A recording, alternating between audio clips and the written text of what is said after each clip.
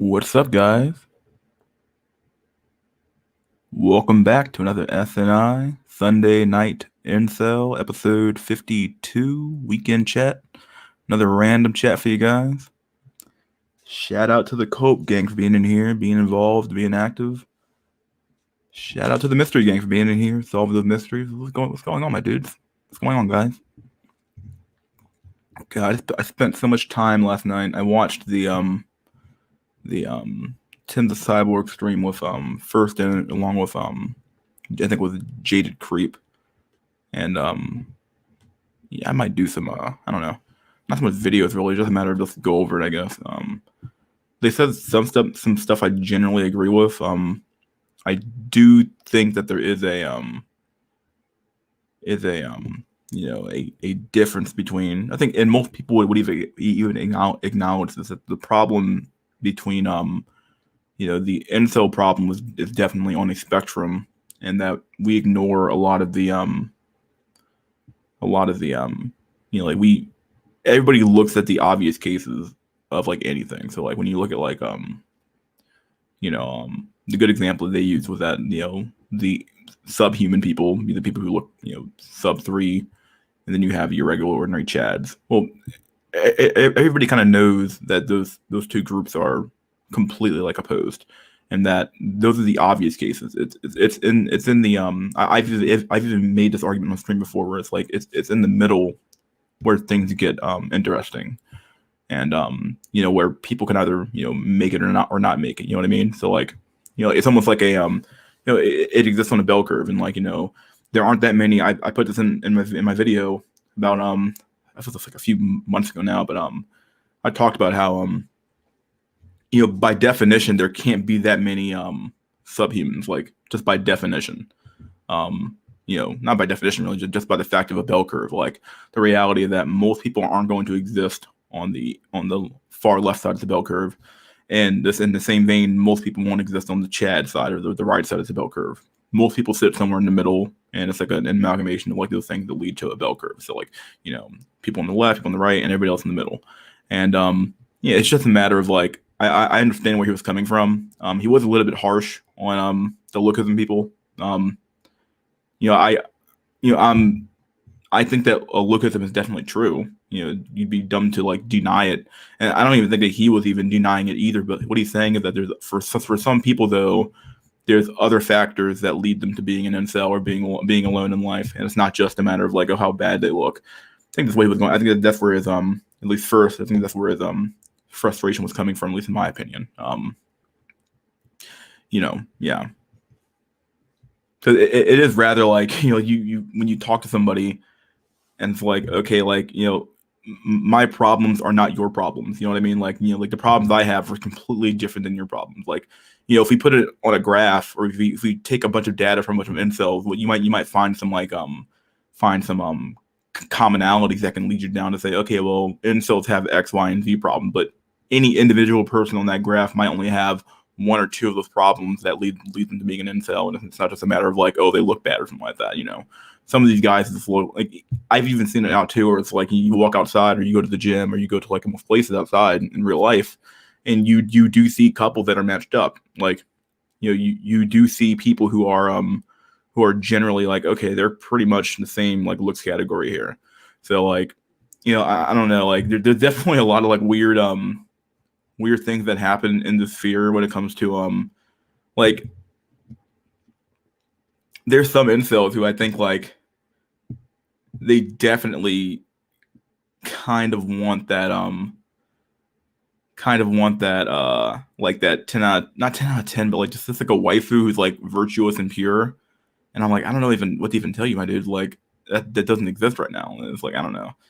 Like some of these guys are like, oh, I'm saving myself for fucking marriage, and it's like, okay, dude, like you're playing the game so fucking hardcore right now. Like there's no need for you to do that. You know what I mean? So I don't know. Maybe I'll listen to parts of that stream on stream for sure. But yeah, some of these guys are just fucking like insane. Let's see. It's hard to crack social circles. Well, yeah, as you get older, it gets harder and harder and harder to make connections. Like you just end up left out into the fray. Like this is true. As you get older, it gets harder and harder to make friends, harder and harder to do most things. when you're young, people expect you to kind of make friends, hang out with people in high school, and you're in college. So there's a whole bunch of stuff you can do to make friends. You're in the same classroom as somebody else, so you can make friends there. You're in college, high school, middle school. You're in a closed environment where like people around you are around the same age. So yeah, you make friends that way. But like as you get older, though, those connections either fall apart or they fall away, especially for men. It's true. Which part of the political spectrum do you think would win an all-out war? I mean, it's probably gonna be the right, only because the left doesn't really do the whole gun thing. But the athlete showed a video online, or showed a video earlier this year about by What If Old Hist about that, and it's just kind of true. Where it's like the left controls the cities, and the cities are very much they control the cities and parts of the suburbs for sure. So the suburbs would fare better than the cities would because they're more dispersed. But if you control a city, though, I just have to cut off the fucking city, and the city's water, power supply, and basically like surround the whole fucking city, and you're kind of fucking donezo, right? Like, I don't know. Politics is the problem, not the solution. Well, I don't know any other way to fucking solve this problem, or solve any problems really, without using a some sort of like overarching force that we call government to solve anything, right? Mr. Tyrone, you didn't put non-political in your poll. Dude, I don't believe in that. Nobody's non-political, dude. About the government scrap the system. Yeah, like the right would win by attrition. It's possible. Why would you want to make friends as you get older? As I get older, the only thing I really want like is peace and tranquility. Why would you? It's not a matter of like wanting to make friends. It's a matter of like people have this weird delusion in their mind that they're gonna fucking like be like 25 for fucking ever. A lot of women have this. A lot of women have that, and a lot of men I'm seeing now have that fucking delusion too. Where it's like I'm gonna be 25 or 30, and then I can do everything on my own. I'm not saying like you need people around you constantly, but it's having like connections around the world makes your life a lot fucking easier, dude. This is why having a wife and kids is so fucking important, because like, when you're on your fucking deathbed, when you get fucking sick in your house and you're fucking age fucking 65, 70, and there's no one around to take you to the fucking doctor. Okay, well you're kind of fucked, dude. Like you really are kind of fucked. Like there's no one you can fucking call to help you out. There's no one you can call to fucking give you a hand if you need some help. Because as you get older, things get fucking worse, dog. Unless you're just gonna fucking off yourself at age 50 or some shit. When you hit age 60 or 70, that shit starts falling apart, my dude. Like, and some people are just gonna be fucked by that system. I've been saying that for a while now, but we're gonna have a huge crisis of like, what do you do with all these old people who have no connections to anything? They have no family. Their parents are dead. Their brothers are all dead. They might be the youngest kid in the family, and they have no fucking connections to anything. Okay, like, and they work their whole life, and sure, they might have some money. If they're lucky, they have some cash saved up, so that they can buy like a stay-at-home nurse, some shit. But for the most part, those guys are just fucked. Like, they have like nothing. So like, this idea that you're just gonna be like, oh, I'm gonna be this nebulous fucking thing flying through the fucking world and just doing whatever the fuck I want as I get older, dude. It only gets hard as you get older, not easier, dude. Like, you're gonna wish that you had made some sort of like connections or friends when you hit age 60 or 70. Because those are going to be the only people you have to turn to when shit hits the fucking fan, in your own personal way. I don't mean like shit hits the fan in a societal sense, but yeah. Grim is as Grim does. Yeah, tell me about it. Self-governance and self-sufficiency is the only solution. Well, yeah. Good luck getting back to that. Unless like there's like a quite little like a fucking like massive like what's it called environmental catastrophe that fucking calls us to fucking go back to the Stone Age. I don't even know what to even do about that. Like that's. Like going back to like homesteading, my God, good fucking luck. But yeah, I don't know. Humanity is the problem. No humanity, no. Oh God, Zoomers got fucked up. Tell me about it. Non-political is just a cop out. It really is. Anarchy equals self-governance. It means like no government, right? Like that's why anarchy literally doesn't work. It's because people fucking don't like self-fucking regulate.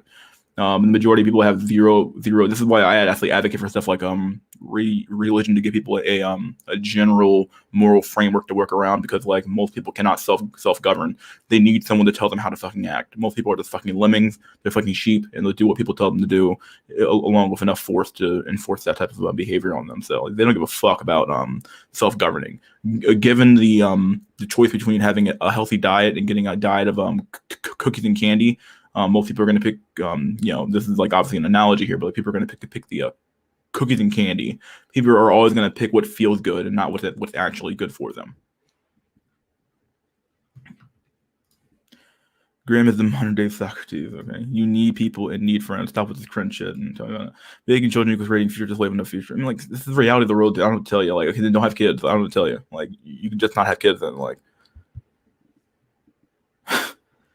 the problem is that the authoritarian left doesn't have morals. They just do what it takes to win. I mean, neither side has like any sort of moral high ground per se. I don't even know what we're talking about here. Like, like the authoritarian left, like the thing is that like as much as people on the right, they like to like moralize about a lot of stuff. Like it makes zero sense to do so because like ultimately at the end of the day, the only reason you're able to moralize is because you have the ability to enact what you're basically saying by having morals that you want to enact your morality on somebody else to some extent. So like the reason why certain systems work is because people have the ability, the force necessary to enact policies that tell people what to do. That's all government's meant for. That's all religion somewhat meant for. So like this idea that you can like, oh well, the authoritarian left, like you're an authoritarian too, just with a smiley face. Like we need to stop calling things authoritarian because like or authoritarianism, like okay, like you shouldn't be an absolute authoritarian. You're like literally regulating how people fucking sleep at night. But, like Jesus Christ, dude, like this is what government really is, and like the left understands that like intuitively. They fucking know that like in order for them to actually have policies passed or to have people think the way they want to think, you need to have a power apparatus around you to fucking make shit work. The right seems to have this weird sort of like thing where they do where it's like, oh well, I don't want to enforce my will of the people, and we should let people do whatever they want. Freedom, dude. Fuck freedom, dude. I don't mean harm, but like fuck freedom. It's not some like overarching like it's not God. Like it's not some fucking like some truth you can't fucking attack. Like truth, I mean, like, freedom is not some like overarching fucking thing where like you can just, it's not some like thing where it's like you can't attack it ever. Like freedom means nothing without like some sort of like self-regulation to some extent. Like, even like the 1950s, people are like, oh, the 1950s was the golden age of America. 1950s was extremely, from a social standpoint, was extremely oppressive. Like when it came down to people patrolling other people's behavior. That's not to say bullshit didn't happen, but people were far more likely to like call shit out a lot earlier on than like now. Like this, when we talk about authoritarianism, like we're talking about like people just literally saying, "Hey, you will do X, otherwise, Y will happen to you." If anything, the right needs to take that mindset and really, especially the politician. Like Mitch McConnell actually takes this mindset very, very to heart. Actually, he actually does believe that power is all that really matters, which is why he rules it so effectively, dude. So. I'm totally adjacent. I don't know what it means, but like the way it sounds, it makes me seem sophisticated. I really don't care about politics. All that BS is out of my control. I'm nothing but a number. Okay, well, people would start to join lib right because they got tired of authoritarian love. I guess so. Go visit an elderly home in Japan. Tell me about how you just want peace. A bunch of bullshit cringe. Another problem with like liberalism in general, liberal right, like there is a middle ground here. I'm not saying this clear enough, but like there is a middle ground between being a fucking authoritarian and letting people do what they want. This is what we call rules. So we have like rules of engagement.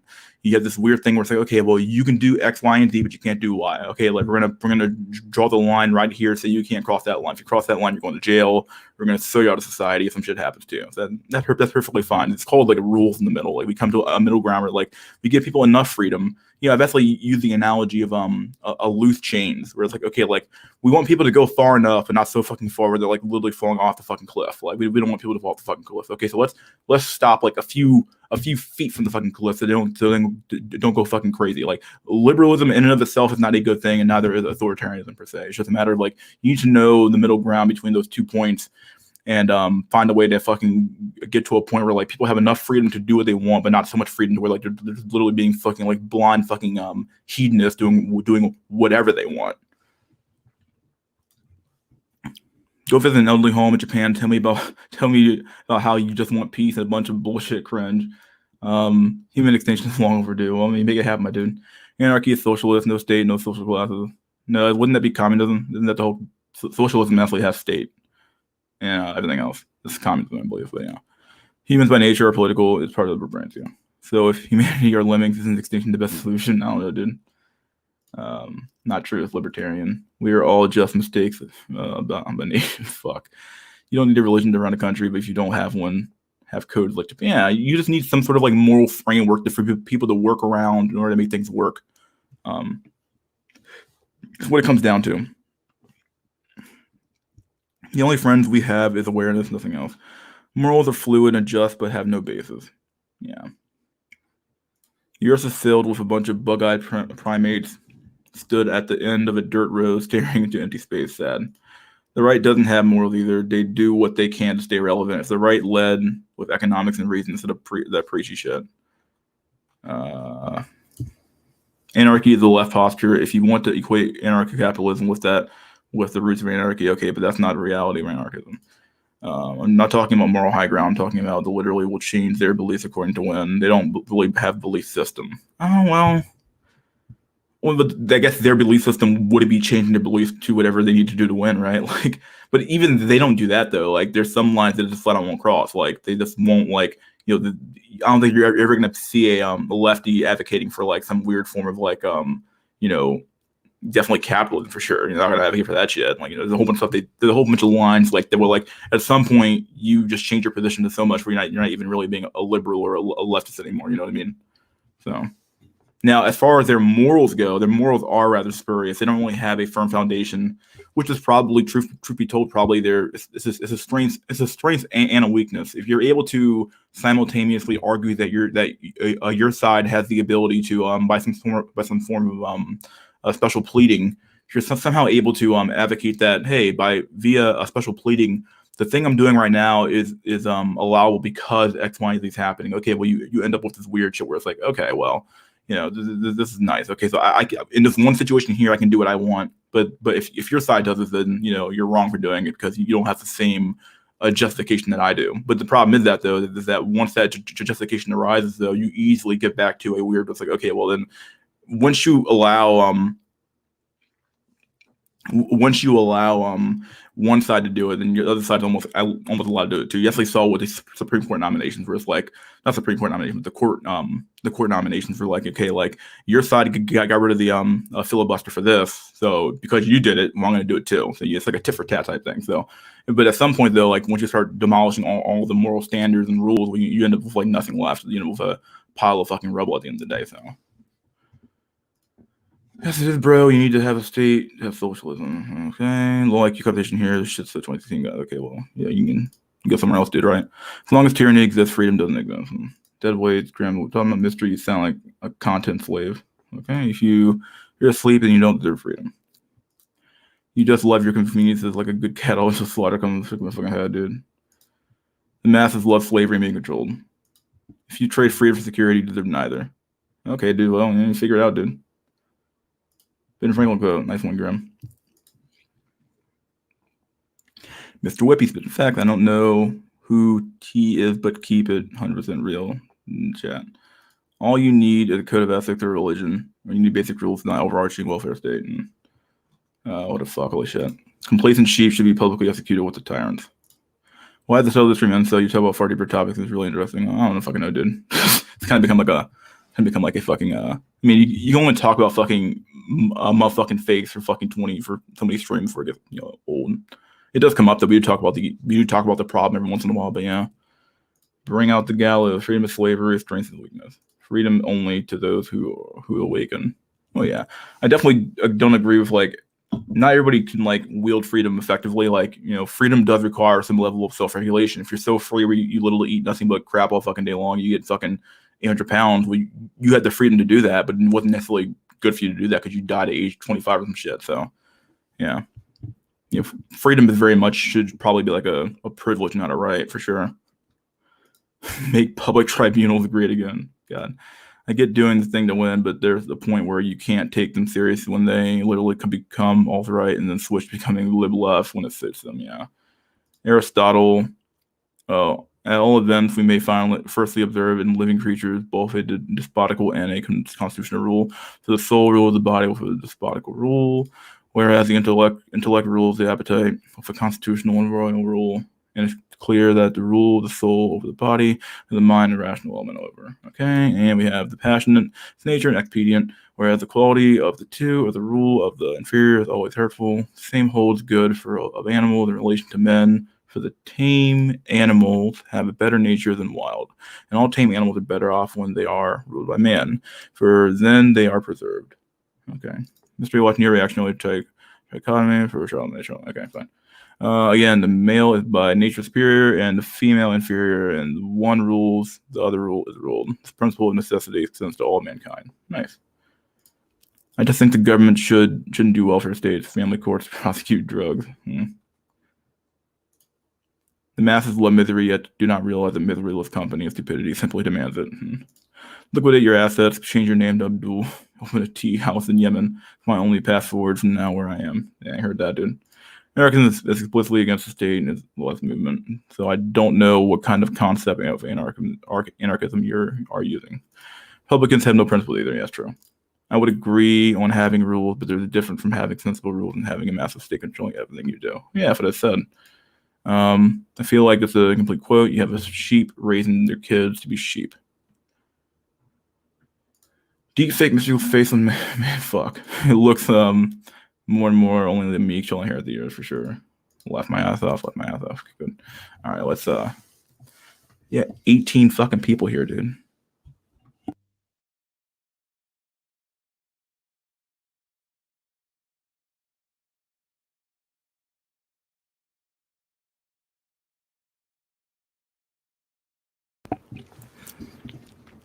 I was trying to drink for a second. Give me a sec. Let me got some memes ready to go.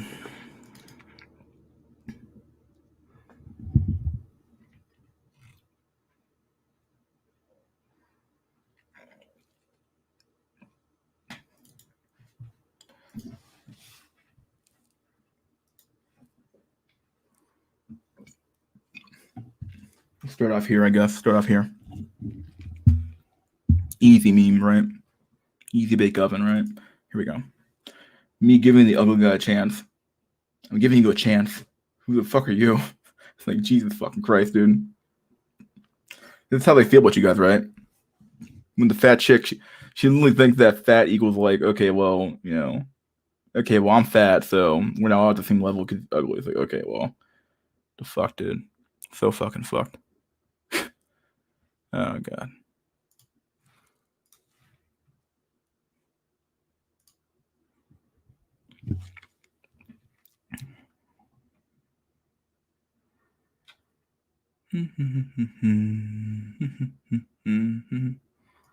Here we go. This is pretty sad, actually. This is from this is sad. This is really fucking sad. Here we have 20-year-old male on Tinder for 1 year, 62 days. Your Tinder insights. You swiped 17,868 times. Left swipes 9,442 times.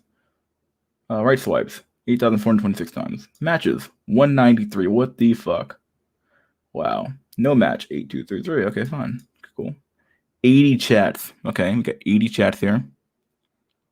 80 fucking chats. 113 no chats. Okay, fine. So these are all bots, probably some shit, right? 0 fucking days, my dude. 0 fucking dates. What the fuck? 80 never met. Relationships. Casual sex 0. 0. No spark 0. Yeah, it's over. Jesus Christ. I had the female version of that too, but I can't fucking find it. So I don't know what the fucking went with it now. That one, people have seen that one before. That was pretty sad. The rate's pretty fucking absurd. How many more matches she gets compared to the guy. But it's to be expected. We live in a fucking clown world, right? So go back. Fuck. Let's see. Meme. The fuck meme is this? This is too much going on here. Nah, too much going on the screen.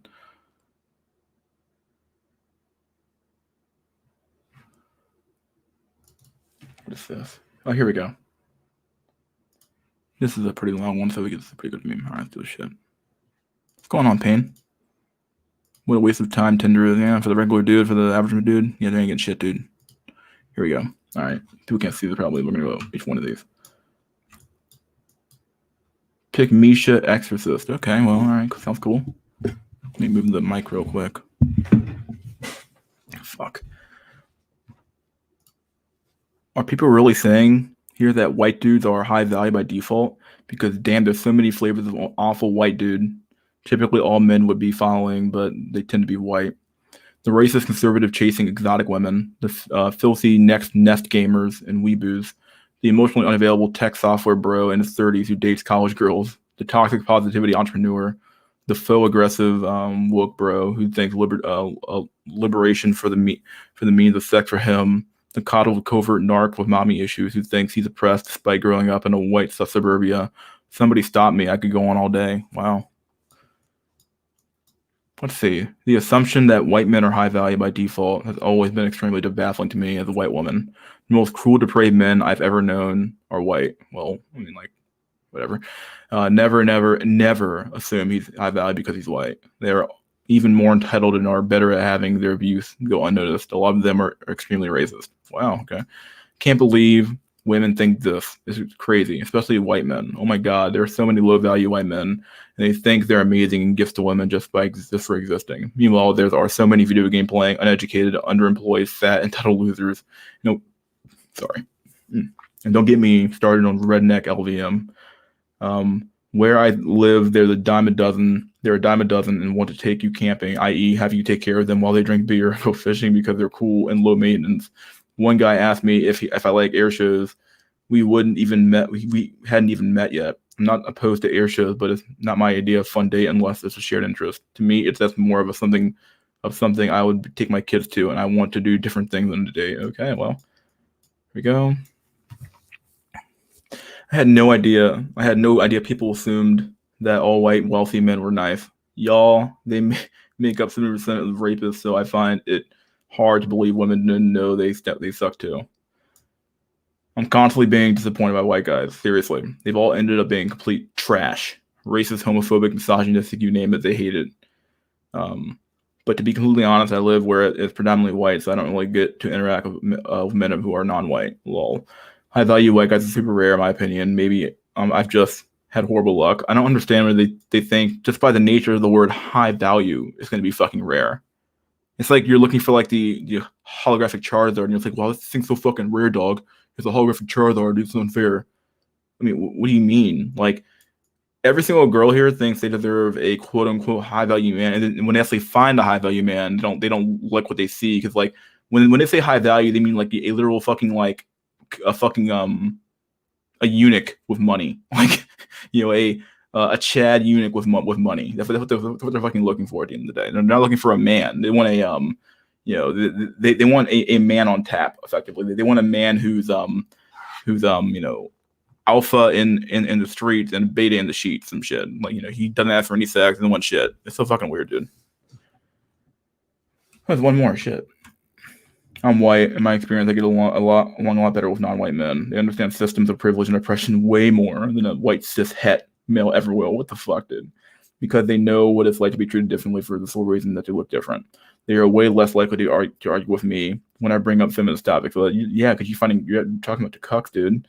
They still sometimes do because they're men, and it's misogyny. Oh my God. Everything's misogyny. Every single thing a man does is misogyny. If he disagrees with me, it's misogyny. If he breathes, it's misogyny. If he walks in a weird way, it's misogyny. If he fucking looks white, he's misogyny. If he looks black, it's misogyny. I don't fucking know anymore. Like, fuck, dude. They're men, and it's misogyny. Like, fuck, dude. I can't believe it, dude. That's impossible. You can't argue with holes, dude. I still agree with your point, too. My last two partners were low-value black men. Race doesn't help determine how good of a partner they are at all. Well, of course, fuck.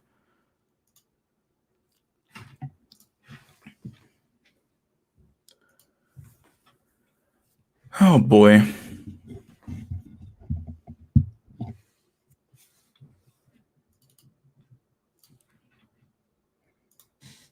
This is what all those women look like on FDS right now, actually, truth be told.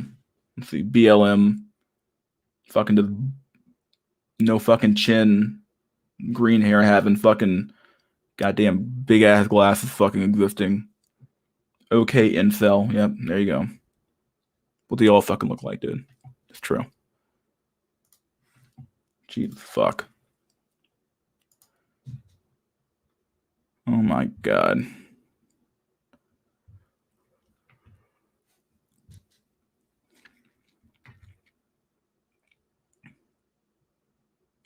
Like they act like they're doing you a fucking favor or some shit. It's like okay, like it's like the overarching fucking reality of the dating market right now. They act like they're doing you a favor. They're like, oh well, obviously I'm doing you the favor. You know, like yeah, sure, you have a house and a car and all the resources and all the money, and I have zero savings and I have a fuckload of debt. And I'm getting up there in age. I'm like age like 31, 32, 30, 28, some shit. Okay, so I have all these disadvantages, but I'm doing you the favor by dating you. It's like okay, like that makes sense. I already read that one yesterday. Fuck it. What name is this? Nah, we're good on that. Oh yeah, here we go. Here we are. Good meme here. Yeah. Who would win? A bunch of shoeless towel heads with weapons here, or a bunch of yeah. Here we go. Who would win? I don't know. Fuck it.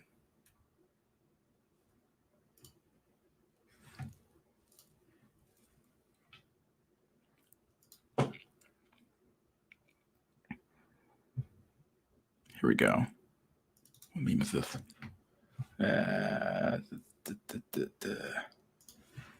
We're good on that. Let's skip that meme for now. And here we go. This is pretty funny. Pretty good one. My stone toss here. Look, I bought this NFT for $1,000. Wow. You know that's a bubble, right? Ahem. Whoa. Up next, we have a Banksy painting. Bidding begins at $1 million. Yeah, the bubble, right?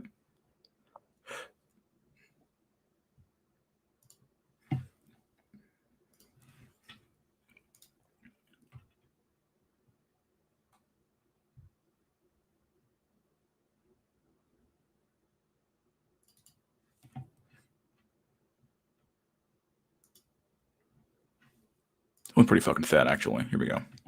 Wife says she's pregnant with our third child, but I had a vasectomy 2 years ago.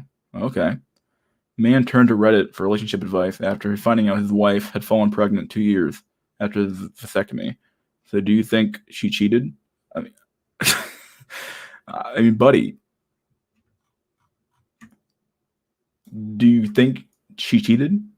I don't know, guys. If you guys got your fucking ball your fucking balls, got not castrated, but fuck, your fucking balls are kind of going, right? Like you ain't pumping out no more fucking sperms, right? And your wife gets pregnant. Yeah, and then you ask this question here. I mean, like, are you either dumb or why would you even ask this question? Should I find this article? Maybe I should find this article. Fuck. Give me a sec, guys. We gotta do some fucking research here. What the fuck's Firefox at? Fuck. Firefox? Open new window. Where is it? Oh, there it is. Fuck. Oh, it's gone. Okay, good.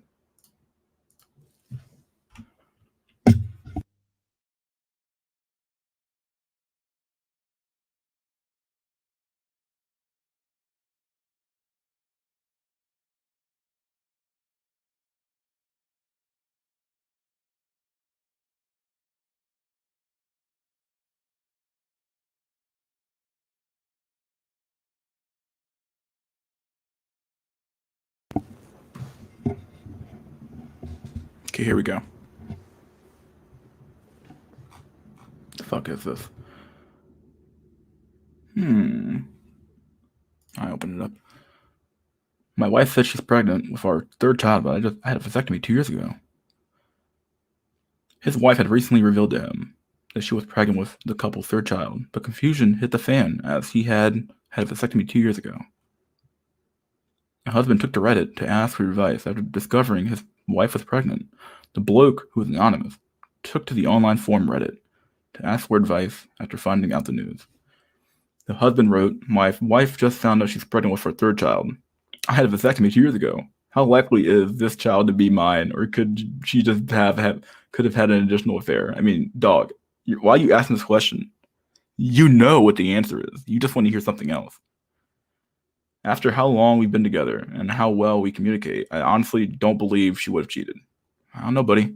However, with having a vasectomy, I'm not entirely sure how accurate the possibilities are still. I having been I have been reading mixed reviews online about how this, and quite frankly, I just feel torn at this moment on what to take in next. Please help.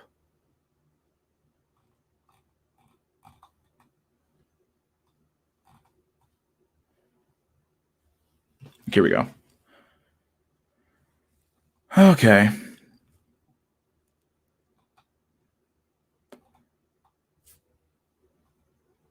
There's so many ads here, it's not hard to read. Sorry.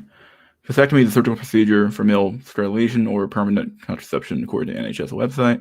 During the procedure, the male vasa deferentia are cut and tied or sealed so as to prevent sperm from entering into the urethra, blah, blah, blah. Thousands of people responded to the post, with some offering up advice, with the majority urging the husband to get a sperm count checked before throwing accusations at his wife. Okay, dude. Doctors also left their thoughts on the thread, with many saying they've seen patients whose vasectomy failed. After how long we have been together, we could blah blah blah about that. One person wrote, "I'm a physician and I had a patient whose wife conceived after a vasectomy. He initially had sperm count of 0, but his was a deferens reconnected upon testing. He would have found a viable sperm. This is extremely rare but possible. Yeah, rare but possible. Yeah, I don't know, dude. I defo get your sperm count and all your children DNA tested. Ooh. Yeah, honestly, at that point, I'd probably get them all tested too. Fuck it, dude. You need to go to a physician to see if you have viable sperm and your ejaculate before jump to conclusions." Another agreed by saying, Physicians here too, and I agree with everything here. Stay calm and schedule an appointment. Now is a fact collection time. However, others urged the blow to get his children DNA tested. You said additional affair. If she'd done it once, I wouldn't rule it out again. Ready either. One wrote, can I show this picture good? One wrote, "You said additional affair. You've done okay. I already read that. I definitely get both your sperm and all your children DNA tested." A second one said, "DNA. You need to be sure every right to be suspicious. You have a right to be suspicious." After taking the advice into consideration, the husband admitted he doesn't think his wife cheated. Okay. People have mixed opinions on what he said, with some telling him to take action immediately. He added, "I've seen quite a few sites saying that you do still have a small possibility, and I want to give her the benefit of the doubt." Oh my god, dude. He wants to give her the benefit of the doubt. What the fuck, dude? In other news, the woman sparked debate by faking food poisoning. Or the fuck? That's it, I guess, though. It's a pretty short article, but fuck, dude. There's so much cuck in that fucking thread. Holy shit. The fact that he's like willing to like just believe her. Oh, I believe in her, dude. I don't know, dude. Don't fucking know. I wouldn't do that. Not me. Whew. She became pregnant after traveling. Oh god.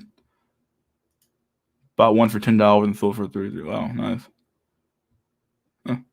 Who the hell gets the vasectomy? But politics are just a scam and divide us and keep us from rebelling against Zionist elite mafia. 4% lean left. Politics are just sports for neckbeard. A little bit for sure. Probably the last. Oh yeah, some Western mental defective. Politics are just for NPC monkeys. Facts in the chat are politics cope. Next few Fuentes is a LARPer. Politics short for copers who got divorced, raped, or beta bucks. Fuentes is an e-boy for politics, literally though. Who the fuck is Nick Fuentes? Oh yeah, Alan Jones is the real deal. Fuck.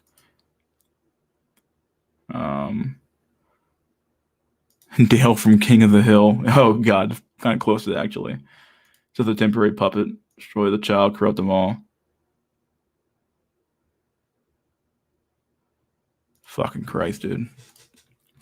Let's see.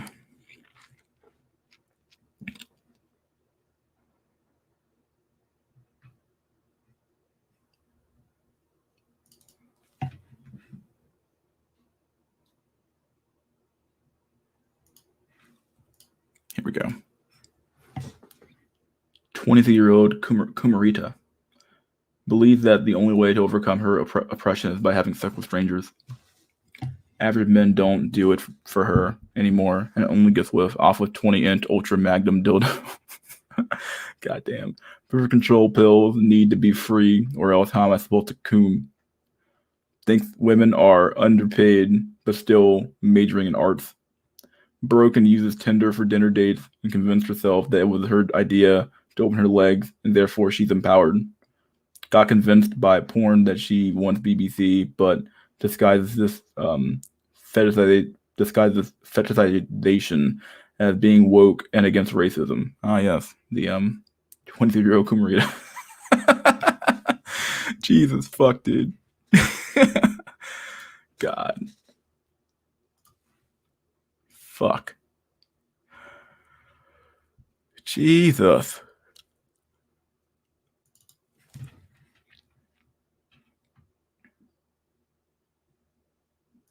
I feel like I've done this one here before as well, but I'll do it again. Might as well. Here we go. The Kumarina. Sex is the only value she has to offer. Everything in life is about sex. Haha, seize cope incel, laugh my ass off. You will never get laid because I don't like you, and we women think all like this. Implies that women are a hive mind. Call every man who doesn't agree with her value an incel. Thinks that using a passive-aggressive behavior makes her smart. Lay bitter incel. Yeah, very true. The Kumarina, yeah. Let's see. What the fuck is this shit?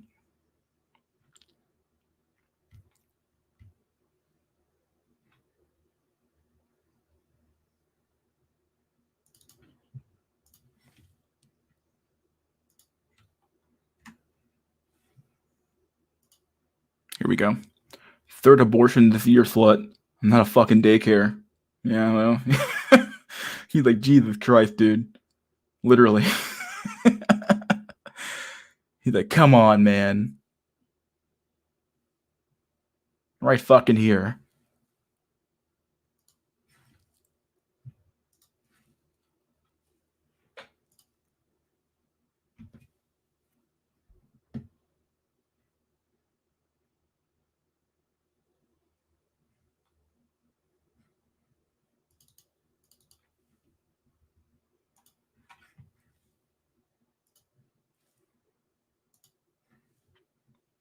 Calm down, liberals. No one's coming for your abortions. We just want common sense abortion control. Mandatory background checks complete with mental health evaluations. Must be placed in a national abortion registry. $200 tax stamp and a 1-year wait period. Outlaw assault abortions after the first trimester and limit the number you can have. No one needs more than one abortion. Oh yeah, that's the argument being used for sure for guns, so why not? If that right can be infringed upon, why not yours, right? How it normally goes. Start slaughtering the fucking sacred cows, right? Here we go.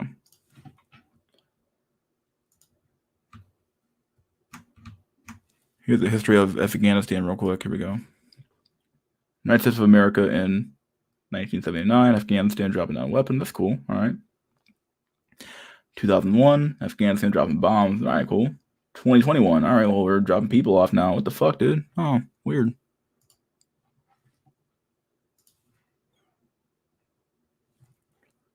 Let's see. What's the poll? What the fuck, dude? 3% lean left. Wow, that's that is fucking. That's fucking crazy. Here we go. All right. This is my favorite part of this picture right here is actually that this fucking guy is literally just a I'm sorry, this chick is literally like old as dirt. What the fuck, dude? Ladies, it's time to sex strike to protest Texas abortion law. Wow. As if she's on the fucking market to be railed out by some fucking dude. Like, sure, whatever you say, lady. Whatever you say. Fuck. Whatever you say. Jesus. Oh, boy.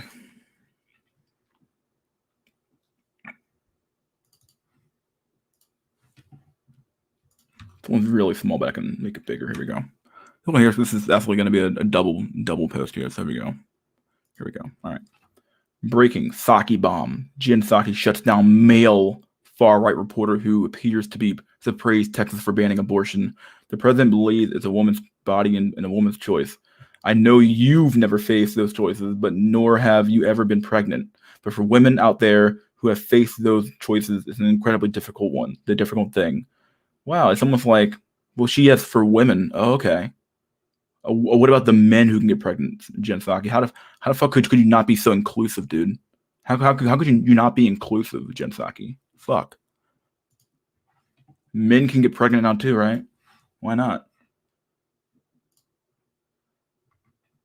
I mean, we've already had. I mean, like, come on, like, obviously men can get pregnant, right? I'm gonna reuse yesterday's meme here, but men can get pregnant too. Why not? Why can't men get pregnant? Why the fuck not?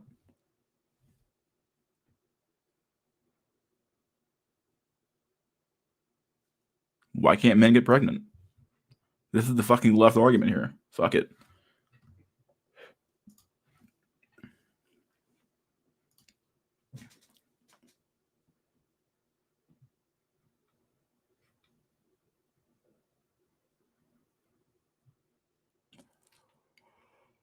Oh god.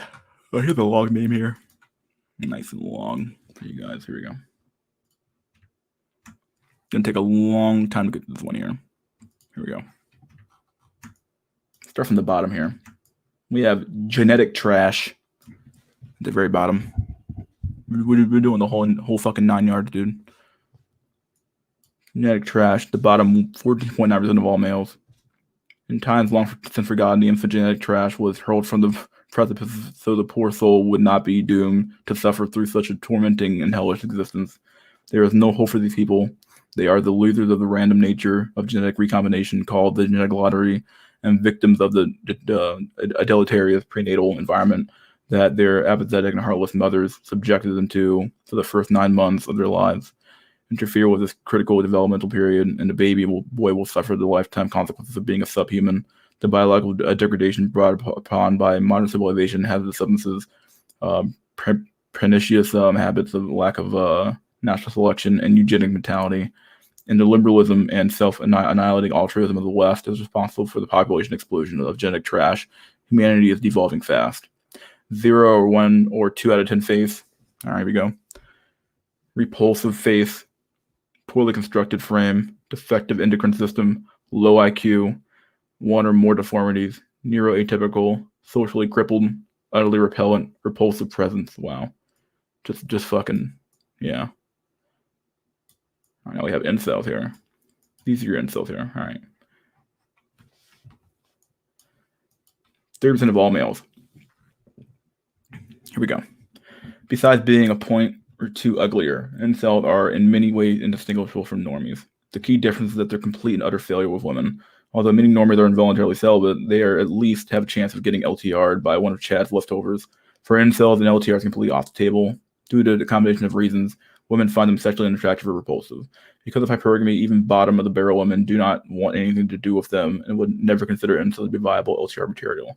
Incels cope by deeply immersing themselves in hobbies and attempt to forget about women altogether. Because they're genetically inferior athleticism and coordination, they are predisposed to indoor and socially unacceptable hobbies such as hardcore gaming, computers, comic books, anime, tabletop games. Most incels are capable of maintaining social circles and with other incels or even normies. However, some neuroatypical suffering from Asperger's, bipolar disorder, depression, etc., which can prohibit them from forming any lasting relationships. So we had a 3 or 4 out of 10 face, deficient face and frame, low test hormonal and profile, high inhibition, very true. Generally low IQ, yeah, may have deformity, maybe neuroatypical, socially underdeveloped, meek and anxious presence, high insecurity, very true. All right.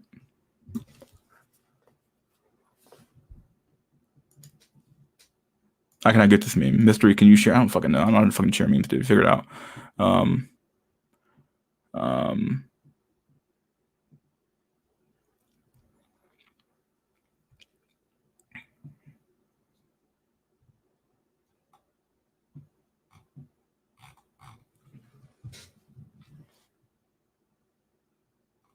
Wait, what? 14 seems too low? What do you mean by that? Like, how many men do you think are actually subhuman, dude? Like on a bell curve? Like most, I said this before. Most people are not subhuman. They aren't subhuman by definition, like a bell curve. Normies 3% of all males. The normies make up the bulk of the male population. They are average or deficient in all areas of life. Dang. Perhaps only excelling in a single attribute at best. With a little bit of sports involvement and gym selling, a top-tier normie could ascend into bottom-tier Chad status, but this has become increasingly hopeless since the introduction of social media because it has made it near impossible to fake your lifestyle. Normies are neurotypical and thus able to maintain a social circle with other normies. Society does not give normies the same respect or would the Chads and Slayers. Normies struggle with women dating. Despite being average-looking, they are sexually unattractive or neutral to women. Simply put, they are capable of eliciting that incredibly raw primal lust, or they are incapable of listening to that incredibly raw primal lust and engorges a woman when she sees a slayer or top-tier Chad. They are seen as cucks or betas, manipulate and exploit. Women are parasites on normies with something to offer. They begrudgingly put up with the normie they hate in order to get money, a nice car, or status that being in a relationship brings while having sex with Chad on the side. Normie might get lucky one night, once and twice in his lifetime with one-night stands, but in practical terms, their only hope of escaping inceldom is by securing a long-term relationship with Chad's leftovers. The average-looking woman who are forced to settle because Chad would never committing to them. Essentially, their sexual strategy revolves around orbiting persistence and blind luck. Outside of LTRs, normies are doomed.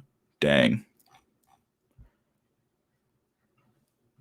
4 to 10 to 5 out in face, deficient in face and frame, leaning towards manlitism, lengthitism, tall, lengthitism, low test hormonal profile, high inhibition, high or low IQ, no major deformities, neurotypical, some social development, submissive presence and security. Yeah, very true. All right, and we have our there's two here. Dang. All right, yeah. They make a different Chad, top 5% of all males. The archetype of stereotypical high school jock. They are the 6s and 7s of the 10s. I actually think this is probably too low, actually. And they exhibit a selection of Slayer qualities, but their deficiency in some areas preclude them from ever extending into true Slayer status. If a Slayer is not in a procuity of top-tier Chad, can enjoy many of the societal status benefits that usually only award to Slayers. Chads are athletic, moderately attractive, and relatively sexually successful. Women in dating become easily and naturally to Chad. Women are fond of Chad, and their primal instincts are constantly clamoring for them to lock one down. They get by with occasional one-night stands, friends with benefits, and long-term relationship with prime women. Basically, Chads are subordinate, lackluster versions of the Slayer. Normies don't even come close to these guys. 6 or 7 out of 10 face, 5'10 minimum. 5'10 minimum, good frame, athletic, high or low IQ, high test, hormonal profile, naturally above average muscle mass, athleticism, low to medium inhibition, socially developed, moderately dominant presence. Yeah, here's your chance. Yeah, okay, and we had your fucking Slayers. Slayers, top 0.1% of all males. Gods among men, the absolute genetic elite, the pinnacle of mankind. These guys are made in the likeness of the creator himself, loved and adored by women, feared and respected by men, extremely attractive and sexually successful. Slayers maintain large harems of high-quality prime women. They don't bother with cuck LTRs until later on in life when they're ready to settle down with the pick of the litter from their harem.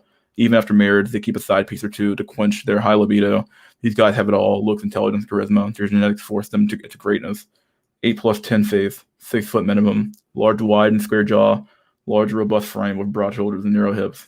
Optimal, high test hormonal profile, high libido, naturally above muscle mass and low body fat, mesomorphic, exceptional athleticism, high IQ, extremely socially developed, dominant presence, low inhibition, but also sensible. Yep. Well, here's the meme if you want to, like, I don't know. Yeah. But here it is, boyos. Yep.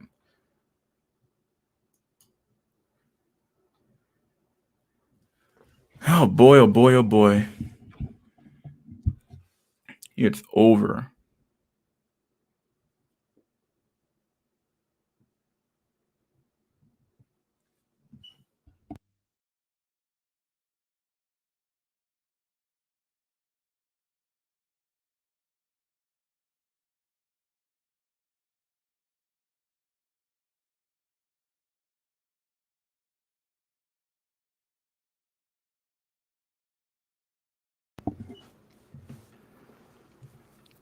Okay.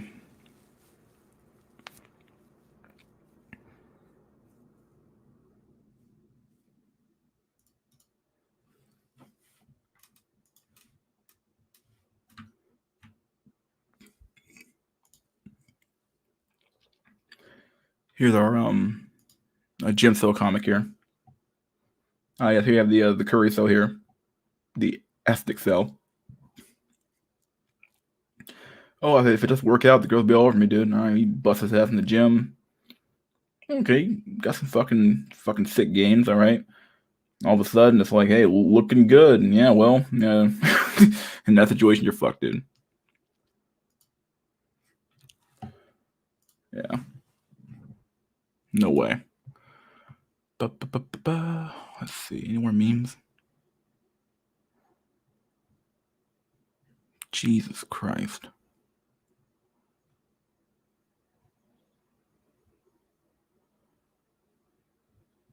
I think we're good for now. All right, well.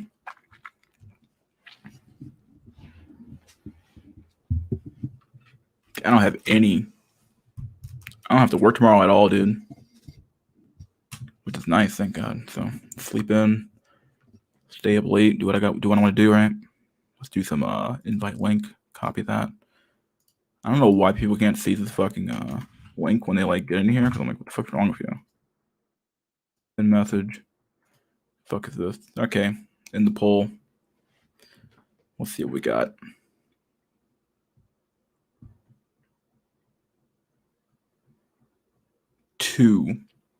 2% lean left, 97% lean right. Holy shit. Well, no work, good piece. I'll probably end up spending most of the day watching anime, really, so. I was going to go home, but I was like, I'll just stay here. I'll just stay home because I had to take a test today anyway for my class I took, which I passed pretty easily. Oh, dude, Drolix. I'm so glad you're here, dude. Drolix, what's up, dude? Excuse me real quick. This is a total random. I thought you were absolutely stunning. I had to say hi. Well, listen, I got to go, but tell me one cool thing about you. Fuck. Drolix, dude. How has the weight loss been going, my dude?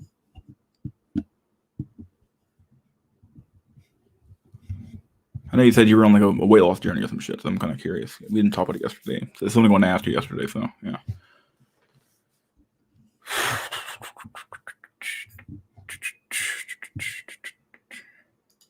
I think there are more leftists here. Are you sure? I don't know.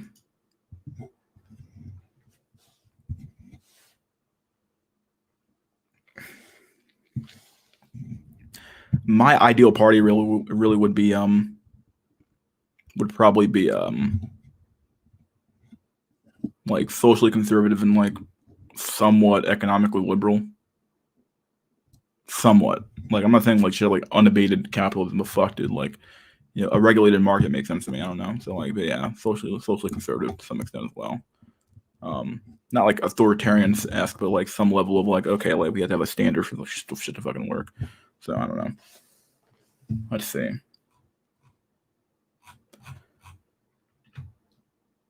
I want to stay depolarized. Well, at some point you will have to fucking pick a fucking side, right? How can we all live with a dying sun? Oh yeah, I can show part 2 of that video, I guess. Let me pull that fucking video from yesterday. Hold on a sec. Sponsored by this and sponsored by that. Okay, what the fuck is the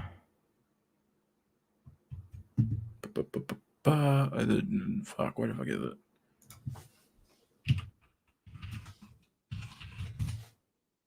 There we go. Part 2. Here we go. I'll pull the video out real quick. There we go. All right. Let's do this shit. Not enough people here, but fuck it, we're gonna do it anyway. So we're gonna hang out and do our thing. All right, let's do our thing, guys. Let's do this shit. The volume up. Put this here. Close this down. All right, good.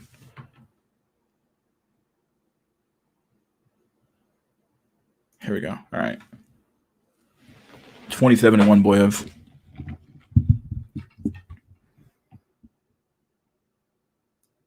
Part 2 of that video I showed yesterday. So yeah, let's do it. You guys hear that? That sound good?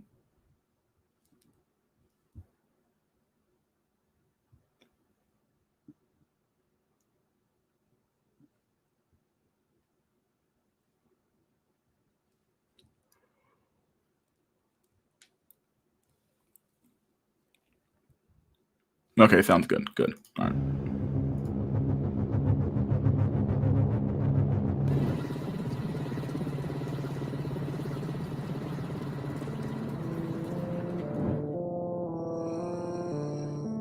Where am I? Who are you? Hello, Wojak. Who I am is not important. Are you one? The fucking Boggs, dude. The fucking Bogdanov brothers. Fuck, dude. They're fucking eternal. They're fucking everywhere, dog. They control the fucking markets everywhere. People talk about the fucking JQ, but it's really the fucking the BQ. One of the overlords? No, I am not. If the overlord are gods, think of me as a king. Okay, then. Why am I here? I'm in need of a new agent. The will of the overlord must be pursued, for the good of humanity. I have selected you for the position. Well, that sounds vaguely sinister. I mean, great, praise the overlords or whatever. I have nothing left to live for, so I might as well work for you if that's what you want. But why me? Your lack of a will to live is exactly why you are perfect for this task. Excuse me? I've watched you get beaten down by society for the past 80 years. Now your miserable life is almost at its end, and we need to carry out the task you have been prepared for. Wait, watching me? No offense, but that is a bit creepy. You're making it sound like you're a stalker or something. If you succeed in your mission, I will disable your thought governor. You will be able to think whatever you want without being zapped. Okay, I'm listening. You will take this leg dumper. Whoa, a link dumper? That's a military grade, biorestricted device? Yes. You will find the one you know as me, and use the leg dumper to disable HES Brenlink. Wait, you want me to kill my friend? EH has gone too powerful, and knows too much. HES First, you not speak English that way. Stop the bullshit. Fuck, dude. Oh my god. Dump it. Dump the stock. Dump it. Books channel assets will automatically be passed on to HES child, who is of a much more malleable mind. And if I refuse, I'm guessing you're just going to dump my brain link and kill me right here? No, your FAT will be much worse. You work for me now, whether you like it or not. Carry out your mission, Wojak.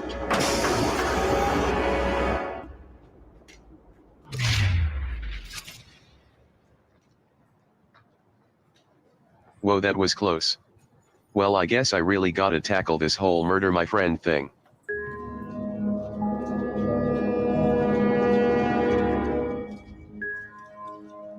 Well, here we are, Zoomer's place.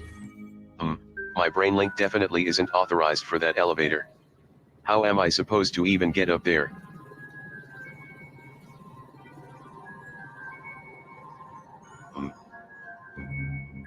Dad. Hey Dad, zoom over here. Hi son, what's up? Can I have some federal tokens to order a Bug Mac? Come on, I just bought you one yesterday and we have lots of food you can print here. Why don't you start doing some part-time gigs so you can have your own Fed tokens? Come on Dad, nobody has a part-time job anymore. Well, if you don't want to work, you can just wait until you're 18 and buy your Bug Max with your universal basic federal tokens, but at some point, you're going to have to move out and get a real job, as an influencer or rapper or something. As an influencer or rapper or something. Oh my god. Oh, so spot on. Not spot on, I guess, but who knows? Like, what are the jobs of the future going to be like, right? Like, okay, so like, if the a baseline job is being a YouTube star, then like the high tier jobs are going to be like what, being like a like what's like the next big thing, right? You know, like, I don't know. Influencer or a rapper, fuck, dude. Something. Don't forget, Dad. I know everything. Everything. I've hacked you so many times. I could make a post right now and cancel you, you old Zoomer. Okay, fine kid, calm down. You're not canceling anybody. Have some Fed tokens. Yay, But wait, like, wouldn't the Overlord already know that? Like, wouldn't the Overlord already know who to cancel and who not to cancel? What does this even mean? Like, what does that even mean? Like, I can hack you, but like, okay, but like, obviously, like, the brain link is hooked up to the overlord system, obviously. So like they already know what you've done. Like, does someone else have to like do it for you? Like, is that how like the fucking world's gonna work now? Okay, like in order to get canceled, someone else has to be like manually done or some shit, right? So weird. Thanks, Dad. You know, son, those hacking skills you picked up, that's a seriously marketable skill, right? People pay good tokens for that. Yeah, Dad. I know. Okay. God.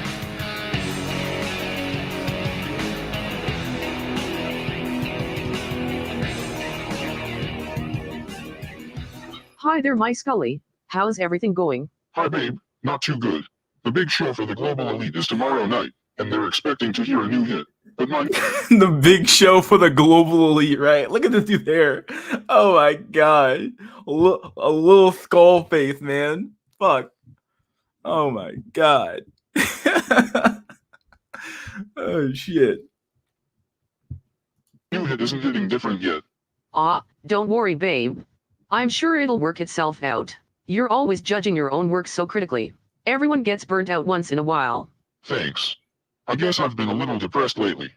The algorithm has been so good to me. But what I really miss is having real friends, instead of all these industry people who are just trying to leech of my success. Sometimes it can feel lonely at the top. Wait, that's it. I'll talk to you later. I got a song to write. Okay, bye.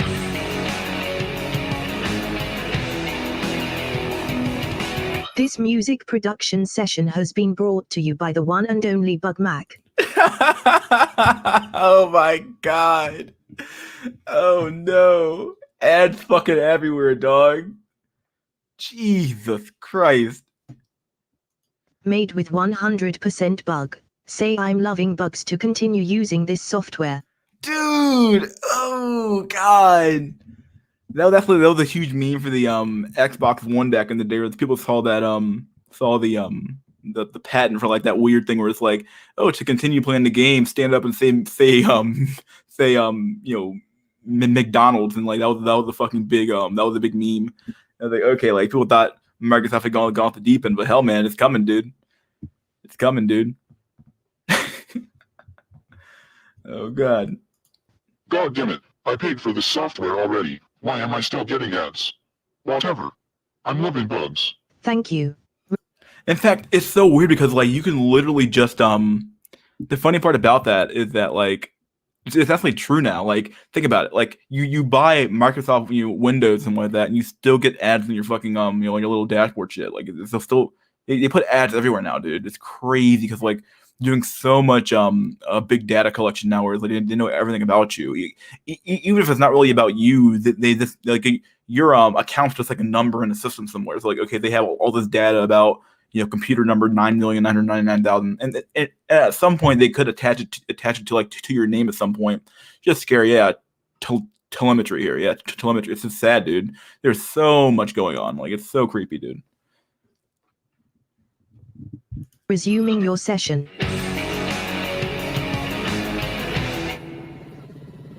Ah yes, my Amazon delivery is here. That was fast. Thank the overlords. Hey son, did you know that back when I was your age, people were actually paid to deliver packages like this? We didn't have bots to do it. Back then, you could get a job doing that. You didn't have to be an AI engineer, additive manufacturing expert, or an influencer to get a job. You could just deliver packages. I think my old buddy Wojak used to do something like that. Hard to believe now, isn't it?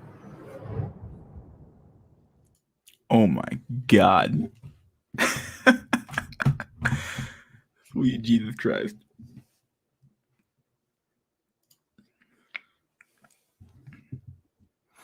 And the not so long, not too distant future, we're also going to have this very happen actually, and very much so when it comes to Uber and taxis and whatever. We're like, once the cars get good enough to actually become like fully automated, basically you're going to have like automatic cars. So the car goes to some sort of hub somewhere, gets refueled or gets a new battery pack, and then goes there and just picks your ass up. Right? It's crazy. So yeah. That's what happened with cable TV. Paid to have no ads and paid to have ads. Yeah, it's crazy. Yeah, it did happen with cable TV. It's very insane. People forgot that, but it's true. Very true. Very true. God. I know because I worked as a technological bilingual translator professionally as well. Sopranos ending reference. You can drugs. Deeple is doing really good job. That wasn't the case 5 years ago. Tesla bot will make themselves happy. Maybe. Artificial wombs is what I'm looking forward to really at the end of the day. Then makes it easy. Sponsored by this and I'm sponsored by that. I gotta find that song. Where the fuck is it? Oh,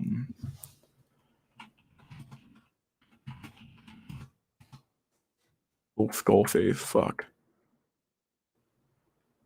There it is. Found it. Where's the fucking lyrics at? It's so good.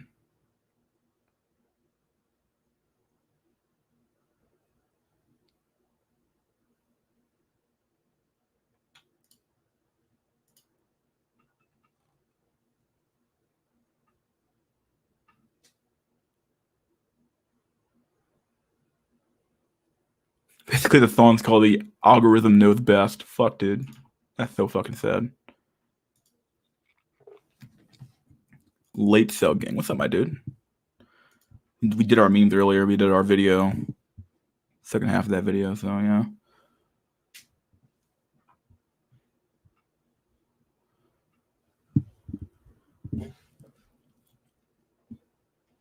God, what a long fucking... Do I have the show?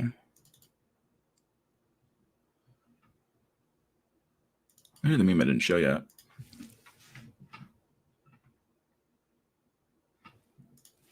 Real question is, do I want to show it? That's the real problem.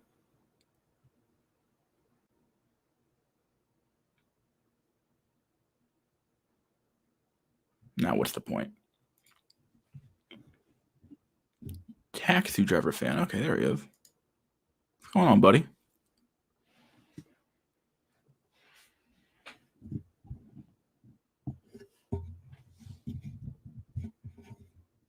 You there? Okay, well, that's weird. Hey, what's up, man? What's going on, buddy? How you doing? Pretty good. Dang. So, what's been going on in your life, in your world? It's same old, honestly. Yeah, I hear you, my dude. Just feels like a repeated cycle. Yeah, this is generally how life is. I remember growing up, or thinking about I was gonna have this like fucking crazy ass like nice life and do crazy stuff and have a amazing fucking world. And it's like, okay, when you come to realize that we were definitely sold a reality that didn't exist. Put it like that. So like you grow up thinking you're gonna have all these fucking adventures and spend all this money and have a big huge crazy ass house and have a wife and kids. Well, that's like, nah, dude, that shit doesn't happen actually anymore. So yeah, you come to realize that life is very, very monotonous for sure. It's very much just like a never-ending merry-go-round until you fucking die. Yep. Yeah. It's true. Gods. What's Yeah, up, Drox. buddy boyos? What's going on, Drox? Can you hear me? You sound great, dude. Okay, I'm using the wired mic. Looks like my freaking wireless mic or headset's dying. What brand of wireless headset do you even use? The wireless one, I think it's a Sony. I don't even see the logo anymore. I think it's a Sony something. Okay, good. I don't know. Curious. Supposed to be- How long did it hold a charge for? Yesterday was great. Like it was holding it for almost 14 hours. Wow, that's crazy. I probably drained it completely yesterday, and then I had it charging overnight, but I don't know why it's not charging. That's why I stick with wired headsets and stuff like that. I just over time batteries usually get worse and worse. I mean that's what happens with my phone. Unfortunately, just if you use something quite often, like almost every day, it's just like it's gonna get bad. Like it's gonna get worn down. But I don't know. Sony is pretty good. No, I think you're right. I've had these headphones for like almost 2 years, so I've had these for like 7 years. Still work fine.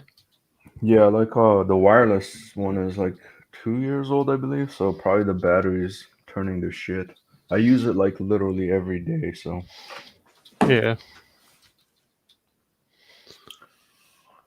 yeah, and then I know you were asking earlier, Mystery. Yeah, I think I gained like 3 pounds recent.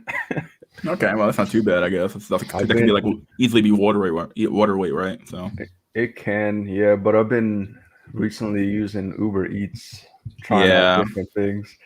Man, they get you, dude. It they get sucks, you man. really easily, dude. They get you Yeah, really easily. They suck you in so easily, dude.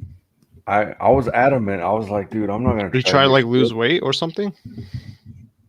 Yeah, Uh, Drolix has been on a weight loss journey for like what, about 2 months, 3 months now. yeah, 4 months now. Okay, No, since April. okay, Just go it's been to a the while. gym, dude. Yeah, I know. Like, I need to exercise, but I'm so lazy. But I had really good results just by controlling what I eat initially. But I think I'm at the point where I actually need to, sweat my fat ass to lose weight. It definitely helped because like when I was I kind of did everything actually at the same time when I was losing weight. So I did diet and exercise. So I exercised like at least an hour a day, and then I did diet as well. So the weight just kind of fell off at that point. Plus it gives you a nice buffer between like, okay, like let's say you want to have a cheat day, but because you burn so many calories anyway, you can kind of have like a pretty decent sized meal and not like be that broken off of like when it comes to your diet and stuff like that. So yeah. Yeah.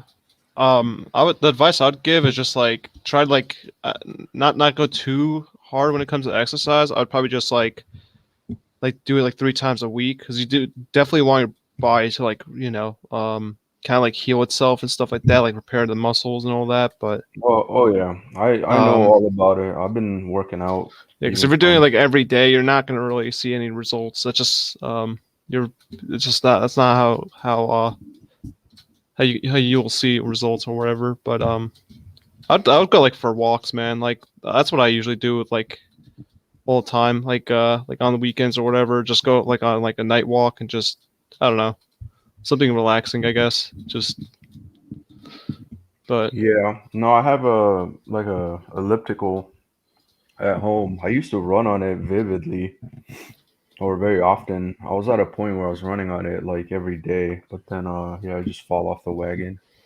yeah, it's definitely tough to. It's easier said than done for sure. There's Yeah, definitely people will say, "Oh, just go gym, dude. That's all it is." And then when you get to the gym, like you realize, oh shit, now I got like I don't know. I'm not really like I don't really like being around people, but in well, gyms it's yeah, usually public, so you gotta like that's the thing. It's like even actually, when I was less black pilled, I should say, I was all about the gym. But once I, became even more hardcore BP, it was just like, man, I hate the gym because it's like I'm getting always reminded by Chad and Stacy how ugly I look. yeah, yeah. It's unfortunate. It just I mean, it's better off. You're better off just being at home, just doing it honestly, just for yourself. I mean, because a lot of people when they go to the gym, it's more for validation. It's not really for Hmm.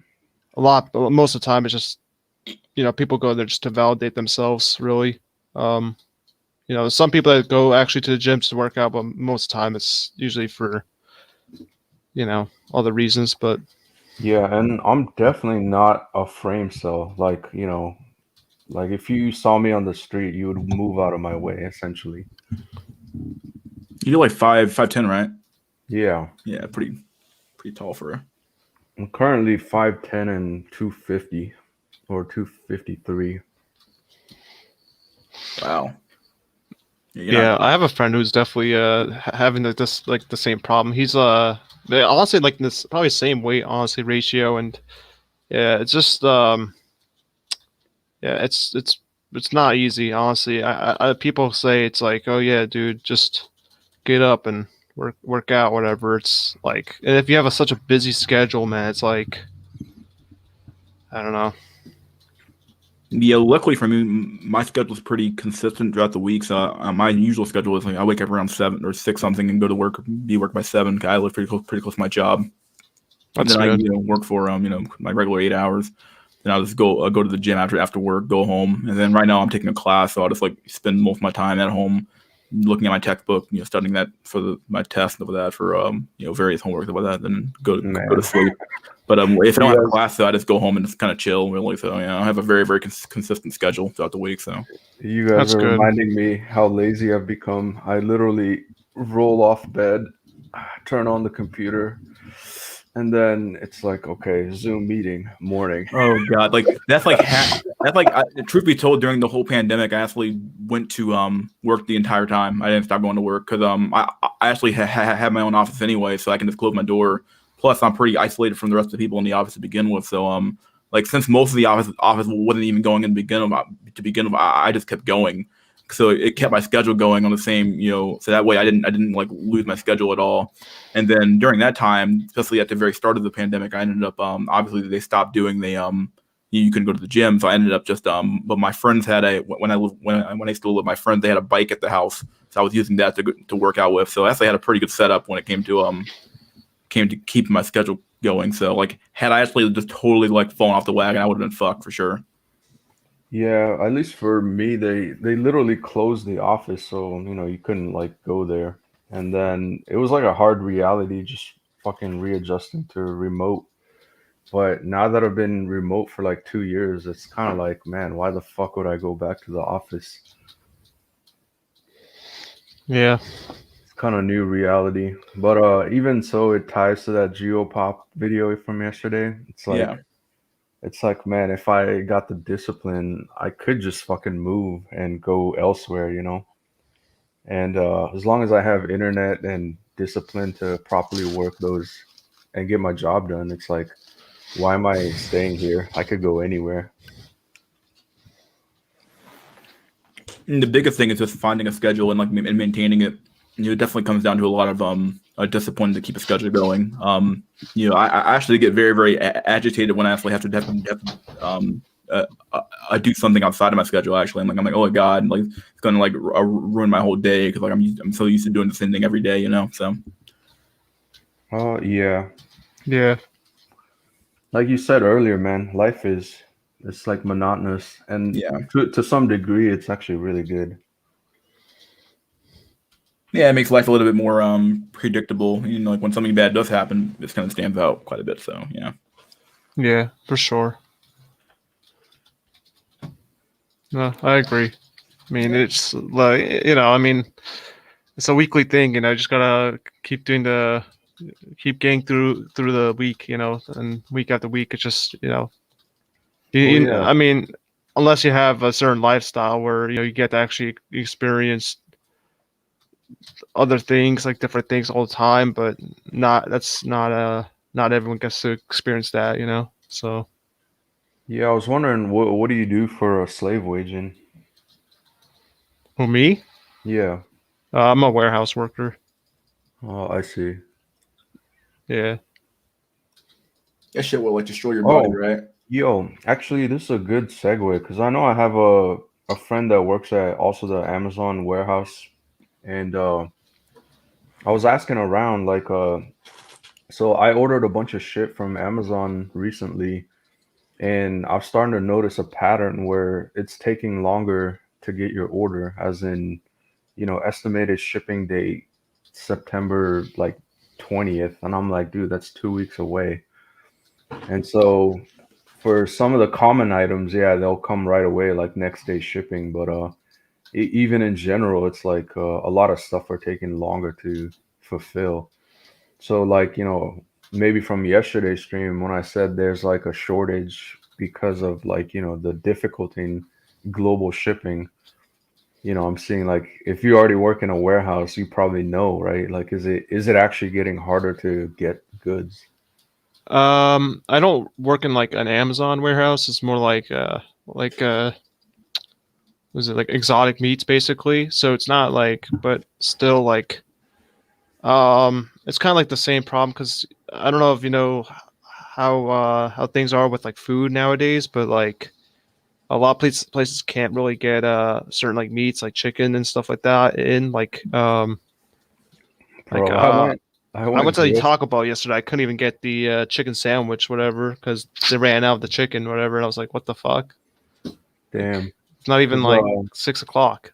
Like fuck. I went grocery shopping yesterday and fucking got some sticker shock, man. I was like, I bought literally what I usually buy on like a semi bi-weekly basis, and it was like almost $200. I was like, dude, 6 months ago I used to pay like $100, if that.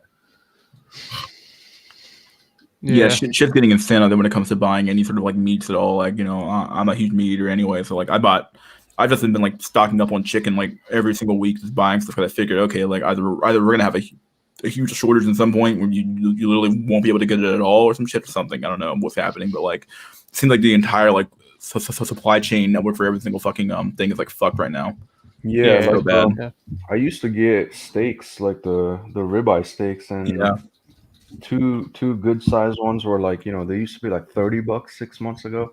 Now it's like 58, and I was like, what the fuck? Oh, Yeah, yep, dude. Yeah, yep. the steaks I buy, I buy like the Angus ones, and oh my god, they're so expensive now. It's like steak that costs like $6, it's cost like 12 or $13. I'm like, what the fuck? I'm like, what's going on? Like, you're looking Yeah. around like, dude, like, do I even want to buy this? Like, I guess for me, I'm just one person, so like I can kind of just buy enough food to kind of last me. And plus, I still use the a freshly thing to get my meals, my regular meals. So like, really, the food I buy is only for when I don't feel like eating the same thing over and over again. But I don't Yeah. know. This all comes down to like, dang, dude, like the price of everything is so fucking high. Like, I've been I'm wondering how Freshly even stays in business. It's like they must be like just using some cheap quality shit, because it It's seems it's, like it's got to be that. Plus, they probably like it's like most things. Like this is how Southwest keeps their prices so low because years ago they locked in contractually they locked in the price of their fuel to be so low. So it's probably the same thing for them. They probably contractually locked in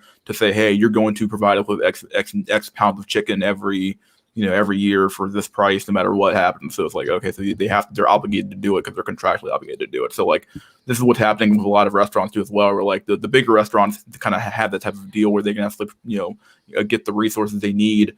Where the small mom and pop guys are just fucked. They're like, oh shit, we don't have connections to like Tyson's Chicken to get like our chicken delivered no matter what. We're fucked. So yeah, that Yeah. might be it.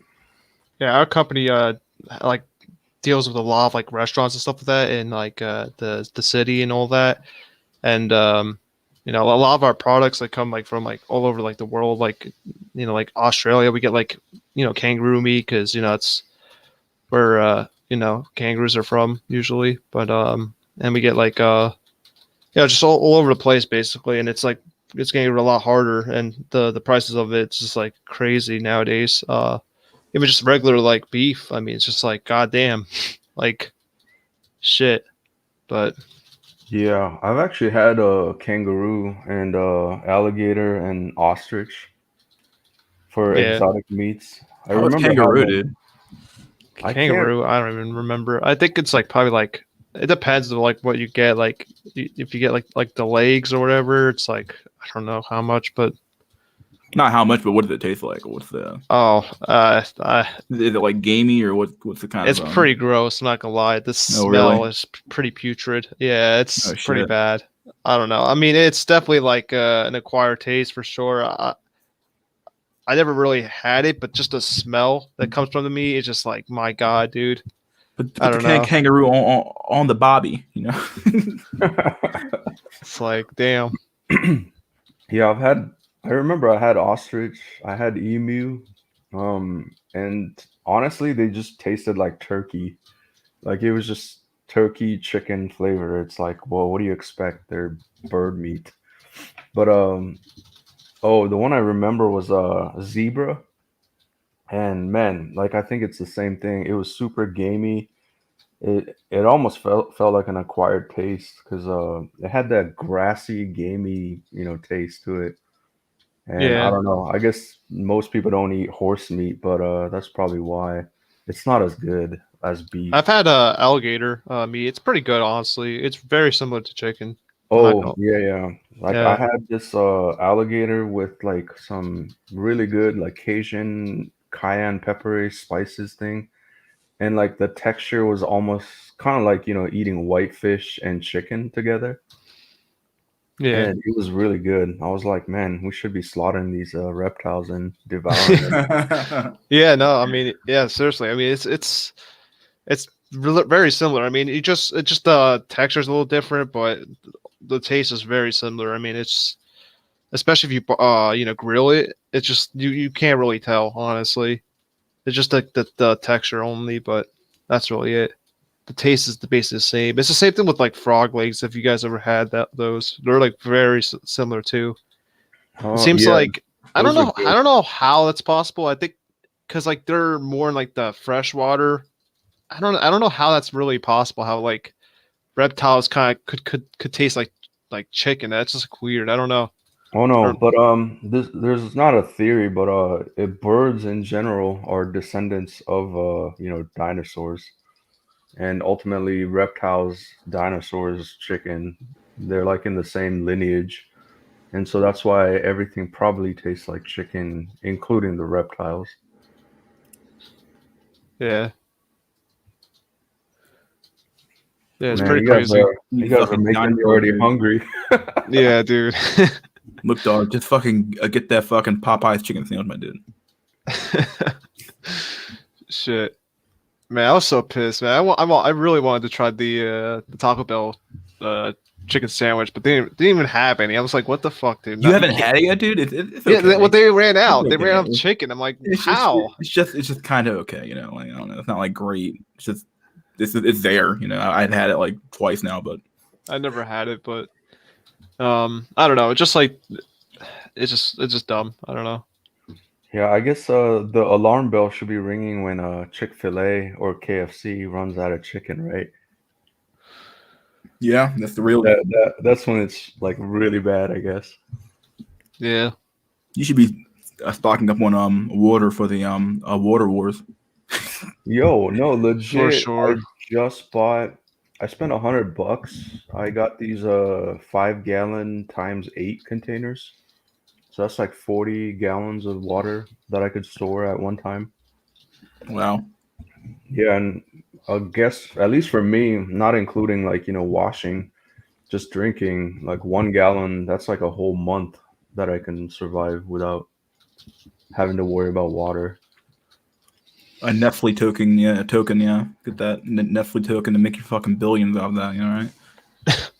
Honestly, that's definitely not a bad idea to invest in Nestle though, because they have a fuckload of fucking water rights. So Yep, it's true. Oh, yeah, yeah. I don't know if it was BVS. Yeah, he had another good video on the water wars, the coming water wars. Like it's legit. Like everywhere you go in the US, drought is an issue. Yeah, Uh those forest fires are an issue in California and Montana and all those states. Um and the I think the Great Reservoir, like in the mid plains, which pretty much supplies all the water for all the crops, is like depleting. yeah, So, like before the collapse, it would be food shortage. you only need one bullet for yourself who wants to live in Mad Max world, dude. It's pretty funny, but I don't know, dude. It's kind of fun, right? See who can you get the last long, right? Fuck it, dude. Just I mean, I got enough ammo to fucking for army, so what do you guys think about I'll be fine, like dude. those water filters, like like those like what are they called, like the The Berkey water filter? Reverse osmosis ones, or what are you talking and about? not the faucet ones, like the ones that you could like they're kind of like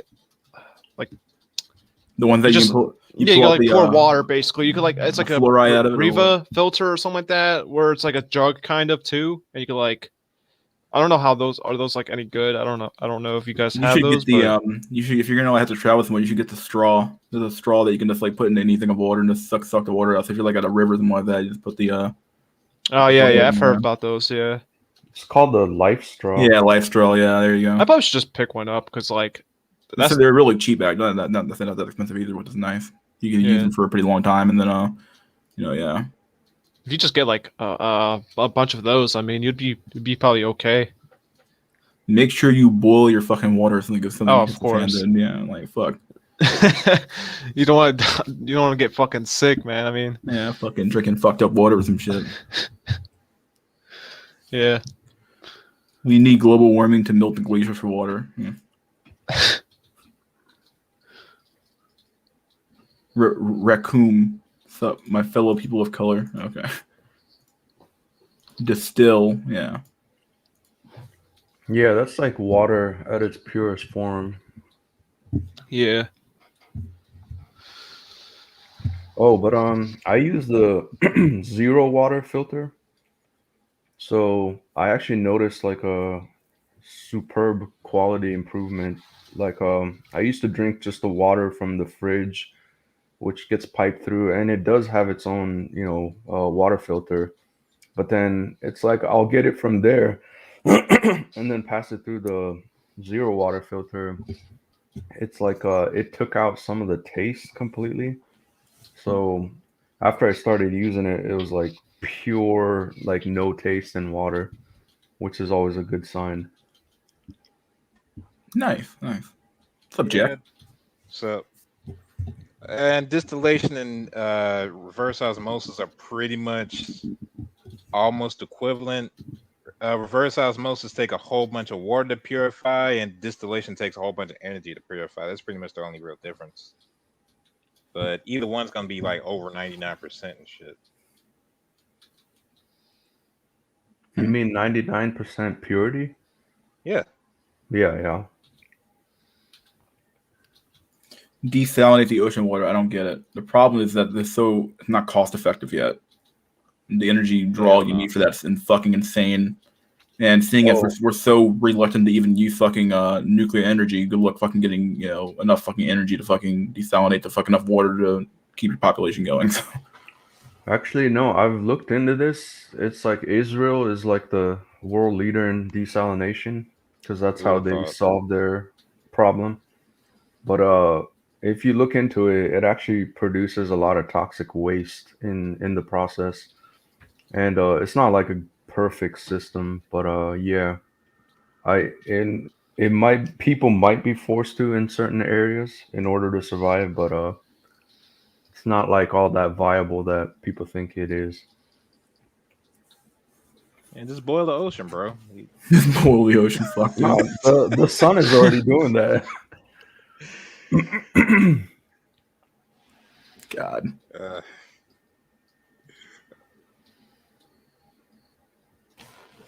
Yep, as I said, apparently Dune was a fucking documentary from 2050. So Boil the ocean, boil the water, fucking Christ, dude. Of course, the star people. Of course, yeah. Just caused an earthquake with a harp to boil the ocean, bro. Harp, fuck. Jesus Christ. We've gone off the deep end now. Fucking harp. Never thought I would have heard that one in here. yeah, it's 2 A's and hard for the record. Oh yeah, there are two A's in harp, you're right, yeah. I don't know. We can purify female. Oh god. Jesus Christ, Isaac, as fuck, dude.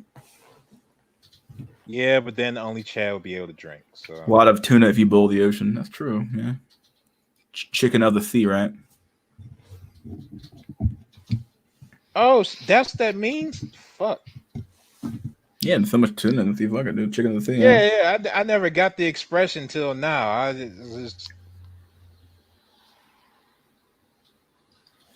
been looking at that fucking label for fucking years, man.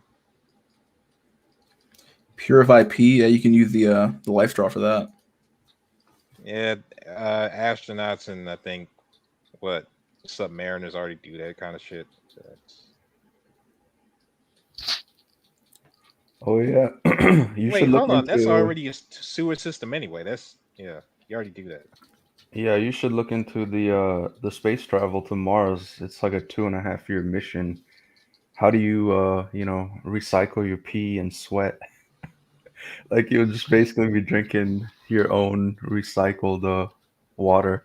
2.5 years. It seems like such a short time to Mars, but I guess it's.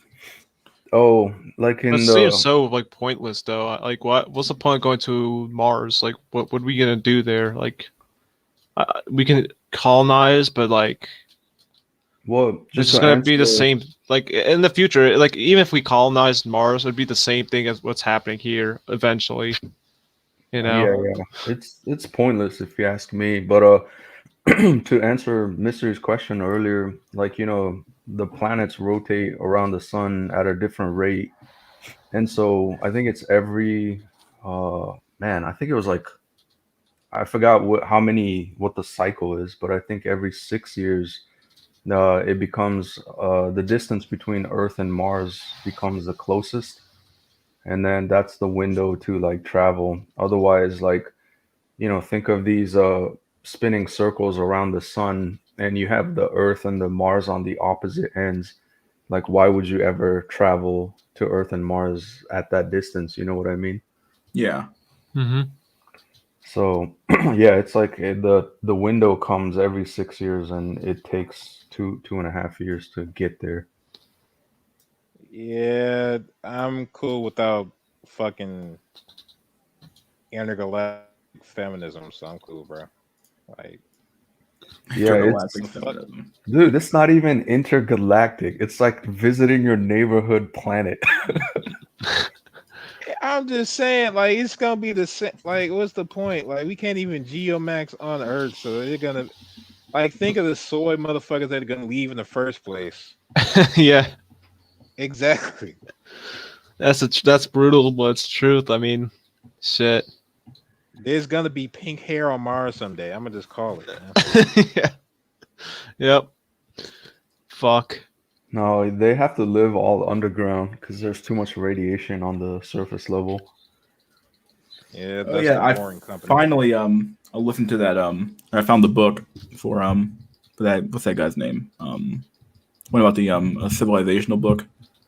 No, apparently it's on like a YouTube you can just like listen to it. So I did that for like an hour one day when I was at work.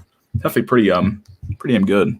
I don't know, he definitely makes a compelling case for how fucked up things can get. Fuck, dude. Like whole damn books is basically about saying like, yeah, dude, if you once the society reaches a certain level of a decadence and become so fat on its own fucking, I don't know, it's become fat and lazy, then yeah, you're on the road to fucking destruction to some extent. So yeah. That reminds me of the original creator of Star Trek. I think he was Gene Roddenberry, and he kind of came up with the theory that every civilization reaches its like apex point. And so, like, in the world of like, Star Trek, where it's like you have every race of humans working together, including, intergalactic alien species, that like unity and cooperation, it like happens at some apex point where, there's that point of no return. You either like go through and, forget about wars or differences, and you unite together and proceed forward, or the civilization dies out because they can't solve their differences. Yeah, he basically said in all the other words that that's like one of the bigger problems when it comes to a multi-ethnic or multi-racial civilization, is that you have so many competing interests, and it's really easy to maintain those interests when like there's a lot of prosperity and money and enough stuff flowing around to keep people relatively fat and happy. But if when things go bad, like when you have an economic downturn and there's massive inequalities between the groups, all of a sudden, you can easily have like, people will bring up, he actually brought this example of very, very, one example he uses that, not even an example, he just brought up this the argument of like, well, people will just bring up past grievances from like years ago, stuff that didn't matter to them last week, all of a sudden matters to them now as a justification to do X to X group, effectively. So, Mhm. yeah. So that was like one of my things where it's like even in yesterday's discussion, it's like, yeah, we'll never get to the point where we would have like, AGI or quantum computing or this super next technological breakthrough without first like, crossing that threshold. And it's highly unlikely that we will. We'll probably just nuke each other before that would happen. Yeah. It's kind of weird because like we have this like looming constant annihilation missiles that we kind of forget about all the time. But like it is very odd that like, yeah, we have these things that could easily just like kill a large portion of the population and no one would like, okay, like easily, like all it takes is like one fucking crazy insane guy to come to office and say, okay, well we're nuking the whole damn thing, we're done. Like like fuck. Yeah. No, yeah, I agree.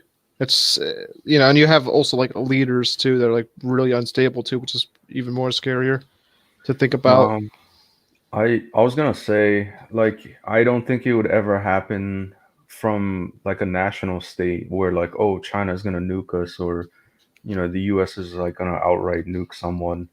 Like, I think nuclear war initiating from that level is probably like fantasy at this point, Yeah. because Yeah. the actual mutual assured destruction, it is terrifying. So it's like, why would you do it knowing that it is going to be the end of the world?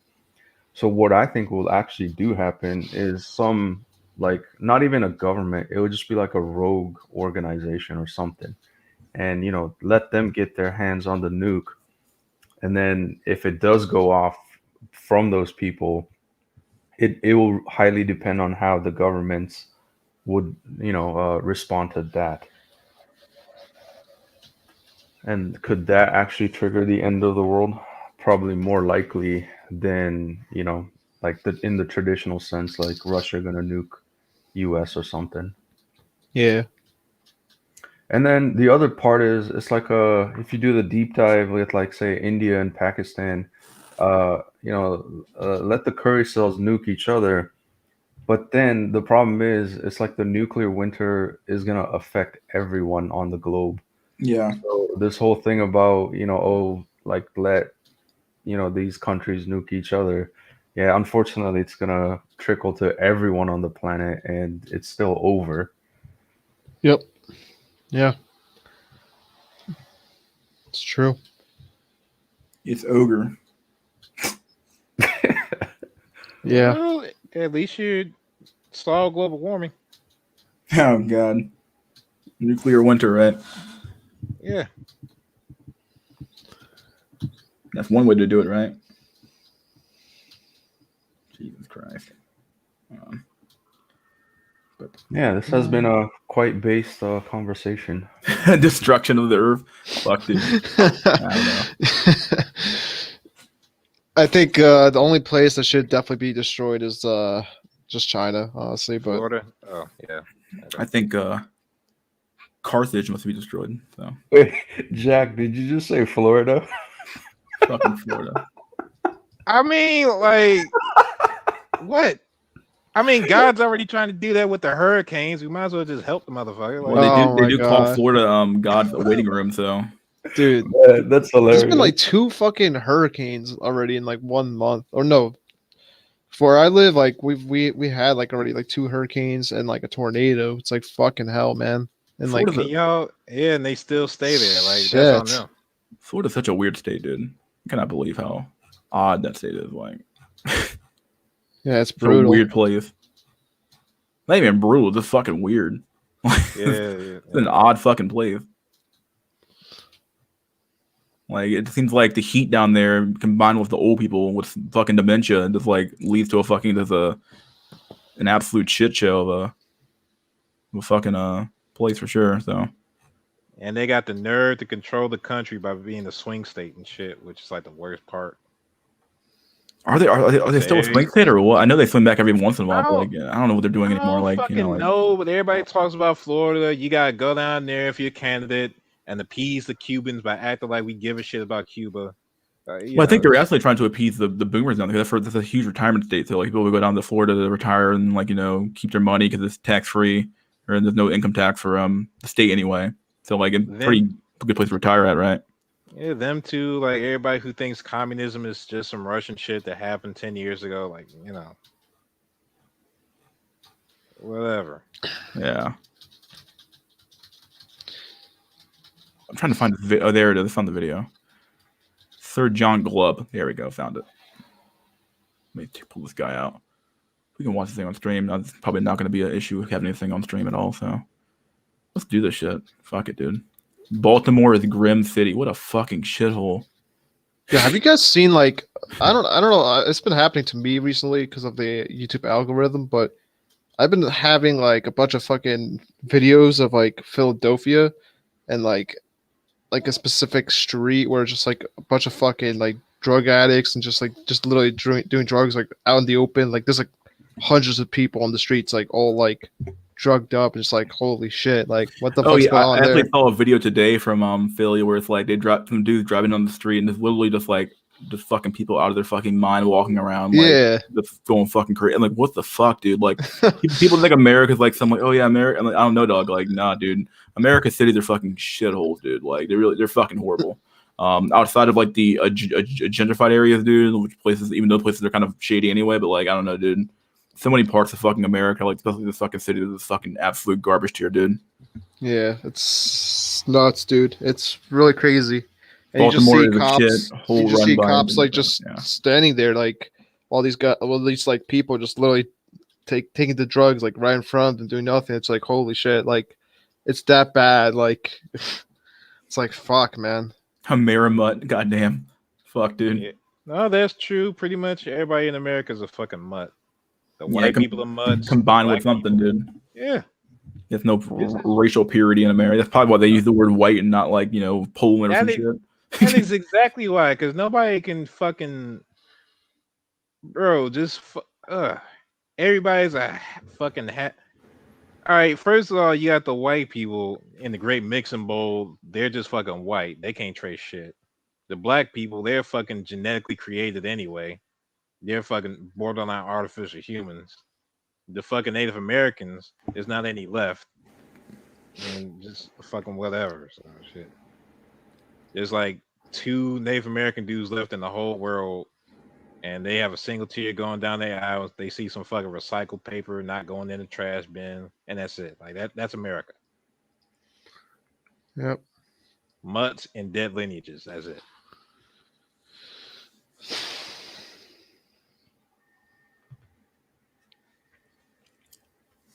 Someone said, "Where is Cobra? He's not here, dude." Yeah, fuck, dude. Here we go. All right, fuck. Hold on, wait. Seek the truth. Yeah. They're growing from 2 to 3. All right, but like, when's the last time anybody gave a fuck about the Native American vote, though? Like, just saying. They're taking back their country, dude. They're coming for us. Here we go. We'll listen to the video and we'll pull excerpts as we go along. Virtues and accomplishments. You hear that? That sound good? Wait. Too quiet. Wait, do it again. Are likewise disseminated by this. Quiet. Yeah, I'll turn it up a little bit. What the fuck is this thing at? Give me a Yeah, I can hear it fine. Weird. I'm gonna put up a little bit more. Yeah, there we go. Each of the innumerable races of the world enjoys a period of grace. That's good. During which its peculiar qualities are placed at the service of mankind. To those who believe in the existence of God as the ruler and director of human affairs, such a system may appear as a manifestation of divine wisdom, tending toward the slow and ultimate perfection of humanity. 8. The course of empire. The first stage of the life of a great nation, therefore, after its outburst, is a period of amazing initiative and almost incredible enterprise, courage, and hardihood. These qualities, often in a very short time, produce a new and formidable nation. These early victories, however, are won chiefly by reckless bravery and daring initiative. The ancient civilization thus attacked will have defended itself by its sophisticated weapons and by its military organization and discipline. The barbarians quickly appreciate the advantages of these military methods and adopt them. As a result, the second stage of expansion of the new empire consists of more organized, disciplined, and professional campaigns. In other fields, the daring initiative of the original conquerors is maintained, in geographical exploration, for example, pioneering new countries, penetrating new forests, climbing unexplored mountains, and sailing uncharted seas. The new nation is confident, optimistic, and perhaps contemptuous of the decadent races which it has subjugated. The methods employed tend to be practical and experimental, both in government and in warfare, for they are not tied by centuries of tradition, as happens in ancient empires. Moreover, the leaders are free to use their own improvisations, not having studied politics or tactics in schools or in textbooks. Actually, a really good point. Actually, where like things effectively end up like where like because things become I think I talked a little bit about it yesterday, but like I think I was talking with Drawlix about coding and how like the standard, like eventually at some point you reach a point where like you have like a standard of decorum and a standard of doing things within your country, And like while that's nice to have, like while traditions are somewhat, they should be followed to some extent, there also is some like a lot of breathing room when you have a decently good person who's able to kind of do what he has to do to get the job done and make things work for the majority of people. There's a lot of experience. When it's like almost like when you start off with anything, like kind of like with a YouTube's a good example of this actually, where like when YouTube first came out and people started creating videos, which it was much easier to kind of like break into the market because like there were effectively no rules. You could just do whatever you wanted and beyond like posting up obvious crap, but posting up obvious like stuff like porn or whatever. For the most part though, you could post anything you wanted, and it was a lot of experimentation going on. There were like no rules, there was no real standard, and things kind of like people kind of like just kind of figured out what worked and what didn't work.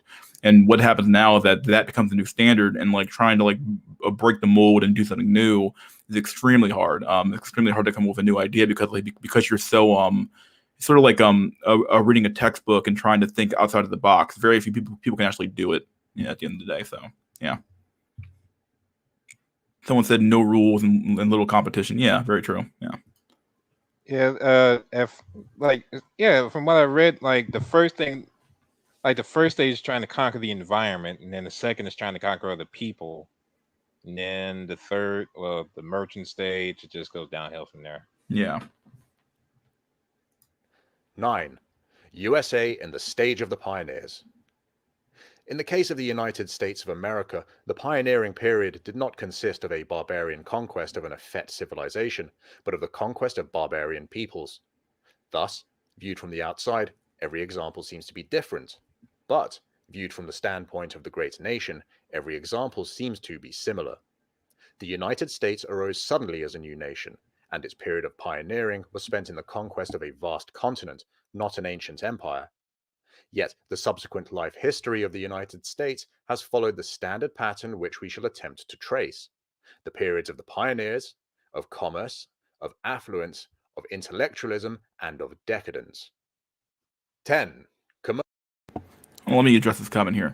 I'm pretty sure if you have no rules, you will still have a lot of competition. Yeah, sure, but like what ends up happening though is that because when two things become entrenched, you effectively kind of come down to like Coke and Pepsi. Well, like effectively you end up drawing the you draw up what you would call the rules of engagement. So things become allowable now, whereas like basically things become unallowable now, whereas in the past those tactics would have been allowable. So like saying certain things or making certain accusations to an opponent, your political opposition, depending on what you say, and in the early years is extremely allowable. You can say whatever you want, but in the later years though, it becomes a huge social faux pas, and doing it basically crashes your entire party. So like, yeah, you have a lot of competition, but there's also no rules with how you deal with your competition.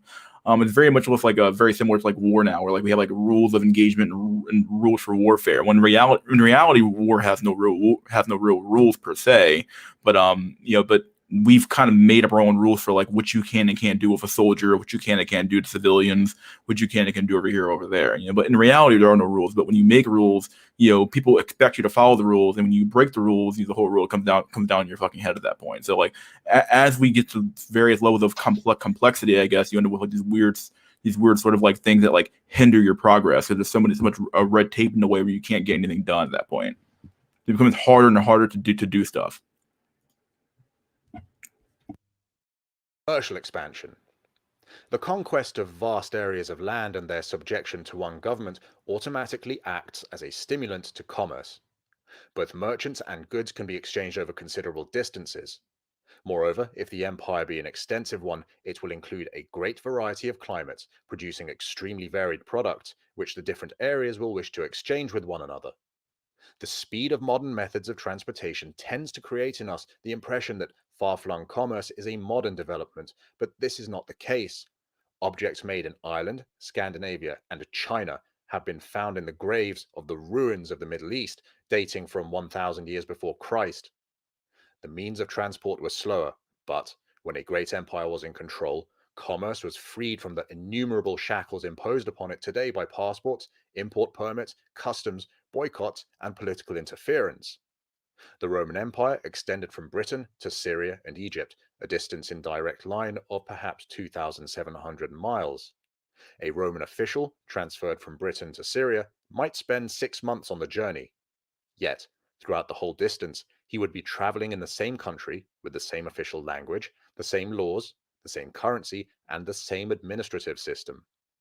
Today, some 20 independent countries separate Britain from Syria, each with its own government, its own laws, politics, customs fees, passports, and currencies, making commercial cooperation almost impossible.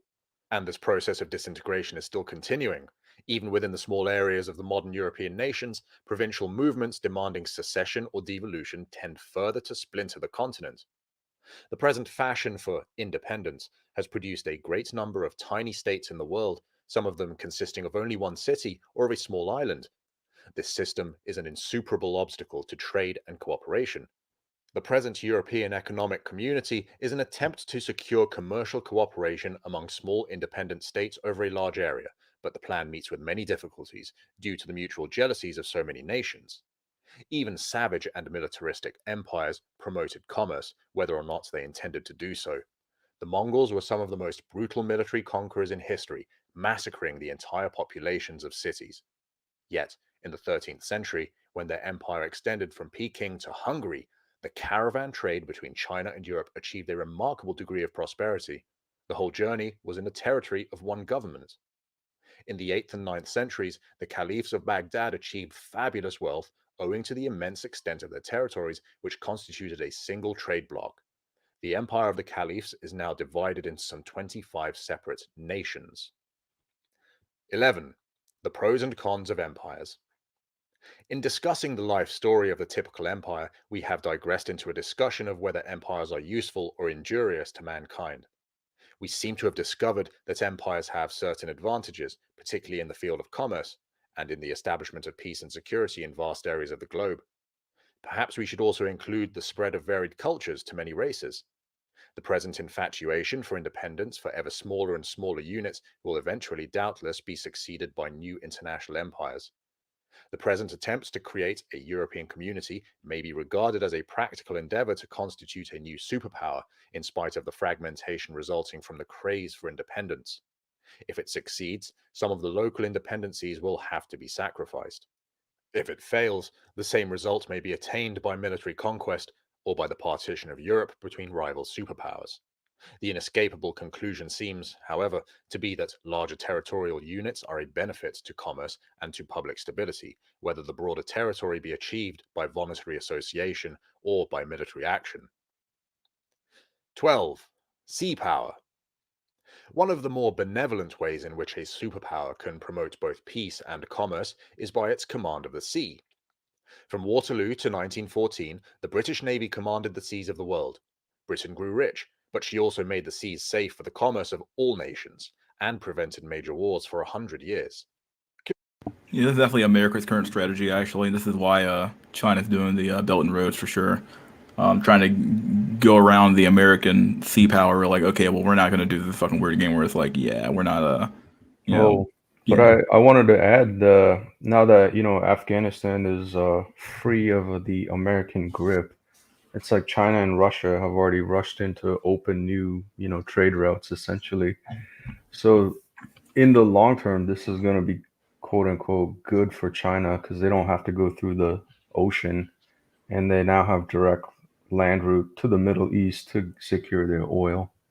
Yeah, but if ISIS works for who many of us think they work for, then count on a whole bunch of terrorist attacks in Afghanistan to Afghanistan.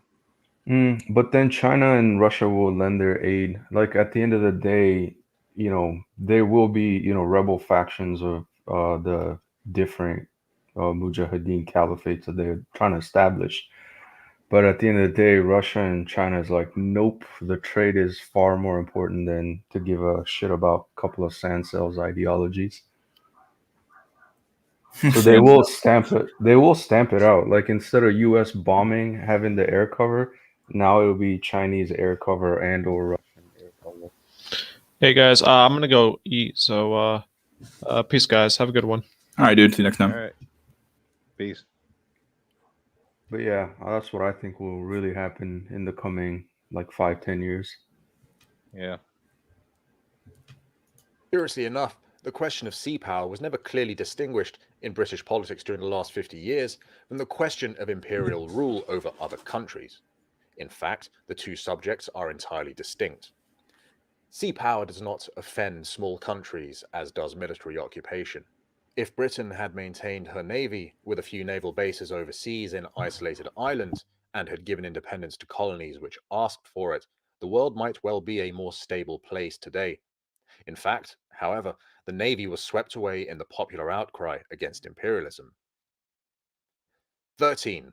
The Speaking of anti-imperialism, that's very much like a huge rallying cry for honestly both sides of the aisle are really crying for like this weird anti-imperialist way of doing things, which I kind of understand. You know, when you have your army everywhere and you're spending tax money everywhere, that kind of makes sense. But like ultimately, though, with that, when you leave a vacuum like that open, though, that you open yourself up to like being controlled by another nation. Though, at the end of the day, so you almost can't stop doing what you've been doing. You talking about the U.S.?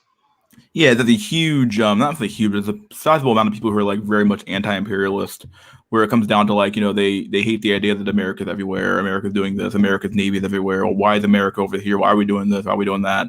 What it kind of comes down to is that like, if you don't protect your interests, if you don't protect your stuff, if you don't protect your sea lanes, if you don't control the sea lanes, then someone else will step up into that vacuum that you left there and do it for you. And they might not be as nice as you are, and they might not be as nice to your government as you are. You know, obviously. Yeah, well, that's a natural. Look, that's the natural end stage of empire, the contraction phase. Like, all right, rounded out the resources. Let's bring in everything closer to home. Like everybody goes through that. It's like a star. Go through the giant red giant phase, then contract into a white dwarf. Yeah. Age of Commerce. Let us now, however, return to the life story of our typical empire. We have already considered the Age of Outburst, when a little regarded people suddenly bursts onto the world stage with a wild courage and energy. Let us call it the Age of the Pioneers. Then we saw that these new conquerors acquired the sophisticated weapons of the old empires and adopted their regular systems of military organization and training. A great period of military expansion ensued, which we may call the Age of Conquests. The conquests resulted in the acquisition of vast territories under one government, thereby automatically giving rise to commercial prosperity. We may call this the Age of Commerce. The Age of Conquests, of course, overlaps the Age of Commerce.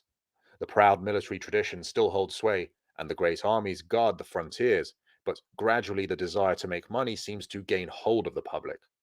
During the military period, glory and honor were the principal objects of ambition. To the merchant, such ideas are but empty words which add nothing to the bank balance. 14. Art. I forget that merchants have no, as Jack has always said, merchants have no loyalties, right? Yep, no loyalties at all. They will sell your ass out for anything, dude. It is a better deal with somebody else and somewhere else, and they'll fucking take it for sure. Oh shit! Almost sounds like I knew what the fuck I was talking about. Hey, dog, it's true. Merchants and women have no fucking loyalty, my dude. All right, see you later, white computer power, dude. See ya. And luxury. The wealth which seems almost without effort to pour into the country enables the commercial classes to grow immensely rich. How to spend all this money becomes a problem to the wealthy business community. Art, architecture, and luxury find rich patrons. Splendid municipal buildings and wide streets lend dignity and beauty to the wealthy areas of great cities. The rich merchants build themselves palaces, and money is invested in communications, highways, bridges, railways, or hotels, according to the varied patterns of the ages. The first half of the Age of Commerce appears to be peculiarly splendid. The ancient virtues of courage, patriotism, and devotion to duty are still in evidence. The nation is proud, united, and full of self-confidence. Boys are still required, first of all, to be manly, to ride, to shoot straight, and to tell the truth.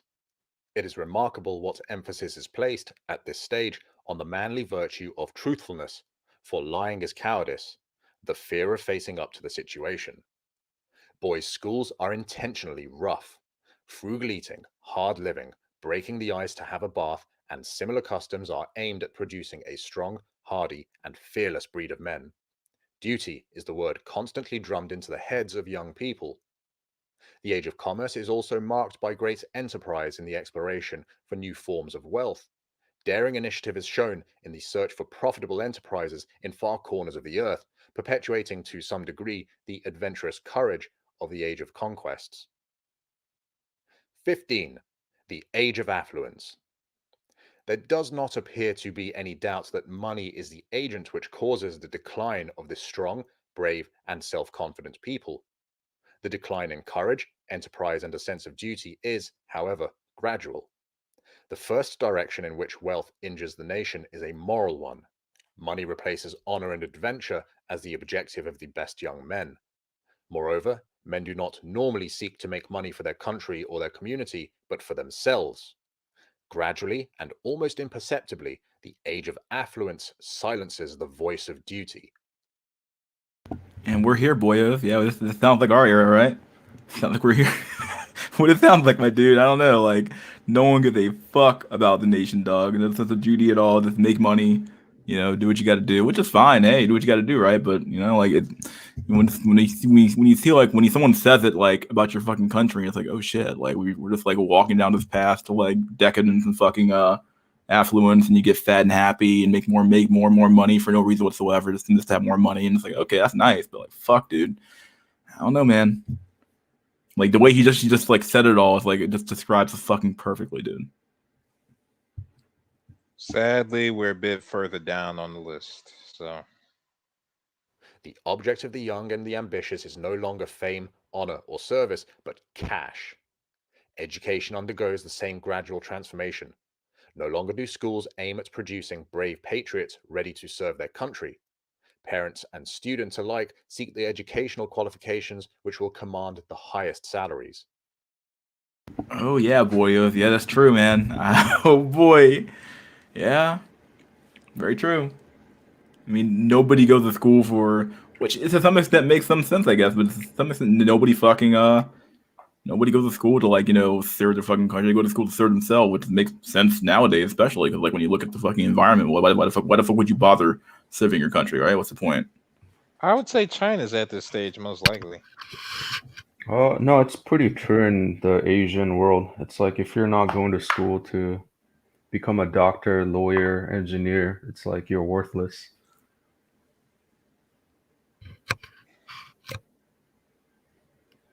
Very true. The Arab moralist Ghazali, 1058 to 1111, complains in these very same words of the lowering of objectives in the declining Arab world of his time. Students, he says, no longer attend college to acquire learning and virtue, but to obtain those qualifications which will enable them to grow rich. The same That's definitely a big problem as we see now, actually, nowadays, which is very true, actually. People go to college not to, like, in some extent, it makes some sense nowadays, but, like, you go to college just to, like, okay, well, I'm here not so much for the love of the of learning about something, the love of learning about what we're gonna do here. No, like, people could go to for college degrees they're not even interested in themselves. They don't care about the meat of what they're talking about. They care more about, okay, well, is it gonna make me money, right? Yeah. What's it going to do for me? And this is where like a lot of like people go to college for like college degrees. I think we even talked about this yesterday. Actually, I think it was Richard Cooper said like, we've watered down education so much because like during the age of affluence, like it's all about making the money, right? So like the easiest way to make money off education is to lower the standard, right? If you lower the standard so fucking low, where like anybody can go to college, in a system like ours, where colleges are heavily not so much colleges, but they are subsidized to some extent, but like loans are subsidized as well, where anybody can get a college student loan. Okay, well, these colleges get bigger and bigger and bigger. They don't really care about your education standard per se. The more prestigious schools might, but for the most part, though, the regular riffraff schools doesn't give a fuck if like how many kids go to the school. They just accept anybody who wants to go. Anyone who wants to go to school can go to school. Everybody deserves education, though. Therefore, you end up with a bunch of fucking people who learn nothing, and maybe the top % of kids actually learn something, but the rest of them didn't do shit. So Yeah, I legit met this chick in college, like, but she was there literally. Her passion was like marine biology, like dolphins and orcas were like her thing. And she's like, "Oh, I want a career that I work with dolphins and all that stuff." So, like, she was there, but at the end of the day, I'm like, is that gonna lead you to any, better financial success? Probably not, So there are people like still go to college to pursue their passion, but ultimately, it's not gonna get you the job that you want, that you'd be making enough income. Yeah. Situation is everywhere evident amongst us in the West today. 16. High noon. That which we may call the high noon of the nation covers the period of transition from the age of conquest to the age of affluence, the age of Augustus in Rome, that of Harun al-Rashid in Baghdad, of Suleiman the Magnificent in the Ottoman Empire, or of Queen Victoria in Britain. Perhaps we might add the age of Woodrow Wilson in the United States. All these periods reveal the same characteristics. The immense wealth accumulated in the nation dazzles the onlookers. Enough of the ancient virtues of courage, energy, and patriotism survive to enable the state to successfully defend its frontiers. But beneath the surface, greed for money is gradually replacing duty and public service. Indeed, the change might be summarized as being from service to selfishness. 17. Defensiveness. Another outward change which invariably marks a transition from the age of conquest to the age of affluence is the spread of defensiveness. The nation, immensely rich, is no longer interested in glory or duty, but is only anxious to retain its wealth and its luxury. It is a period of defensiveness, from the Great Wall of China to Hadrian's Wall on the Scottish border to the Maginot Line in France in 1939. Money being in better supply than courage, subsidies instead of weapons are employed to buy off enemies. To justify this departure from ancient tradition, the human mind easily devises its own justification. Military readiness or aggressiveness is denounced as primitive and immoral. Civilized peoples are too proud to fight. The conquest of one nation by another is declared to be immoral. Empires are wicked. This This is very much us, actually. Like, in fact, the whole world is kind of taken to this mantra of like any sort of conquest or taking over another country is extremely wrong. You can't do it. You'll be met with a lot of resistance, like about doing anything. That's why the whole Ukrainian thing about Crimea was such a huge deal. Where it's like, oh my God, you took over Crimea, or you annexed Crimea. Oh my God, you can't do that. It's like, yeah, you can't do anything now. Like, you're forced to play within the box of the rules that we've established here. The establishment, quote unquote, has established these rules, and you must follow them no matter what. Otherwise, you'll be destroyed off the face of the planet. So, Well, cameras change war a lot. Like, to the cameras, or which is the camera? Okay, yeah, cameras. Like okay, being able to stay from your living room and see what actually goes on and shit. yeah. Having that frame of perception instead of just seeing a newspaper like, oh, we conquered Germany. Okay, whatever. That did change the social psychology a lot. Yeah, for sure. People just don't have the stomach for big engagements anymore. People don't want to see that type of stuff on TV anymore. Like, oh God, or at all. Not even anymore. So yeah, very true. Yo, you know what's funny, Jack? Like, I mean, I watched all those sites. Like, back in the day, it was like Ogrish, and now you got Chaotix, crazyshit.com. Like, I think for most people, they're so blue pill soy, like they can't see the actual like harsh reality of, like, people's heads getting blown off or limbs torn off, that kind of thing. Yeah. But yeah, it definitely, I think 100% agree. Like, the ability to capture video, right then and there, and the ability to share it globally, it's crazy. I'll say one last thing. Drones might actually counteract that now, since there's no actual, in a sense, there's no actual risk. So soon the war might be free, blood-wise. So That's we're a true, long way actually. Yeah. we're a long way from that being true completely. But I mean, going back to the Azerbaijan conflict, I mean, they had videos all over the place of just dropping bombs on random soldiers and shit. How much did that cost them? Especially if your overall goal isn't really to hold the land anyway, it's just to kill people. So Yeah. If you don't care Yeah. about actually doing conquest, you just care about killing a few people and then walking out of them, who gives a shit, right? Like, Yeah, it's the Yeah, I think same. Uh, I was gonna say the Black Pigeon Speaks did a pretty good video on that one, and I think Turkey actually supplied all the unmanned drone fighters that were dropping all the bombs and stuff. Like the future is drone warfare, and I think they're already ahead essentially because U.S. is lacking behind. Like the Predator, Hellfire missile drone thing. It's like a underrated now or overrated, I should say. we've gone far beyond that. We already have stealth drones, underwater drones. The F-35. The only flaw with that system is the pilot. Yep. It's basically like a test bed for all the shit you will put into a self-driving plane. So It's literally how Arnold explained how Skynet got started. The perfect operational record without humans. yeah. Intellectual device enables us to suppress our feelings of inferiority when we read of the heroism of our ancestors and then ruefully contemplate our position today. It is not that we are afraid to fight, we say, but we should consider it immoral. This even enables us to assume an attitude of moral superiority. The weakness of pacifism is that there are still many peoples in the world who are aggressive. Nations who proclaim themselves unwilling to fight are liable to be conquered by peoples in the stage of militarism, perhaps even to see themselves incorporated into some new empire with the status of mere provinces or colonies. When to be prepared to use force and when to give way is a perpetual human problem which can only be solved, as best we can, in each successive situation as it arises. In fact, however, history seems to indicate that great nations do not normally disarm from motives of conscience, but owing to the weakness of a sense of duty in the citizens and the increase in selfishness and the desire for wealth and ease. 18.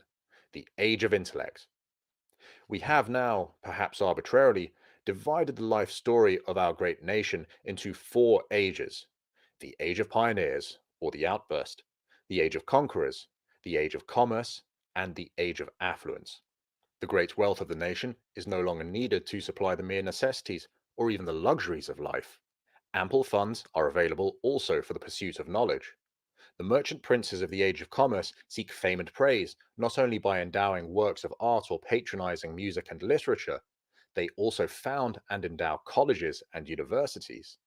It is remarkable with what regularity this phase follows on that of wealth in empire after empire, divided by many centuries.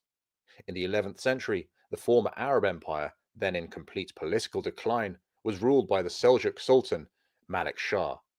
The Arabs, no longer soldiers, were still the intellectual leaders of the world. During the reign of Malik Shah, the building of universities and colleges became a passion. Whereas a small number of universities in the great cities had sufficed the years of Arab glory, now a university sprang up in every town. In our own lifetime, we have witnessed the same phenomenon in the USA and Britain. When these nations were at the height of their glory, Harvard, Yale, Oxford, and Cambridge seemed to meet their needs. Now, almost every city has its university. The ambition of the young, once engaged in the pursuit of adventure and military glory, and then in a desire for the accumulation of wealth, now turns to the acquisition of academic honors. It is useful here to take note that almost all the pursuits followed with such passion throughout the ages were in themselves good. The manly cult of hardihood, frankness, and truthfulness, which characterized the Age of Conquests, produced many really splendid heroes. The opening up of natural resources and the peaceful accumulation of wealth, which marked the Age of Commercialism, appeared to introduce new triumphs in civilization, in culture, and in the arts. In the same way, the vast expansion of the field of knowledge achieved by the Age of Intellect seemed to mark a new high watermark of human progress. We cannot say that any of these changes were good or bad. The striking features in the pageant of empire are: A. The extraordinary exactitude with which these stages have followed one another in empire after empire over centuries or even millennia, and B.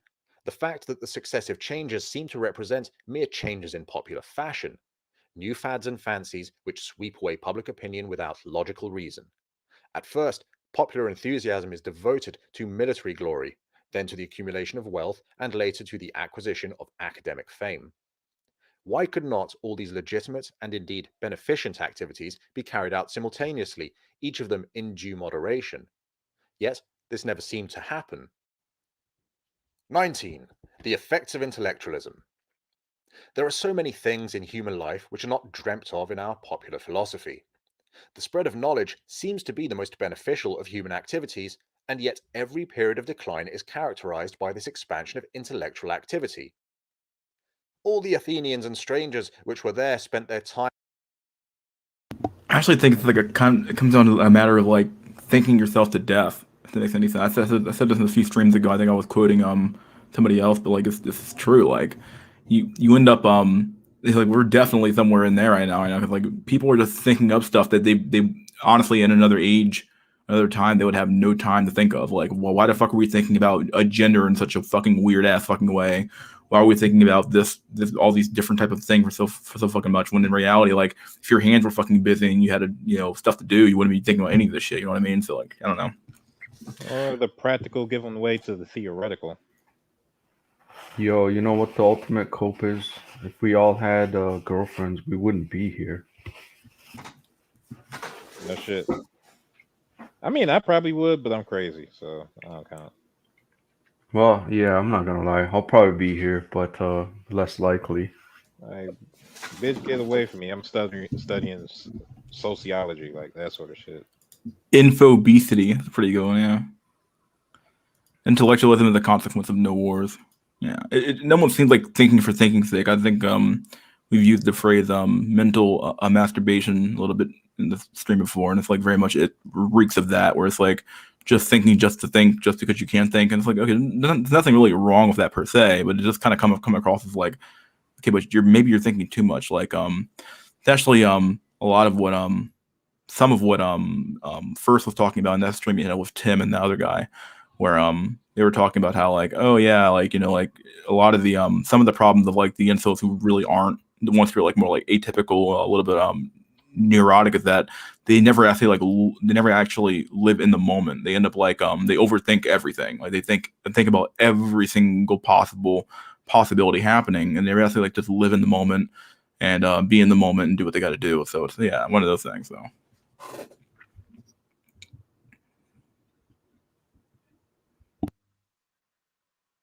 Time in nothing else but either to tell or to hear some new thing, is a description given in the Acts of the Apostles of the decline of Greek intellectualism. The age of intellect is accompanied by surprising advances in natural science. In the 9th century, for example, in the age of Mamun, the Arabs measured the circumference of the earth with remarkable accuracy. 7 centuries were to pass before Western Europe discovered that the world was not flat. Less than 50 years after the amazing scientific discoveries under Mamun, the Arab Empire collapsed. Wonderful and beneficent as was the progress of science, it did not save the empire from chaos. The full flowering of Arab and Persian intellectualism did not occur until after their imperial and political collapse. Thereafter, the intellectuals attained fresh triumphs in the academic field, but politically they became the abject servants of often illiterate rulers. When the Mongols conquered Persia in the 13th century, they were themselves entirely uneducated and were obliged to depend wholly on the native Persian officials to administer the country and to collect the revenue. They retained as wazir, or prime minister, one Rashid al-Din, a historian of international repute. Yet the prime minister, when speaking to the Mongol Il-Khan, was obliged to remain throughout the interview on his knees. At state banquets, the prime minister stood behind the Khan's seat to wait upon him. If the Khan were in a good mood, he would occasionally pass his wazir a piece of food over his shoulder. As is the case of the Athenians, intellectualism leads to discussion, debate, and argument, such as is typical of the Western nations today. Debates in elected assemblies or local committees, in articles in the press, or in interviews on television. Endless and incessant talking. Men are interminably different, and intellectual arguments rarely lead to agreement. Thus public affairs drift from bad to worse amid an unceasing cacophony of argument. Yep, the West inability to do anything. Yeah, I was gonna say Jordan Peterson, Oh God, yeah. like the prime example. Yeah, very much so, for sure. Just like talking for talking's sake. Nothing ever gets done. We never actually do anything. We don't pass any real policy. We just keep doing and doing and doing and doing and talking and talking and talking and talking and talking and coming up with different arguments and, masturbating more and more and more about fucking how smart we are, how not smart we are. And it's like, okay. So when are you actually going to do anything? Oh, never. Okay, well, that's nice. That's cool.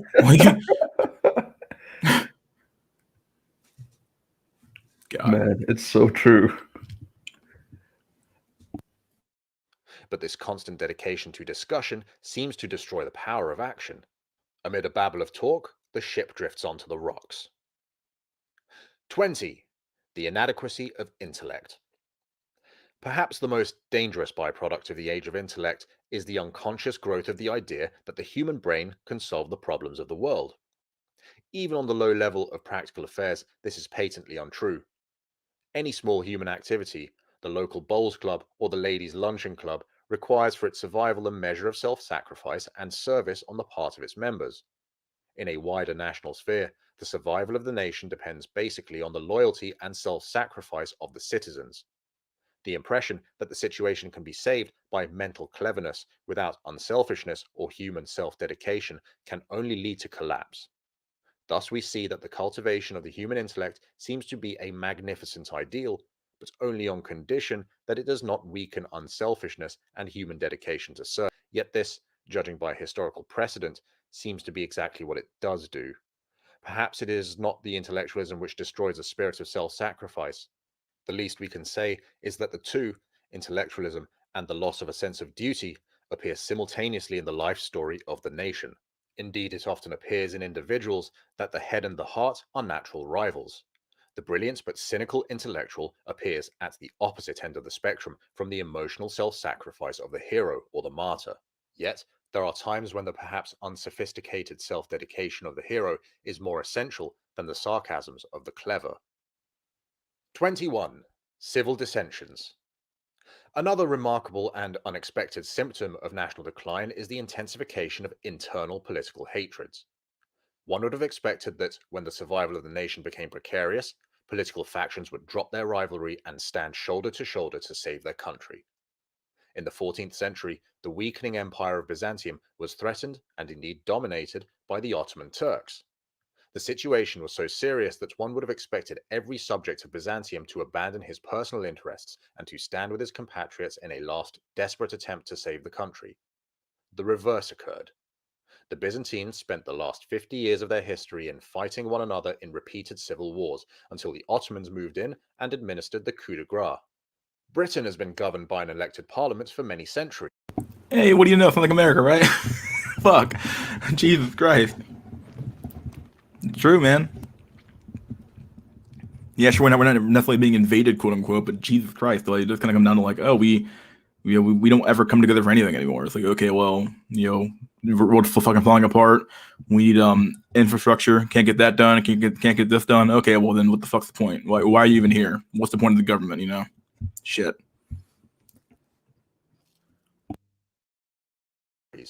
In former years, however, the rival parties observed many unwritten laws.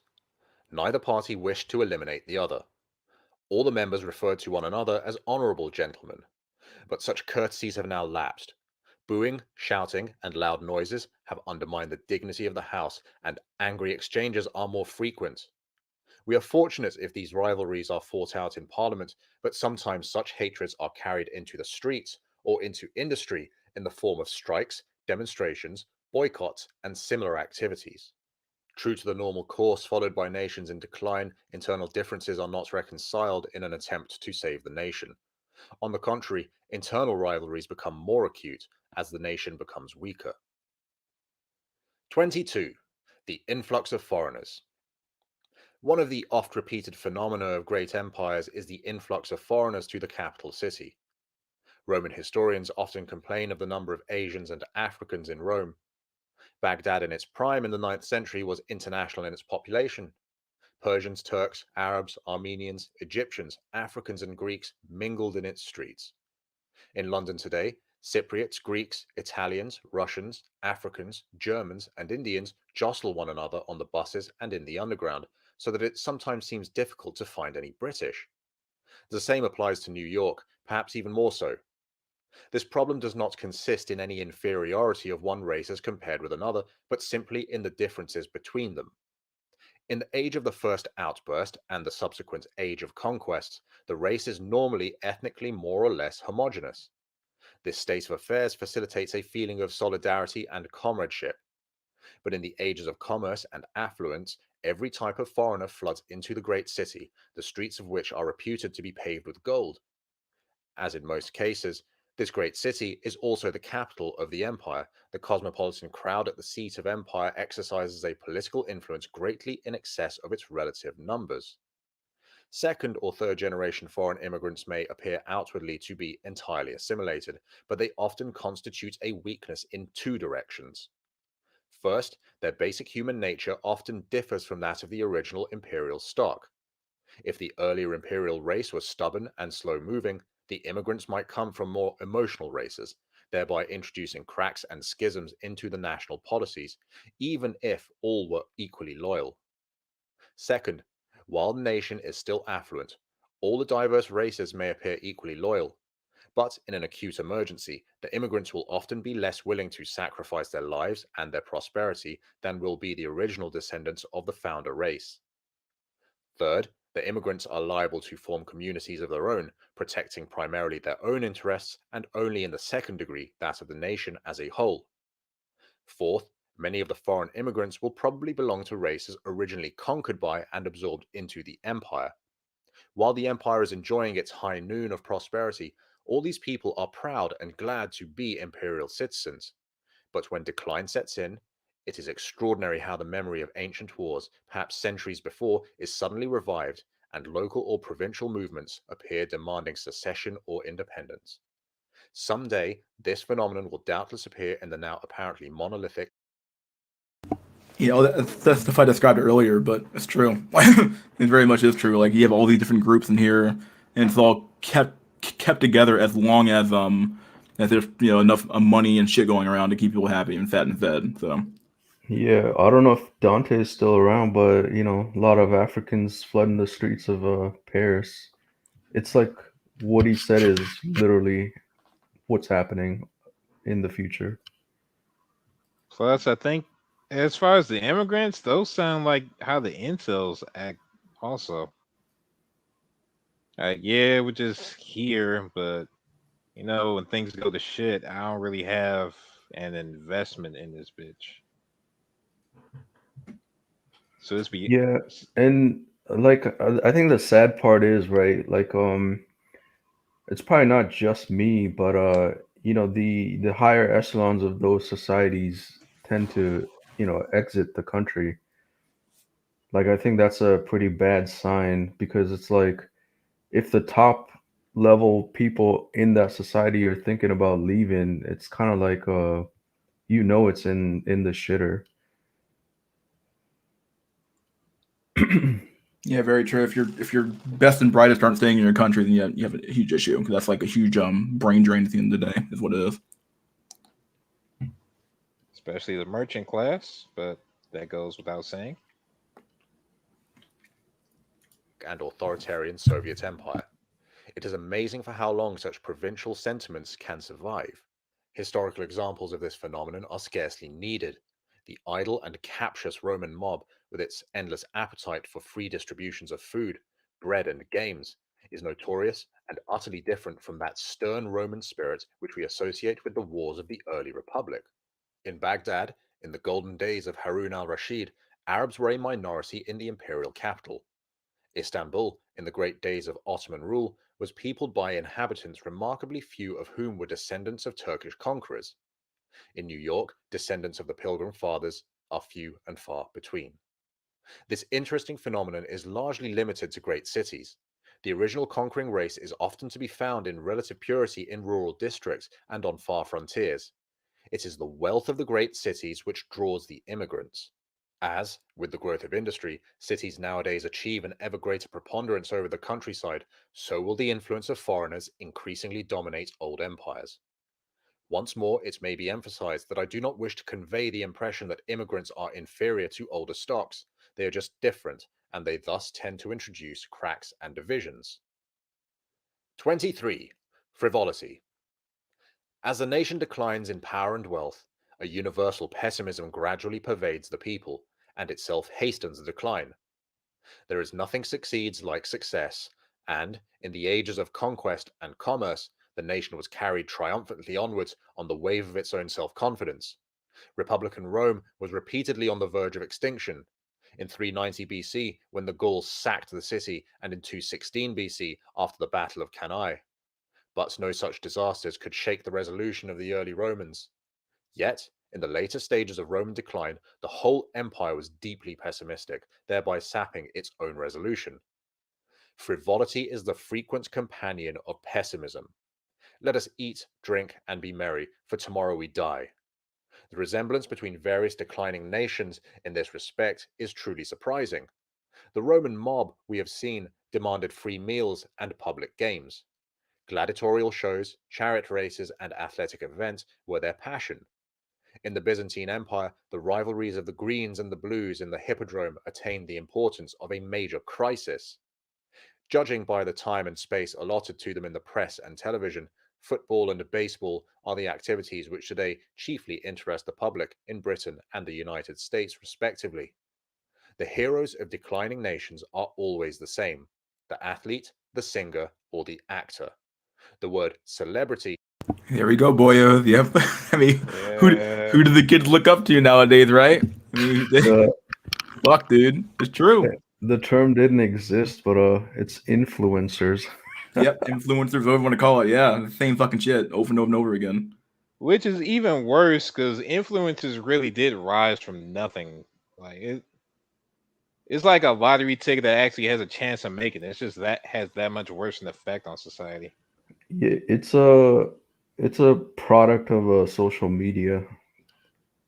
Yeah, I'm just saying. Think about it for like football or like an actor. You gotta be some like genetic freak of nature to do that shit. You gotta train all day.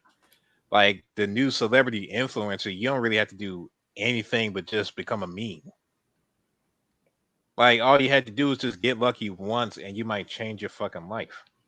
Yep, I think the majority of influencers are just, pretty white voids that got lucky with a following. Yeah, and don't have any fucking talent, but didn't need it. Pretty much, yeah. Well, I mean, when have women ever needed talent? That's the real question. I mean, as far as influencers, to be honest, the males either to a lesser degree, like fucking, I don't know, like think of somebody big. Like, do they really compare to somebody who's like in Hollywood and has studied his whole life in acting school and is just some fucking extra on the Walking Dead or some shit? Probably not, but yeah, mogging the fuck out of them.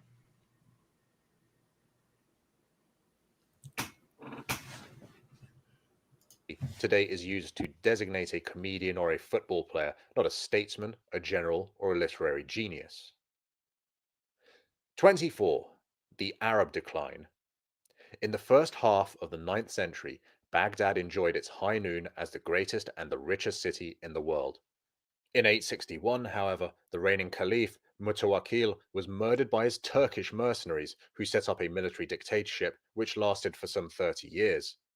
During this period, the empire fell apart, the various dominions and provinces each assuming virtual independence and seeking its own interests. Baghdad, lately the capital of a vast empire, found its authority limited to Iraq alone. The works of the contemporary historians of Baghdad in the early 10th century are still available. They deeply deplored the degeneracy of the times in which they lived, emphasizing particularly the indifference to religion, the increasing materialism, and the laxity of sexual morals. They lamented also the... Here we go, boy. Here we go again. Like, Jesus. Tell me about it, dude. Everything's fucked. God. I'm sure people here don't really care about fucking religion, but the sexual moral things of it, everything else is like fuck spot on, dude. Like, Jesus. No, it's the age-old saying, like, history is doomed to repeat itself. I think I forgot who said this, but like basically said history doesn't repeat, more or less it rhymes. So like the same thing will happen. It'll just happen with like the same actors are there. They're just using different technology to get the same job done. So like yeah, you might have the same like so like the the same general trend happens. It's just like somebody taking Star Wars and doing it again, but this time it's like Star Wars, instead of using a lightsaber, you're using some other type of weird weapon to get the job done. You know what I mean? So yeah. Oh man, it's a sad world. God, brutal. Corruption of the officials of the government, and the fact that politicians always seem to amass large fortunes whilst they are in office.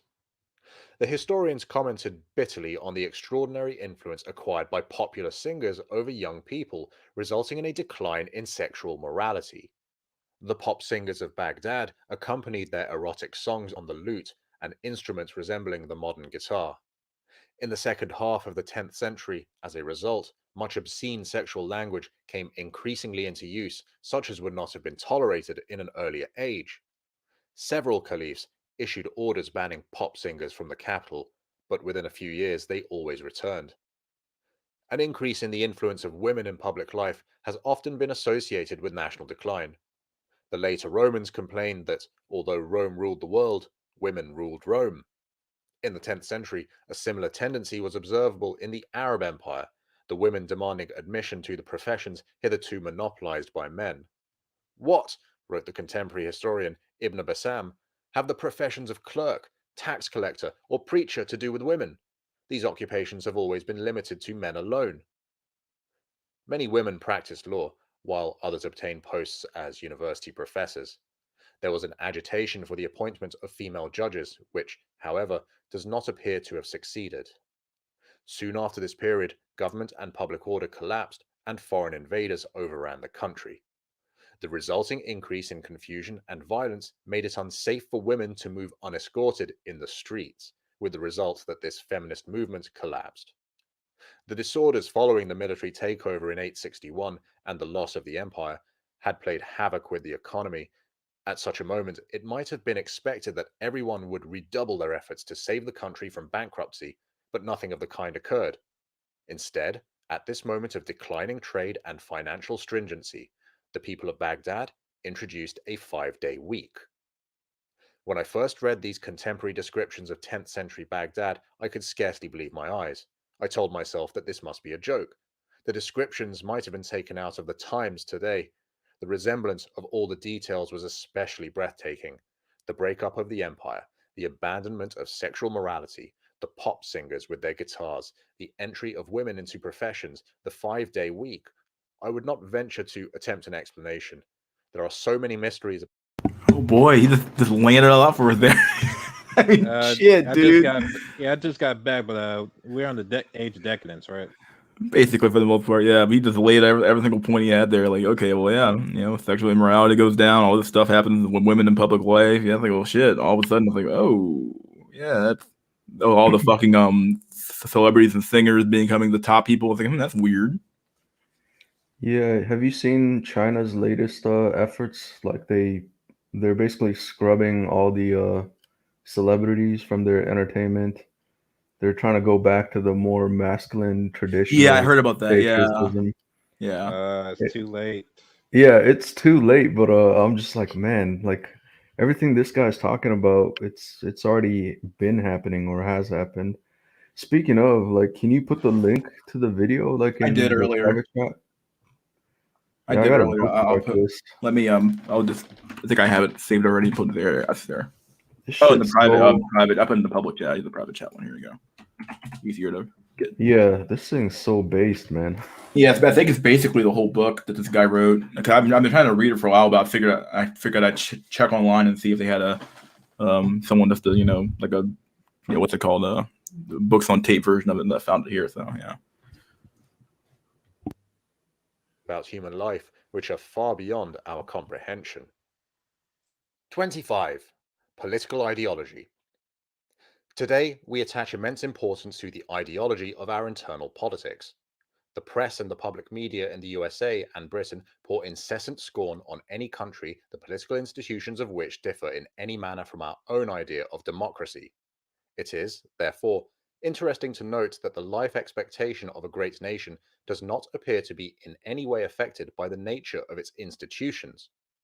Past empires show almost every possible variation of political system, but all go through the same procedure from the age of pioneers through conquest, commerce, affluence to decline and collapse.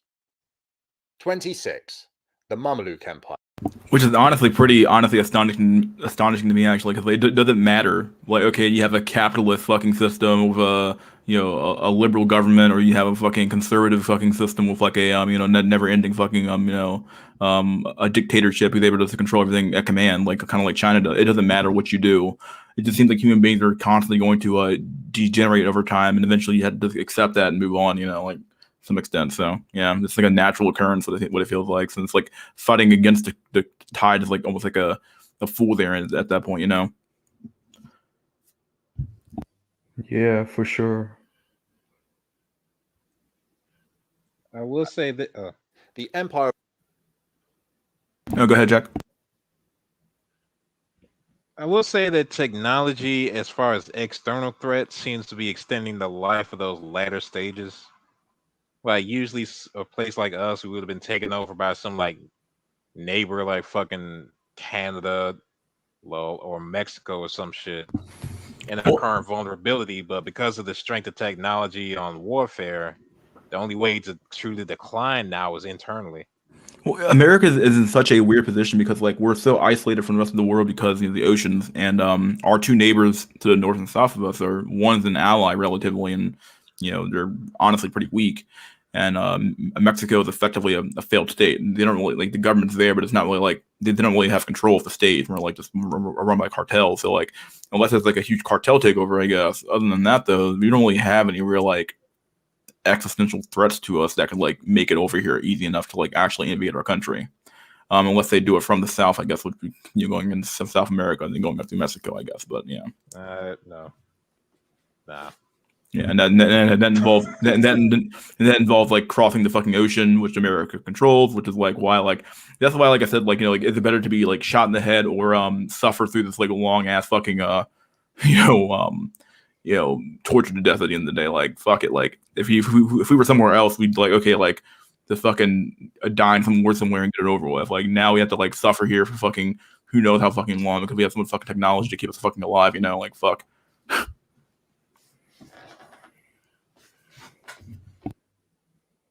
Of the Mamluks of Egypt provides a case in point, for it was one of the most exotic ever to be recorded in history. It is also exceptional in that it began on one fixed day and ended on another, leaving no doubt of its precise duration, which was 267 years. In the first part of the 13th century, Egypt and Syria were ruled by the Ayyubid sultans, the descendants of the family of Saladin.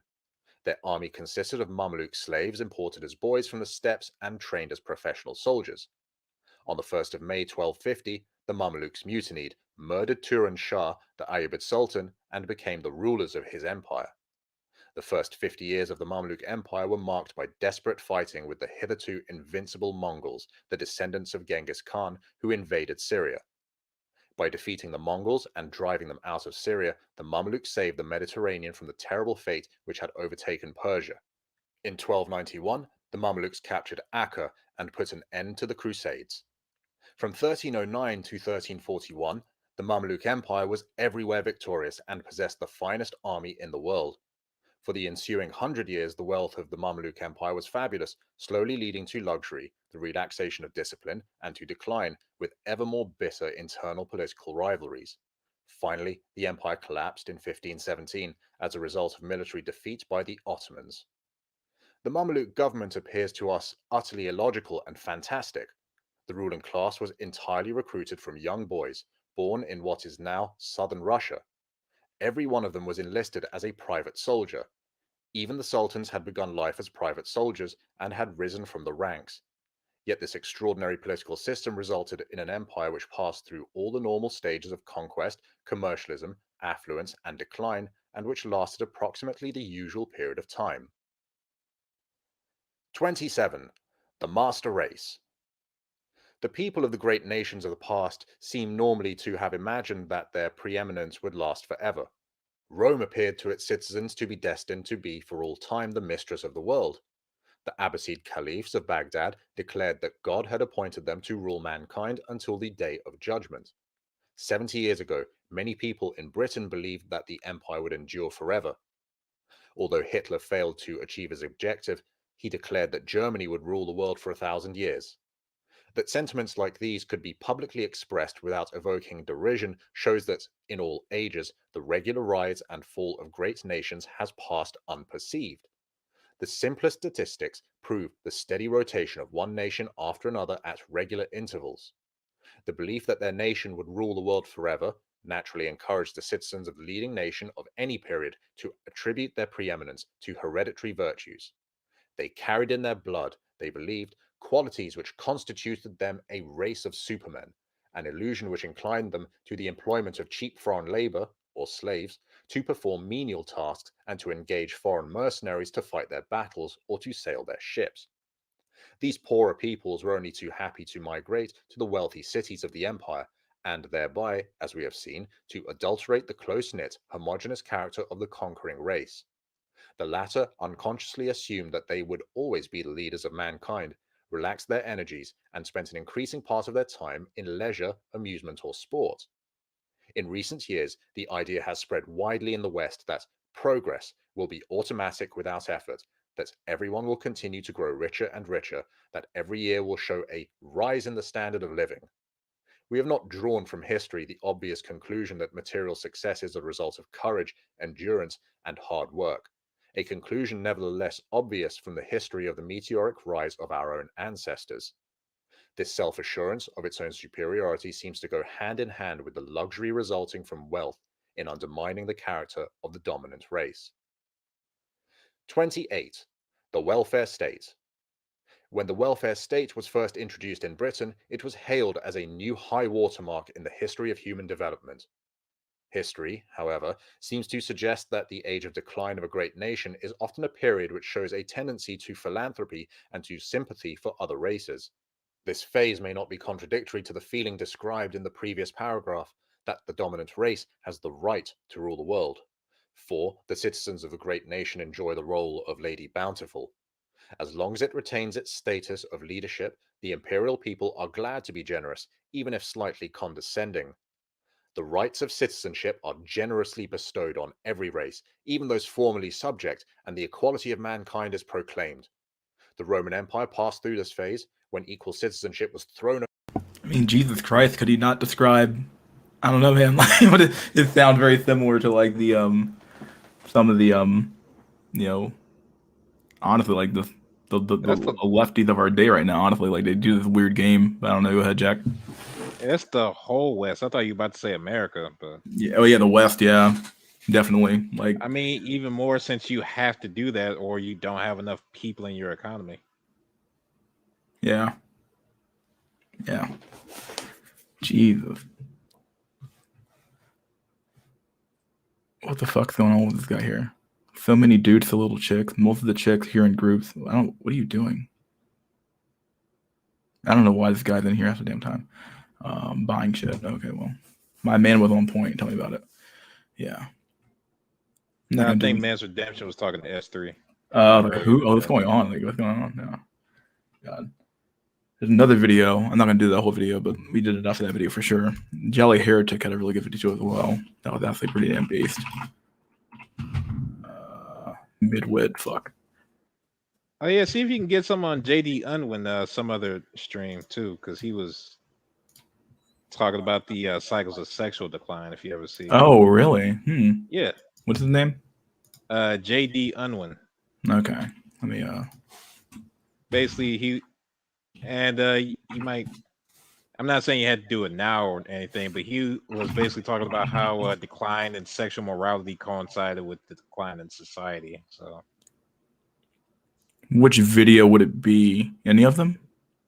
no, I have no idea on any specific video. I was just talking about a person to maybe look up, and he might. Oh yeah, I see. I do see some videos here. I might not play them, but we'll do Jelly Heretic video real quick.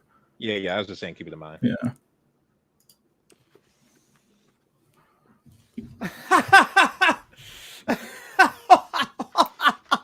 Classic. Our comedy prime minister at his best. Blair is dead in the water, chaps. No such luck. Oh, just remember we're all going to die. And not only that, not only are we all going to die, but it seems that the whole of humanity might die. The whole of civilization might die out, and we may well be one of the last few generations of humanity. Hello, hello, hello, and welcome to this edition of the Jolly Heretic. Now, today I would like to talk about the possibility that we might just die out as a species, or certainly civilization might die out for 10,000 years, and we may well be one of the last generations of humanity, and certainly one of the last generations of civilization. Now, why is this the case? Well, let me explain. We have recently seen in Africa the re-emergence of Marburg virus. Marburg virus is not very nice. According to the World Health Organization, it has a mortality rate of, well, some people estimate 30%, but some people estimate as high as 88%. If you get it, it's nausea, vomiting, chest pain, sore throat, abdominal pain, diarrhea. The symptoms are increasingly awful. You go into shock, you get jaundice, inflammation of the pancreas, severe weight loss, delirium, liver failure, massive hemorrhaging, multi-organ dysfunction, and eventually you bleed to death to some extent out of your arse. It's really not a very nice way to go. And as I say, mortality rate of up to 88%, and nothing really that we can do about it. No vaccine, nothing like that. Now, Ebola, you also have that. That's pretty awful in Africa. Yellow fever, Lassa, all of these, about a 10% mortality rate, but they do have vaccines. Marburg, the virus, really not very nice, as if not more lethal than the Black Death, and no vaccine. Now, it's not amazingly contagious. You get it through sort of blood-to-blood contact, things like that. But the problem with this is that these kinds of conditions, these kinds of viruses evolve to become contagious. And we know that this has happened with a certain virus that is very popular at the moment. They start off not being particularly contagious and they evolve to become more contagious. They adapt. And eventually they become airborne. So if we change our behavior, if we start wearing the old masks and things like this, then of course they change their behavior. They evolve such that the more successful components of the virus can survive in smaller and smaller and smaller droplets, and eventually they can survive in droplets that are so small that they can survive essentially in the air, in aerosol. Now, when that happens, they are airborne and they simply hang around in the air. And then that's it. Then you've got a serious problem on your hands. Now, this could happen with other viruses that are far more deadly than the virus that is pretty popular at the moment. For example, it hasn't happened with rabies. There's no vaccine for rabies. It could happen with rabies. Imagine that. Imagine if you had rabies hanging around in the air. Rabies has a mortality rate of 90%, and you die in agony and it sends you mad. It could happen with anthrax. Anthrax has a mortality rate of 80%. Admittedly, there is a vaccine for anthrax. And it could happen with various other Andes disease, mortality of 37%. Could happen. How could it happen? Well, zoonotic pathogens are extremely common. That is to say that you're in contact with animals and the conditions jump from animals to humans. They get into humans and they start evolving and they start becoming worse and worse and worse and more severe until in extremis they become airborne. People can cough them out, that sort of thing. And then you're in serious trouble. How do they come about? Well, they come about, first of all, through being close to animals. Once you have an agricultural society, you are close to animals, and therefore these conditions can jump the species barrier. The second thing that causes them is population density. Once you have population density, cities, things like that, you have humans being close to one another, and therefore you have these conditions spreading to other people. The third thing that you have is basically an international society. That's what you get at a time of high societal development, during, as it were, the autumn or early winter of civilization. You have a highly international society that's highly networked with trade links and things like that, so that these conditions can move around and be spread to very large numbers of people. Now, basically what you have then is an enormous laboratory in which these conditions can evolve and in which these conditions can become worse and worse and worse and more and more and more severe. You have basically an R strategy. R strategy, of course, is an easy, an element of our strategy is an easy ecology. This is an easy ecology for pathogens to some extent. And because it is an easy ecology for pathogens, they can then grow like anything. They can then spread like anything. They can then increase like anything. You have these ecologies become vectors of disease. Now, when do we see in history these vector of disease conditions? We see them, and we have seen them before, just before or around during the time of the collapse of civilizations. I don't need to tell you, if you've been drinking at the Jolly Heretic for quite a long time, that of course civilizations go through cycles. They start off under harsh conditions. This selects strongly for intelligence and cooperativeness and things like this. This then creates the civilization. This then creates the civilization, then reduces the harshness of the conditions because it brings in things like, as you saw with Rome and Greece, like plumbing and healthcare and all that sort of thing. It reduces, there's no less war. It reduces mortality salience. That means you have a rise in mutational load, a rise in basically genetically sick people, more and more people, larger and larger numbers of people, and eventually, for various reasons, people that are more intelligent stop wanting to have children. It's unclear why. One reason could be that they're more environmentally sensitive. It's an evolutionary mismatch. This kind of makes them weird and a bit depressed, and they don't want children. Another reason is that you have the rise of contraception, and more intelligent people are better able to use it, and they want to have they're wealthier. They think of the future more, so they end up with lower numbers of children. Intelligence starts to go down. So intelligence is going down, genetic health is going down, population density is very, very, very high. There's a complex society with international trade links. This is the perfect time for you to develop a deadly disease. And this is exactly what happened last time. This is what explains, in part, I mean, it was already in decline, but with the collapse of classical civilization, you had the rise of bubonic plague. You had a civilization that was huge civilization of people that were decreasingly genetically healthy and were increasingly stupid and making impulsive decisions. And in that context, in the 500s of the Great Justinian, you have it gets a bit colder. Now, this is a serious problem, of course, because it gets a bit colder. That means the population is too large for the amount of food that can be produced. So the people are already ill. They're already unwell because they're starved. They're not having enough food. They're not well. And this means that the plague then develops. It develops into a form where it spreads via fleas and whatever. Because it's cold, the fleas can't pass out the plague bacillus from their system because it's too hard. So they kind of bite it into the human. The human gets plague. Then it changes such that it can become pneumonic plague, such that it is airborne, such that it can be spat from human to human. And then you get this massive outbreak of plague, the first time ever that we know of.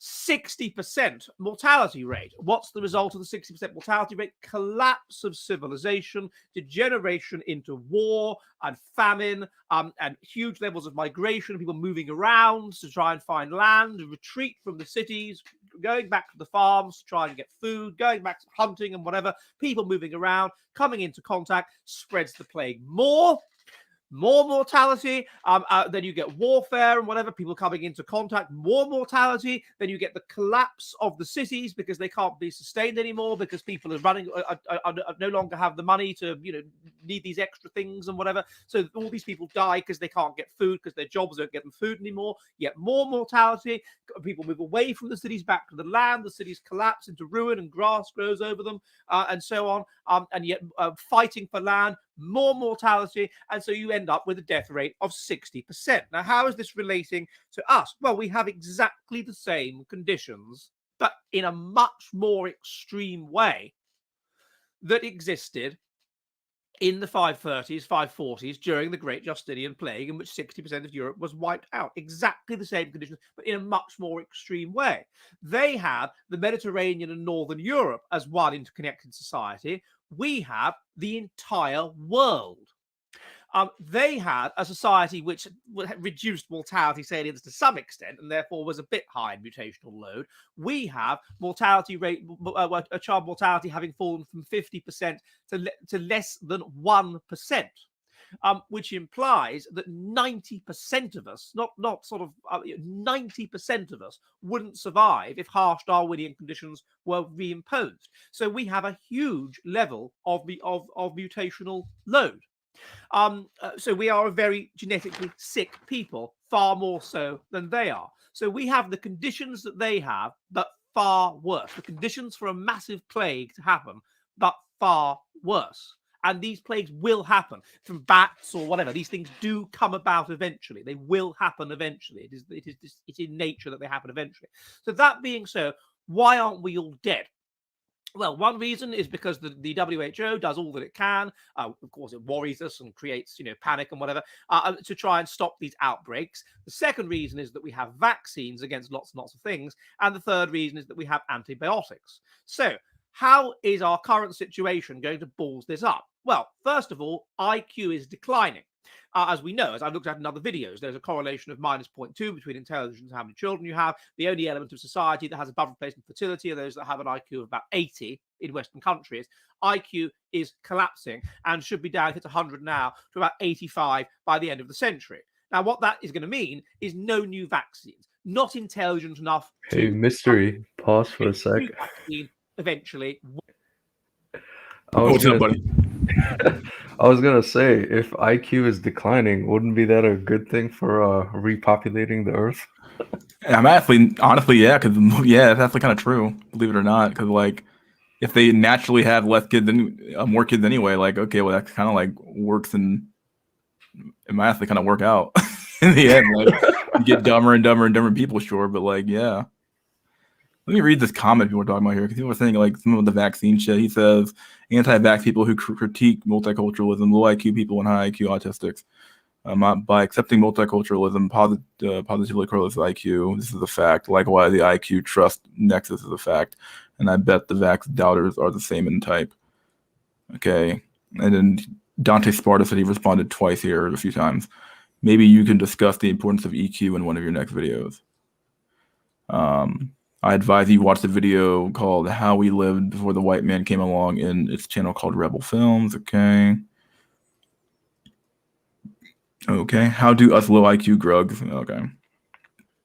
Where do you want to fundamental postulate of germ theory as follows. Atomism, the human body is not designed by God to heal itself, but it's a product of Darwinian evolution, arbitrarily throwing its proverbial solution, blah, blah. Cause disease is not important. The main point is that to make money off of humans. Millions of year evolution favored survival of bacteria that destroy the bacteria. Thus, primitive organisms are simpler. Blah, blah, blah. Okay. Original man, red, ruddy, Adam was created by God. Okay, well. All right. Oh, emotional until I was wondering what you were talking about. They were EQ. Okay. Yo, but the EQ is bullshit, man. It was invented by some writer at the time to kind of, quantify, what do you call it, quote unquote, emotional intelligence. It doesn't have an actual real measure, say like IQ. So it's kind of like measuring off bullshit terms. Like arbitrary calling like 1 meter, actual 90 centimeters. And then this guy's like, oh no, this 1 meter is like 110 centimeters. Like, dude, a meter is a meter. You know what I mean? Like EQ, its premise to begin with is on faulty start. Just saying. No, EQ, yeah. I've always kind of heard that before. Look at this JD Udwin video real quick. This looks pretty interesting. Watched Wretched. This is like 28 minutes long. 99% of what we believe about female sexuality is nonsense. Daniel Bringer, Big Think. It's from 5 years ago. Unwin conclusion: the step-by-step guide to end of civilization. It's like, this is by MGTOW. I don't know. Let's fuck it. Let's. What does it say? Fuck. What does it say? Groundwork for metaphysical. Okay, well, this is like this channel is old as dirt. Wait, who is it? Channel name? Groundwork for metaphysics of MGTOW. I remember this guy from a while ago. The video's not From how long ago? 2016. Dang. What's the general? Let me look up this guy real quick. Is it JD Unwin, right? You said? Yep. It spells like it sounds. Yeah, that's what I kind of Unwin. Okay. What did he have to say? Wikipedia. Let's look at the Wikipedia article of this guy. Fuck it. Let's close this down.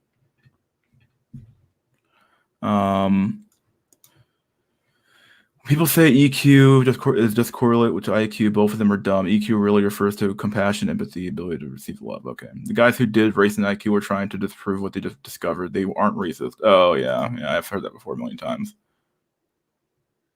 Oh, his pinned comment was a response to. Okay, I didn't see your initial comment. I only saw his response, and I saw your responses to that. So, yeah. What's this say? In Sex and Culture, 1934, Unwin studied 80 primitive tribes and 6 known civilizations through 5,000 years of history and claimed there was a positive correlation between cultural achievement of people and sexual restraint they observe. Aldous Huxley described sex and culture as a work of the highest importance.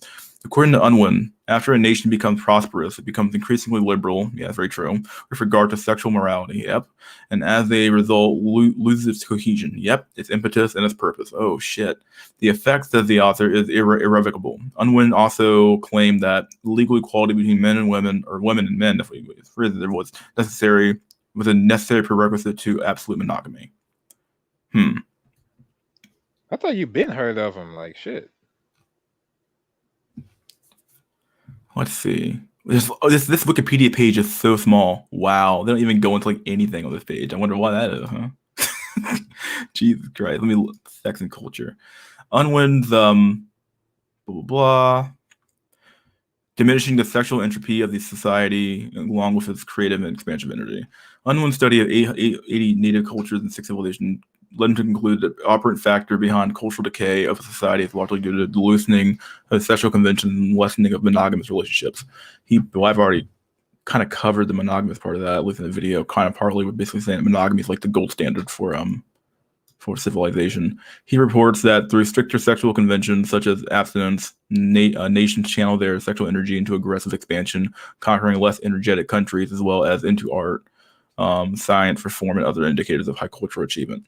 Unwin's categories of civilizations into categorizes the civilization into 4 categories in order to assess their developmental status in comparison to each other.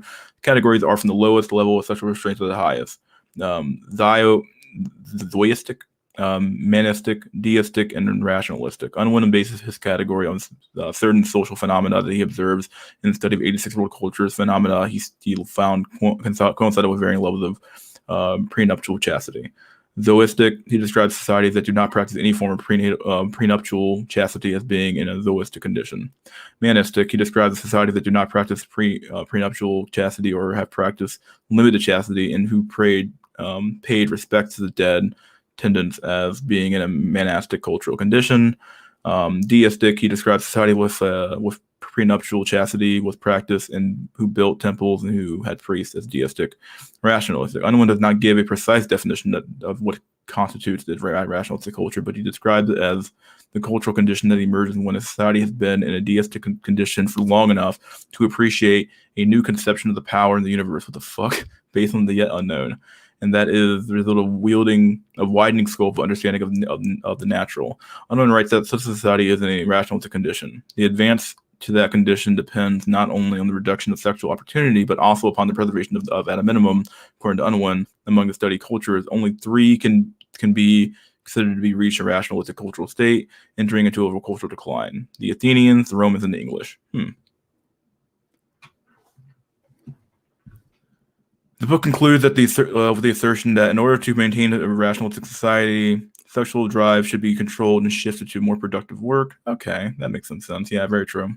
Yeah, because if you give people the sex up front or just get out of the way, then their sexual needs are met, at least in my opinion, that's what he's saying here, and then you can just have them do something else with that energy, obviously. Because if you're constantly trying to find a way to get sex, you're wasting your time, wasting your energy, you're doing everything you're doing is to get more sex, and try to find sex. If I just give it to you up front and you get out of the way, okay, well, you're going to take the energy, because you already have what you need, you're going to do something else with that shit, so, yeah.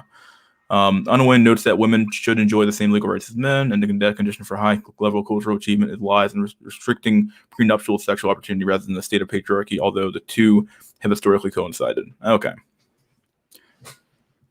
From a superficial, this is actually from the book, I think, actually from the book. From a superficial study of available data, it might be thought to the question of female subjugation and parental power are indisputably allied, that the female continents, but actually their alliance is that the past is due to the chance factor that sexual opportunity has never been reduced to a minimum except by depriving women and children of their legal status.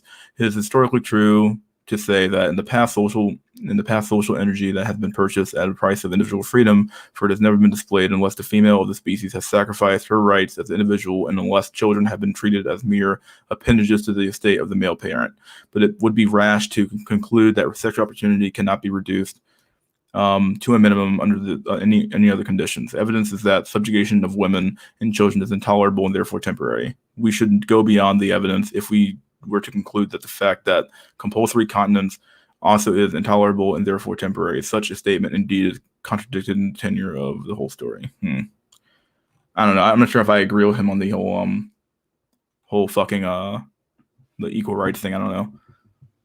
Because how would you even enforce that? Like, I guess you would need some sort of like, I guess you wouldn't force it via like social pressure, but that's still like, I don't know. Like the reconciling of his thoughts, I don't know. But JD Unwin, as far as incel circles, like, yeah, he's about as prevalent as Glub is, I would say. Because I found out about him through the scientific black pill page on incels.co. So.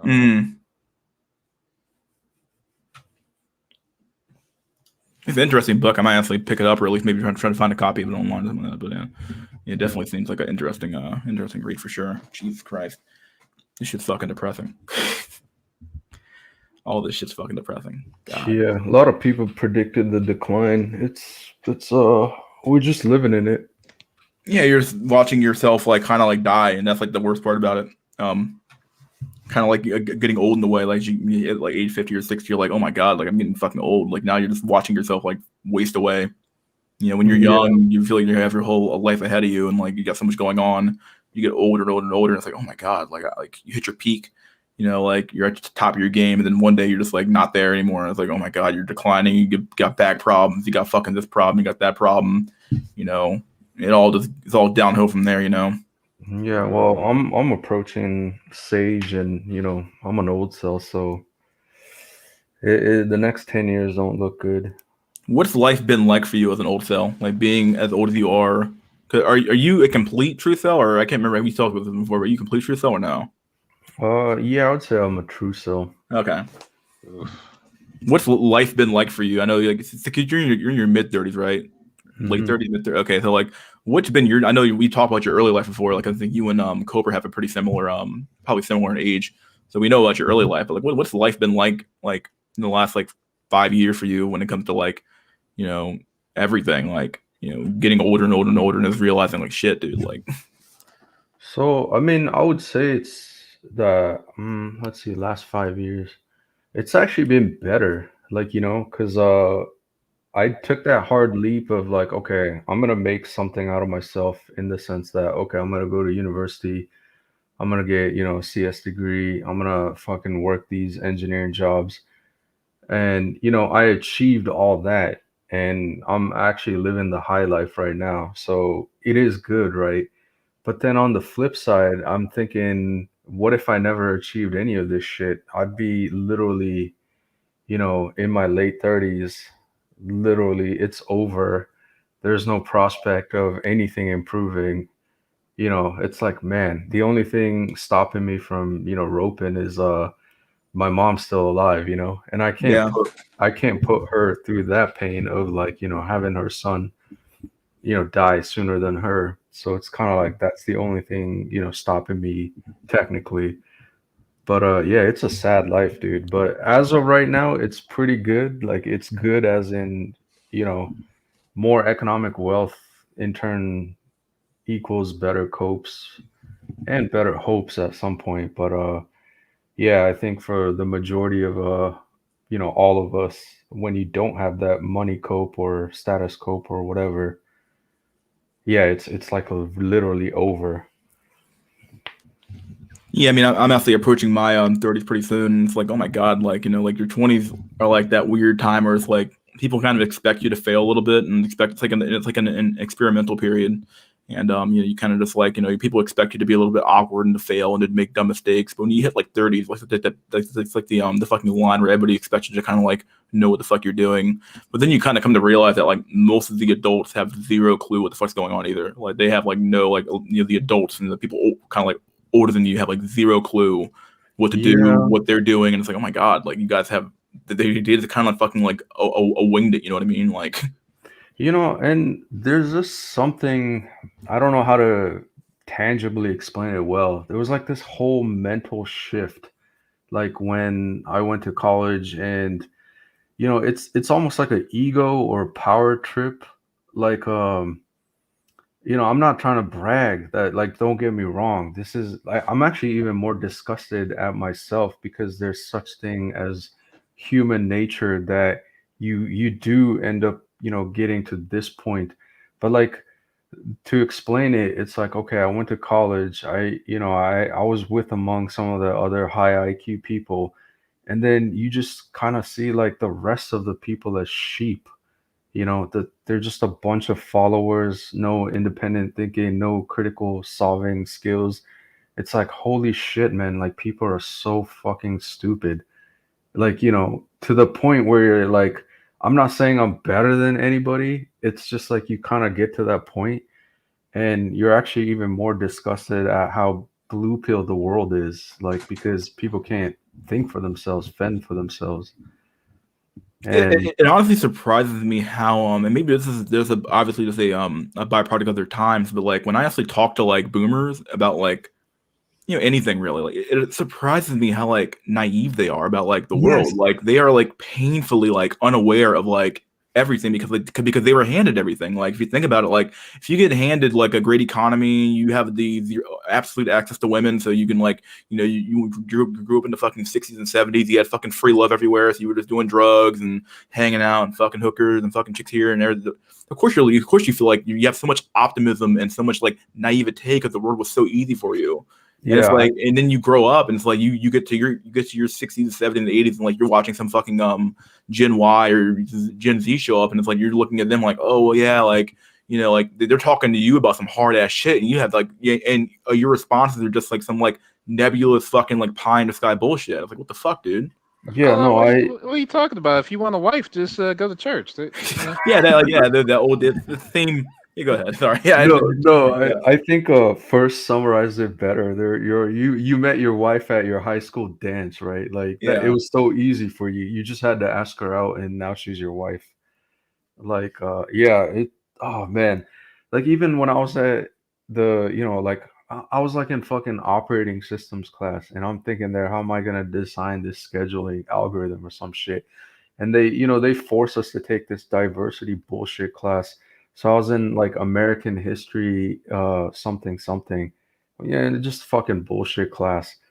I literally aced it. All my exams were just essays. I bullshitted 100%, and I fucking paid attention in class and just wrote an essay and passed, right? It was like that simple. And half the class is like complaining like, "Oh my god, like I got to write a two-page report. Like that's so difficult." Like I was just like, man, what am I like? Are we in college? Like, are these all fucking adults here? Like, they can't even write a two-page report on some bullshit topic. And here I am trying to figure out like something to do with operating systems. It's like there's just like a mental shift in, I don't want to say it, but it's like half the people, if not more than half the people, are just like little sheeps. They just don't know how to think. And yeah, like not to put down anybody, but it's just like for those that kind of cross that threshold, yeah, it's that was just one of the more, you know, eye-opening things I should say, like when I got older. It's like because at the flip side, you also realize like fuck man, I used to be one of them. Yeah, yeah, to some extent, yeah. Yeah, it's like I've been awoken from the matrix. It's like, wow, I used to be that dumb too. Like I can't believe I said some of the shit that I said back when I was like quote unquote younger, right? Oh God, like yeah, I look at my like 22, 21-year-old self and just cringe at like the beliefs I had. I'm like, oh my fucking God, I was a fucking idiot. And I guess, Yeah. but I guess like in your 20s though, you're kind of supposed to be a fucking idiot though, right? You're supposed, like any, I think the what's the old saying? Like if you're young and you're not a liberal, you have no heart. If you're old and you're not conservative, you have no brain or something like that. It's the old saying that people say, but it's somewhat true. Like one of the things where it's like, dang, like if you don't grow up and like come to realize that like the world isn't as like free as you want it to be, like taking like the whole liberalism view of like, oh, people should be able to do what they want and free love and do what the fuck you want. But then when you grow up in the rural world, you come to realize like, oh my God, like what the fuck's going on? Like this shit doesn't fucking work. Like you start realizing that, dang, like I had this weird view of people that was like totally incompatible with like the way the world actually works, because maybe the people you are around could control themselves, but like you come to realize that, dang, like a lot of these people have zero self-control, zero ability to think for themselves, and like you just come to realize that, dang, like society almost has to be like somewhat fucking run by like somebody else for these people. You know what I mean? Like I don't know. Yeah, and I definitely think it's like also society has to play a role in it. Like I don't know how to put it. Like in the West, right? Like life is actually pretty dang good. So, there it's like, oh, like a guy opened the door for me. I feel so oppressed. Like that's their complaint in life. Imagine going through life, like, oh, a man looked at me funny. I am oppressed. Like they have no fucking idea how, maybe even outside the US or elsewhere, it's so harsh, right? So that's why I say it's like go live in a third world for like 3 months. You'll realize like how good you actually have it. And because people grow up in that kind of how life is good, it's like they just tend to grow up like just completely idiots of like oblivious, that naivete of not knowing how bad it is. And to some extent, us incels, like, we already face it on a daily basis.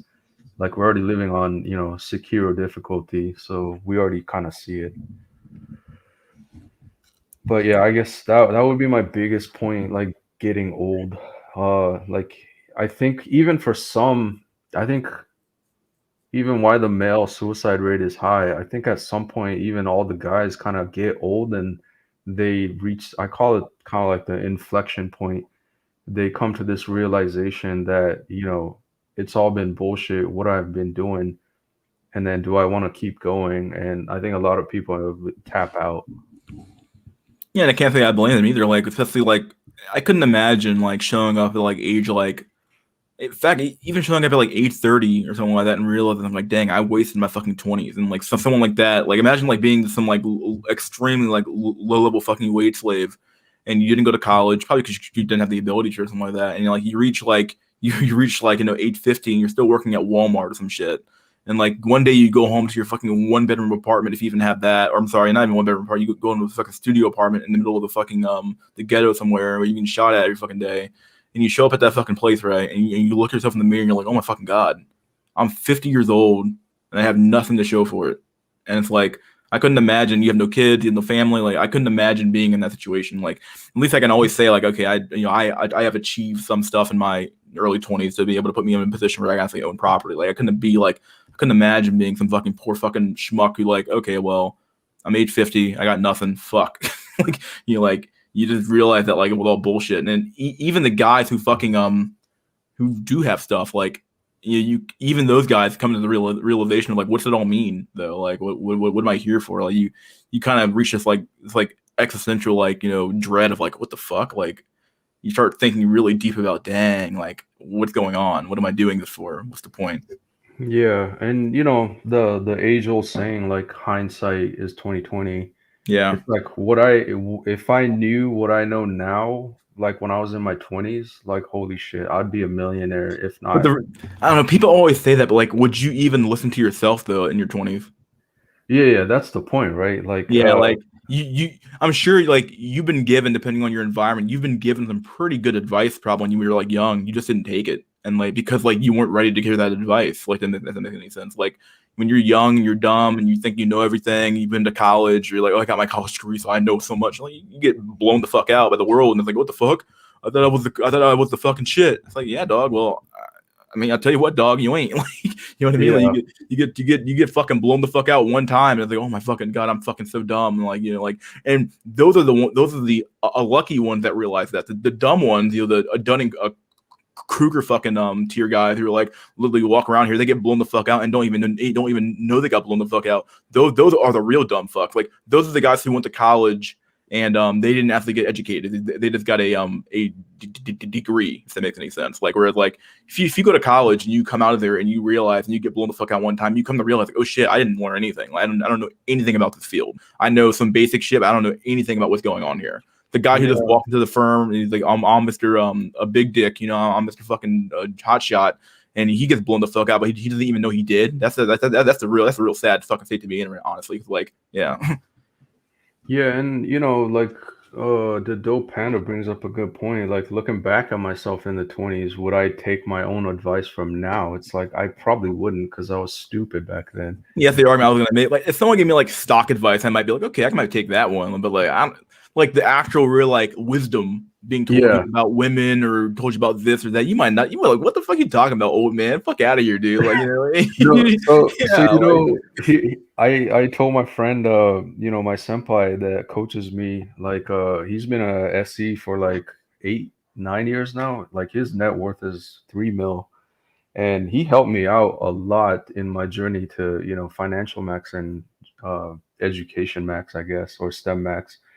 But he was giving me advice like years ago. He's like, bro, you just need to open up an account, just make a habit of, you know, even putting away $500 or whatever, even $100 a month away. Like, you know, at the time, you're just such an idiot. You don't realize. But then now when I got more money than I know what to do with, it's like the only course is to invest it. And, you know, it's like, last week I made like fucking a ton on my returns after investing like, you know, 30-40K. I was like, fucking shit, like why didn't I do this sooner? Like I called him up and I was like, bro, like everything you told me, like why didn't you force me to do it? You know what I mean? Yeah. It's like I feel so stupid. Like why didn't I do this sooner? Is yeah, I guess life is all about, yeah, fucking why didn't I do it sooner? As I can hear said, like nobody gave me any good info. It was blue pill BS. I had to figure out shit on my own. Like sometimes that's definitely true too as well. Some the people around you can sometimes be like, you know, like the, you know, like not that your enemy per se, but like it's kind of comes down to like if no one around you is like aware of anything and they're all like stuck in the fucking, you know, the blue pill bullshit or want to call it, well, they can't give you any advice even if they wanted to. Like the advice they're gonna give you all gonna be framed around, oh, just respect women, or you know, oh yeah, you'll find the right person one day, or oh don't worry about that, just go to college. A whole bunch of stuff they'll tell you that's like, wait a second, like I don't know, dude, like, or go to college and follow your passion or some shit. You know what I mean? Like don't just go to college for something that's like practical. Go to college for something, follow your passion. Like okay, well, all of a sudden it's like if you just get bad advice, like I would almost say like bad advice is worse than no advice. like if you work off of like bad information or bad advice, like oh my god, that can be catastrophic. If you have no advice at all, well at least like you're not being damaged by that. You know what I mean? Yeah, and I think there's gonna be ups and downs in life, and like you spoke of it earlier, you know, blowing the fuck out, and then the people that choose to, you know, humble themselves, accept the reality, and then it's like, all right, I effed up. This is what I need to do better next time, and you know, improve and capitalize on that, are the ones that, you know, tend to succeed in life, I would say. Otherwise, you just end up, you know, faltering and stagnant and staying the same. And so, yeah, like I got destroyed. Like I finished community college. I got to, you know, the university, and like my first CS course, like the data structures and algorithms, I was like, I thought I knew shit, and you know, literally I got blown the fuck out. I withdrew before I failed, right? Dang, yeah. Yeah. I almost had it happen to me for my because in accounting, like I had to take you had to take in order to even get into the accounting program, you have to pass like the first accounting class, which is like the big first really hard one. And everyone has to take it, but like accounting majors have to at least get a B in that class. Everyone else can get a C and walk out. So like, you know, if you're not majoring in accounting, you just get a C, you walk away. The big ones, people actually majoring in, in accounting have to get a B in that class. And oh my god, I first day I got blown the fuck out on. Like I think I got like a maybe a C minus. And I was like, oh my fucking god, dude, I'm gonna fucking fail this class. And I walked to the teacher, and she was like, "Me, boy, you better fucking like not to fuck up or some shit." She didn't say that, but in all the other words, she basically said that. I was like, oh my god, so, like I busted my ass that entire semester, fucking like fucking reading that book, fucking doing online questions, fucking being in her office every fucking week. I think I got like an A on the next 2 tests, and I was like fucking ace that class. I'm like, yeah, fucking heard that, but like fucking Christ though, dude, like it's so easy to fall behind and you get blown the fuck out one time, and like that's a big like reality check for you, like for some. So like for me, it was like fuck, I'm gonna fail. Okay, just withdraw. Like I stuck my hand in fire. I got burnt. I didn't have the gloves on, and even at the university level, it's so fucking harsh. Like, I had to had like a one-on-one with my mom, and I'm like, Mom, I'm ready to give the fuck up. Like, I didn't realize what the hell I was getting myself into. And she was cool enough to be like, yo, you made it this far. Like, it's so easy to give up in life. Why not keep going, kind of thing. And she helped me pay for like this and that. And I actually went back one semester back to the community college to retake some of those hard CS classes. And I came back with a vengeance. I was like sitting there reading textbooks for like hours, practicing. Like, I call it the light bulb moment. It's like when it dings in your head, you're like, oh, I finally understand. Like, you have to have those light bulb moments and like literally understand the concept. Yeah, like university is no joke. Like, you fail once, you can retake it. If you retake it and fail, then you need to explain why you failed, and then they give you a third chance. And then if you fail the third time, you're basically out. I can't tell you how many people were in my school were majoring in a finance. Actually, finance is a different topic from accounting, obviously, but obviously I had to take a finance from the school of business. So like I took the class. In my case, I only had to get a C. But there were people who were like literally taking that class for the third time. I was like, what the fuck? Like, that class was easy as fuck for me. I was like, this is easy as shit. I think I got like a B plus or like an A minus in that class. It was pretty easy. I didn't even put a lot of effort into the class at all. I was like, okay, whatever. I just like took it, and one of my extra class, I didn't really care about it. But I was like, I put in very little effort, and like, okay, like how the fuck did you fill this class 3 fucking times? And his tests literally were just like, he would just take his test literally from the he had a test bank. He would literally give you the test bank. Mhm. All you had to do was memorize the questions. He might change the fucking numbers around, but the process is exactly the same. So if you like, he already gave you all the questions of the test, you just have to memorize that shit. And people couldn't do that. I'm like, what? This is easy as sin. You can't memorize shit. Like, fuck, dude. Like, I don't know. Like, stuff like that. Like, made me realize, like, dang. Like, even going to like a little fucking a state school, you come to realize, like, dang.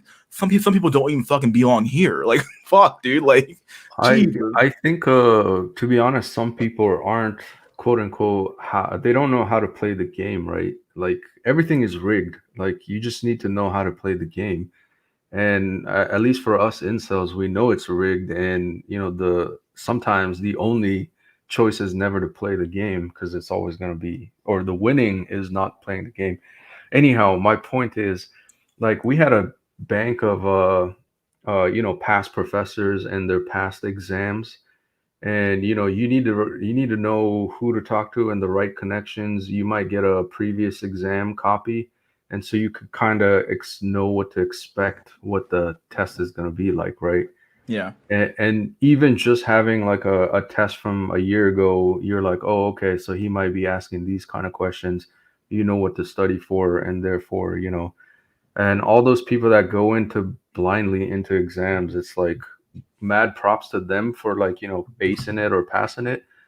But that means they did really study their shit. But 80% of them are just half-assing it to begin with. It's So so funny that you bring up like the whole thing about like finding a test from like another yeah, student. and Like even though that's against hold on. go Yeah, ahead. yeah. And to even finish it off, right? Like, one of my professors, this guy's no joke. He has a PhD in plasma physics. Like, this guy is like smart as fuck. He's like a real scientist. And he even admitted, like, when he was in college, it's like, oh, you need to know the guy, who to pay and get the exam for Oh my Professor X. god, dude. And like Oh shit! Basically, Yeah. at my school, one of the hard classes to pass was economics. Like macroeconomics is really kind of hard to pass, even though like, it was a pretty entry level class. But like it was one of those like a weed out classes. They would like used to like weed students out for sure. And basically, like one of the teachers was like notoriously hard for being like a hard ass teacher.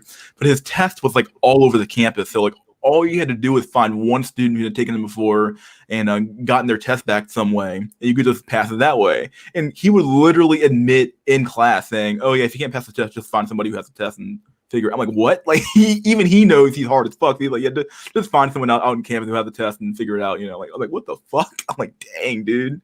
So yeah, like Yeah. that whole thing about knowing people in college is extremely important just to passing the fucking game anyway. You know what I mean? So yeah. Yeah, for sure. It's figuring out how to play the game, and most people don't even make that effort to figure out. Like, pick up the box, read the instructions. Like 90% of people don't. You know what I mean? Yeah.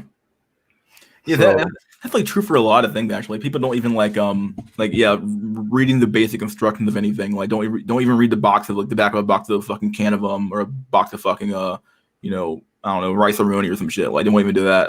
yeah, Like exactly. fuck, like I mean, when I get my new electronics and everything, it's like literally I'll spend the 5-10 minutes to read the entire instructions, and it's like people don't do that. Like, what the hell?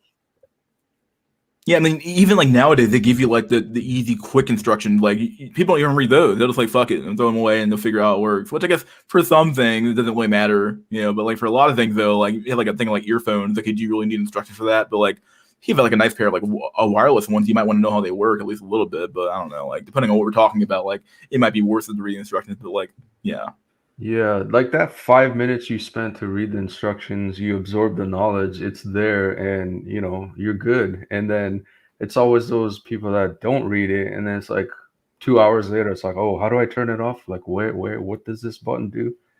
And then you're like wasting more time trying to figure it out as opposed to should have just read the manual, bro. in school, I was doing to have integrity shit when I should have just cheated. Most people weren't smarter than me; they just knew how to cheat. Yeah, that was definitely very. Even in high school, this happened to me. I was taking advanced chemistry, and literally every single student in that class who had A in that class was cheating. Like people would write little notes on people's backs and like just take like a post-it note, put on someone's back to like memorize the form. Well, not memorize the formula, but like had the formula in front of them to solve the equation. I'm like, what the fuck? Like everybody was cheating. And I think only one guy got caught the whole time. Like, 'cause, if you were sitting up front, you were at a huge disadvantage because you didn't have somebody's back to like to use. So like if you're sitting up front, you're fucked. But if you're sitting behind somebody else, oh, you just took a post-it note, put it on someone's back, and just passed the test. It was so fucking sad. But it happened all the goddamn time though. Like a lot of those students who got A's, some of them were just outright fucking cheating, dude. Like Yeah, one caveat is in STEM, at least in computer science, like you do actually need to know your shit. Like you may be able to actually pass the test, but at the university level that may be fine, but in the real world, like yeah, it's not gonna fly. Like you actually yeah, need to know absolutely. your shit. Yeah. That's a huge, actually, probably a big issue actually coming out of college now, where it's like if cheating, it pays off in the short run, but in the long run though, like when you get to a real job and people expect you to know shit you should know, but like your first job, maybe you might have some slack. People are gonna be like, okay, he's new, that's fine. But like, you get to your third job, you don't know the basics of your fucking field. Oh my fucking god, you're gonna get lambasted. You're not gonna last very long at all. Actually, there's actually a huge, not even a huge issue, I guess, but something I'm observing now in my current place of employment is that effectively we have a lot of like turnover for people who like they job hop like every 6 months. And my like theory is that they're job hopping because like they don't really know what to do, but like the 6 months itch is like basically like, okay, well, in 6 months people don't really expect you to be competent at your job yet because like you're still fairly new, so you're still learning stuff.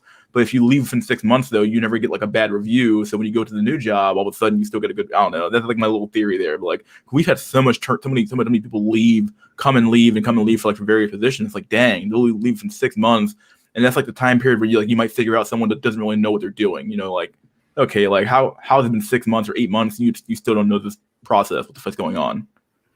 Yeah, at least in the programming world, like as a software engineer, like when you join a team, for the first, I would say 3 months, you're technically useless because like you need to learn the tech stack that they use, like the process, the code repo, like get familiar with the code base.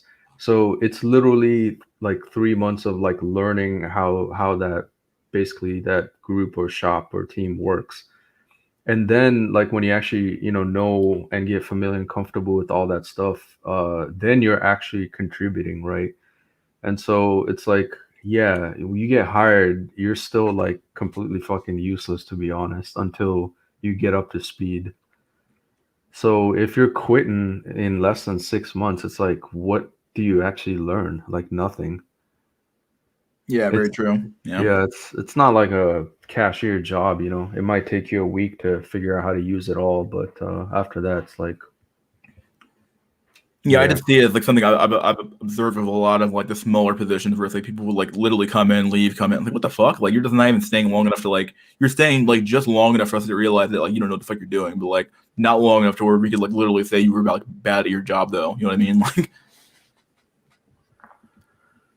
yeah. I mean, I kind of get it why they job hop, because you get a much higher increase in your pay for sure too as well. Every time you job hop, it's like what? How much more? I think it's like what 35% or some shit. I forgot how much more you get, but it's crazy high.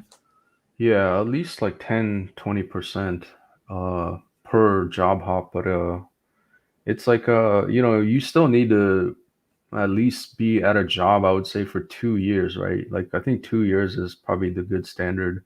Yeah, that's Because just you're been my general thing as well. I tend to stick out for jobs for about 2, 3 years, and then I might job hop depending on what's going on in my life. Like right now, I'm taking a class, so I'm not going to job hop for a little bit until I get the class done. But my current job offers a tuition reimbursement, so I'd rather just take advantage of that while I can. So Yeah, at least for me, it's kind of like I'm in a really good team. It's so chill, and the pay is excellent.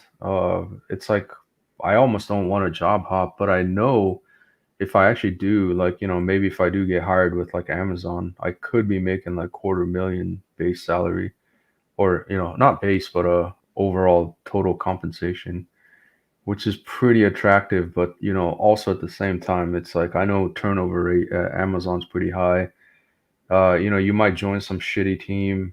It could be far worse. And then it's like, bro, I would rather make 100K less and just go back to my old team where everything was, kosher. So yeah, there's that dilemma too.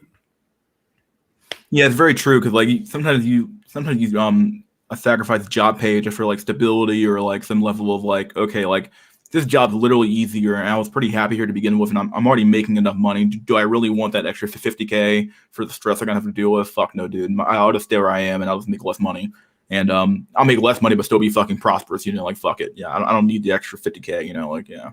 Yeah, it's so true. Like when you get to that level where you're like making 150, it's like, oh, they offered you 20K more. It's like, like if they offered me 50K more, that's when you would like You actually might you might think consider. about it. It's like okay, like but then like for me it would be like a matter of like okay, like how much is that next dollar worth to me? Like to some extent, like okay, like if I'm doing well at 150K and I'm pretty stable where I'm at, I own property here. Like if it's a job, if it's a job within my town, I might do it because you're like okay, well more money is always nice.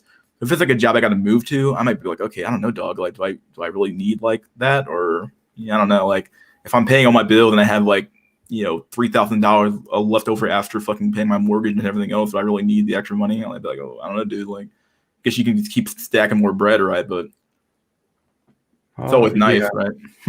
I mean, I guess it just hastens the time frame to get to financial independence. I mean, But I'm always a huge lover of like having a relatively like low stress kind of like job. Like I'd rather have like less stress than deal like if somebody offered me more I'm not saying I want to be like lazy per se, but like just having like a general environment that's not like I hate you the word fucking toxic, but like that toxic environment where it's like, oh god, do I want to deal with that, or would I do with less of that shit and just make a little bit less money, but hang out, like I'll do so that. you know what's super base is my senpai. He has all this shit figured out on his Excel magic sheet.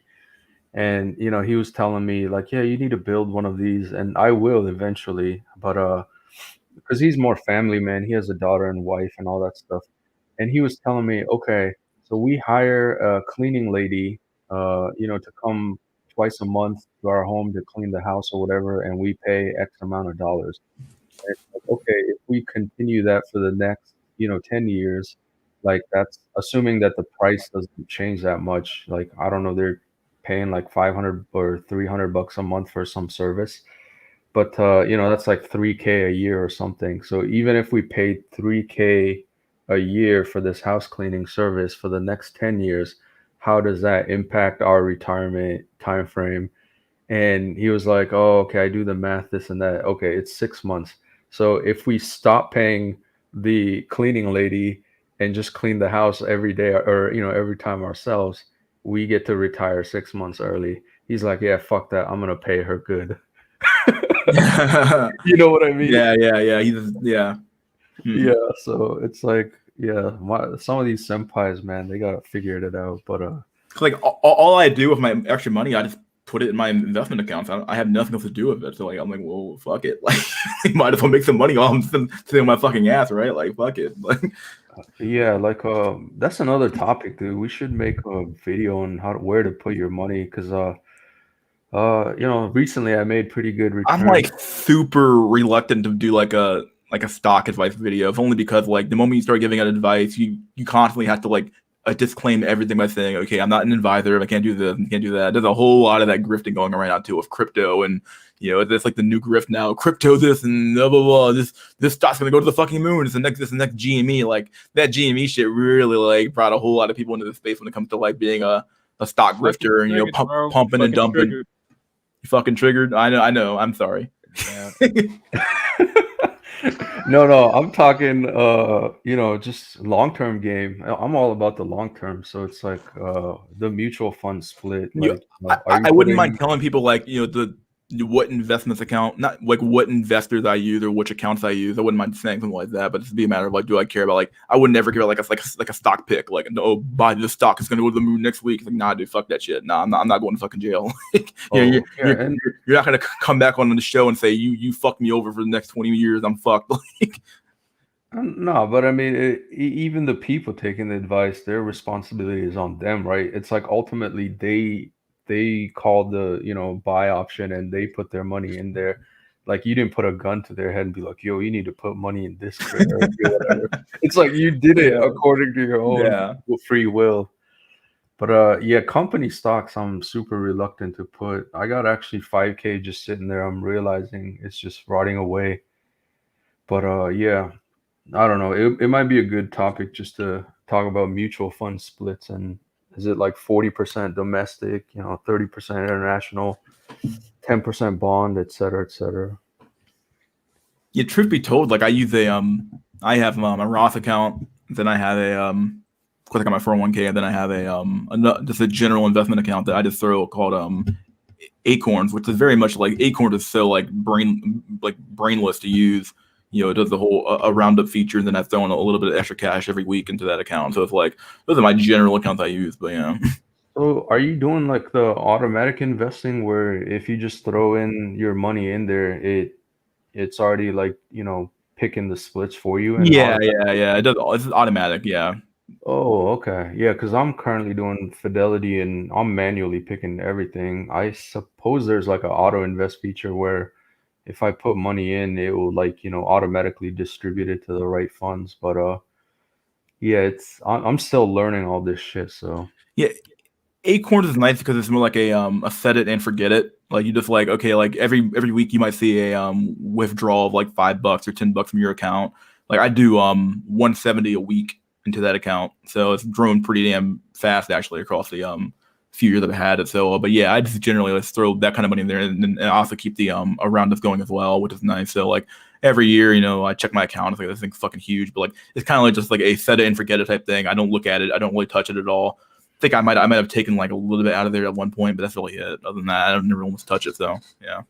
I see. I guess I have the luxury, but I still need to figure out some of my pay stuff eventually. But I want to go like 100% minimal, as in maxing out 401k, maxing out HSA. Do I can't I might not do ESPP anymore, but Yeah, take all that extra money. I think I might be able to literally invest like 3K every month. Dang, that's crazy. That's a lot of money. Either way, though, like I said, just put as much as you can in there, right? Fuck it. Like, Yeah, like, but that's literally limiting everything. I need to control like my budget down to the last penny, but consistently I could probably put away 2K every month easy. my only fear right now is I'm looking at this market. It seems so like divorced from reality. I don't know what's happening right now. Like I'm almost tempted to like take my Roth account and just like pull everything out and just like not pull everything out, but just like take out all my keep the money in the account, but just like pull everything out for temporarily and see what happens going forward. It just seems so like it just I don't know what's going on. Like it just looks so fucking insane right now. Like everything is like yeah. I mean, go ahead. Yeah, because last week I was like, holy shit, why is everything like, in the plus? You know what I mean? It's Yeah. like I was like, what the hell? Like I have all this return? That's crazy. Yeah, it just seems like a huge like I don't know, like we're like a wind up's coming, and who knows what's gonna happen next year when like shit's a fucking fan at some point because like that's the problem with like long term investing. Okay, like you take a huge hit when the hits happen. It's like oh shit, and then like at some point it will recover obviously, but it's like dang, like yeah, I don't know, like if you could keep all your gains, reinvest them back down when when market kind of crashes, you can honestly get way more money out of that system. But yeah. I'll tell y'all from experience, trying to time the rise and the fall of shit will make you broke. Yeah, for sure, absolutely. I don't do that. I'm trying to say, like just pull it out now, and then when it does happen, fuck it. Like if you miss out a little bit, you miss out. But like I don't know, at some point, what goes up must come down. But who knows? Yeah, I'll say this: if you're trying to make money off a rise or a fall, invest in shit that doesn't have time decay. Just straight up. Don't do some silly shit like even long-term options will probably be silly as hell. Just buy stock or something that you can just own forever until the shit happens. What the fuck is this dental office shit? Is this like a meme? Yeah, come to my dental office. I can make disappear your cavity with ancient magic. What the fuck's going on? He's been going on about fucking the dental office for like a fucking like all night. I don't know what's going on anymore. Trading options is a lot of fun. I look forward to more DeFi stuff. Okay. Just be Warren Buffett. Yeah, really. Just be Warren Buffett, boy. Just be the top 0.001% of humanity, right? Probably more than that, but yeah. Yo, but one question, right? Like Warren Buffett's, he's not gonna live for the next 10 years or 15 years. Like Yeah. where's that wealth gonna go is the question, right?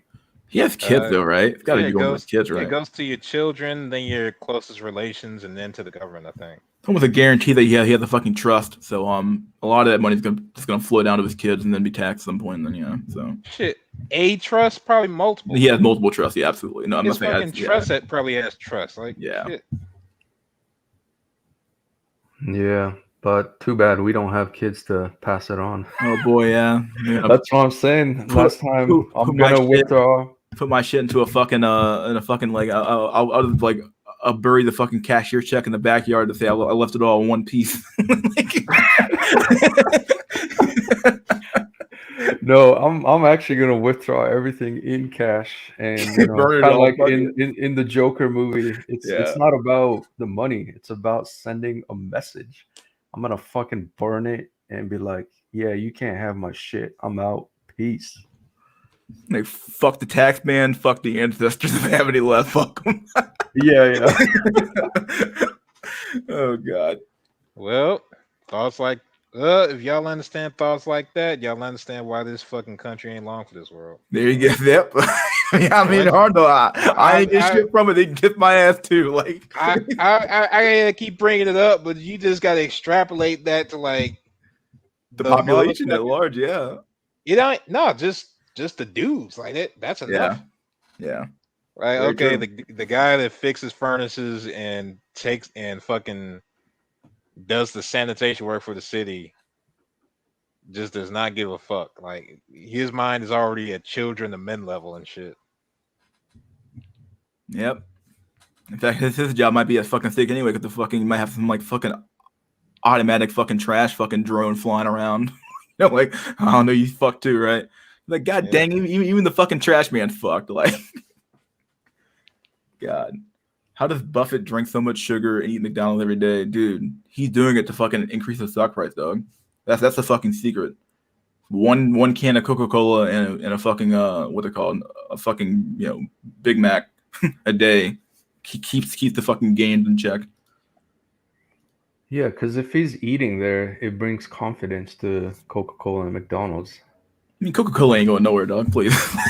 That's true. Coca-Cola ain't fucking nowhere, dude. Like, fuck. Oh, yeah. Fucking Coca-Cola probably outlast the actual United States and shit. Like, probably a lot of the companies probably will. I mean, they're fucking international now, so they're everywhere. So like, if America ever fucking falls, they're just gonna fucking hop ship over to fucking China or hop ship over. Like, that's the thing with all these kind of merchants, that video yes. Yeah. merchants that that video Jarlix told us to watch is that these guys are they're a global now. They can go anywhere and succeed because they have the capital, they have the they have it all. Like they can go anywhere now. They're not tied down to America. They have no allegiance to America. They have, not at all. I was gonna add the Geopop video, at least for the future of jobs and automation. It's actually I think Geopop broke it up into two, because he had an earlier segment about how geography shapes countries and politics. Oh, really? It's its own separate video. But the guy, I forgot his name, who was giving that speech.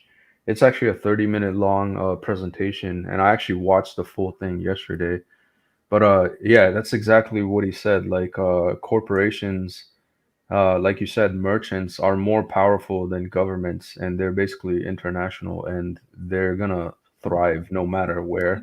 That's always been the case. So even in places like I hate to use the old Rome example, but it's true. Like even in Rome, like the aristocrat class of the senators had far more power, like at least from a wealth perspective, than the emperor ever fucking did. The emperor was fucking half the time fucking just broke trying to maintain the fucking broken ass empire, and the aristocrats had slaves able to fucking get all the food production. Yeah, like this has been almost true, and almost like even in Britain, during the colonial period where like the East India Trading Company owned far more wealth than the crown ever fucking did. So like they were effectively at the the crown might have like ruled politically and maybe like militarily, but like from an economic standpoint, you were at the mercy of these fucking big huge corporations who like controlled your fucking shit. Oh yeah, the crown's the manager, but the corporation's the owner. Yep. Yeah. Very much. Yeah. Very true. Very true. Yeah, and I guess my advice is, you need to understand the game, and people say working for a corporation or other people's cope. It really isn't. If you're smart, you join in on this and get your share of the piece of the pie. Yeah, that's the only game you can play at this point, because like this idea that you're gonna start some like new company and have it work. I mean, good fucking luck with that shit. But I do have dreams of starting my own company at some point, but it would be nice. But like as of right now, it's just not in the cards. I'm just not thinking about it right now. I'm trying to get my education and certs done. So what's the point right now? But maybe it might be like a long run goal, but short run though, there's no point. Yeah, and it's like you're better off just like just working as a drone for another corporation than being a cog in a fucking machine if you're able to get out of there, Yeah, and the reality is like starting your own business and all that. It's like the actual stats is like only 1 out of 10 actually make it. Yeah, they fail so fucking like fast. It's not even funny. Yeah, the reason I'm trying to rush to get my CPA though is that like for the next few years, there's going to be a huge a shortage of CPAs as well. It's going to be a huge because a lot of them are retiring, and there's just not enough of those guys popping up anymore, so like it's my big goal right now to get that cert done. So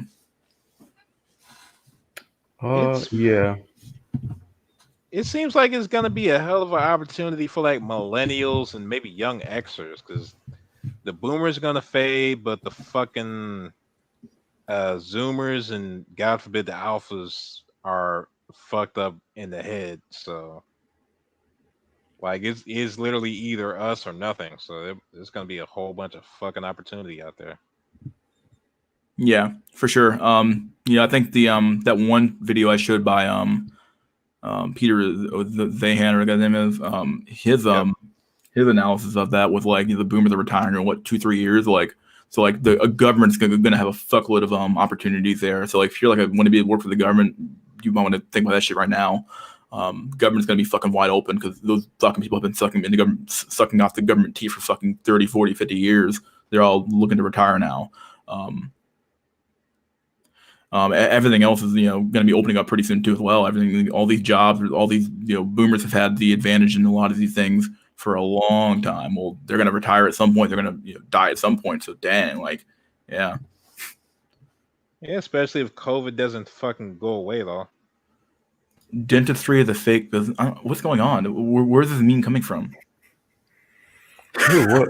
I don't know where the teeth meme coming from here. The dentistry meme. Fuck's going on? Dentistry is actually a legit profession to get in. There's a shortage of actual qualified dentists.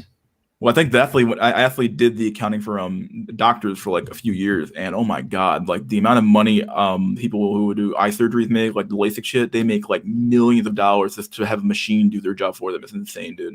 It's just fucking insane. Same thing goes for a general practitioners don't make shit. They're bottom tier doctors for sure. The maxillofacial surgery guys, the guys who do jaw surgery and teeth surgery, oh my god, they make so much fucking money. They're fucking multimillionaires, dude. Oh my fucking god.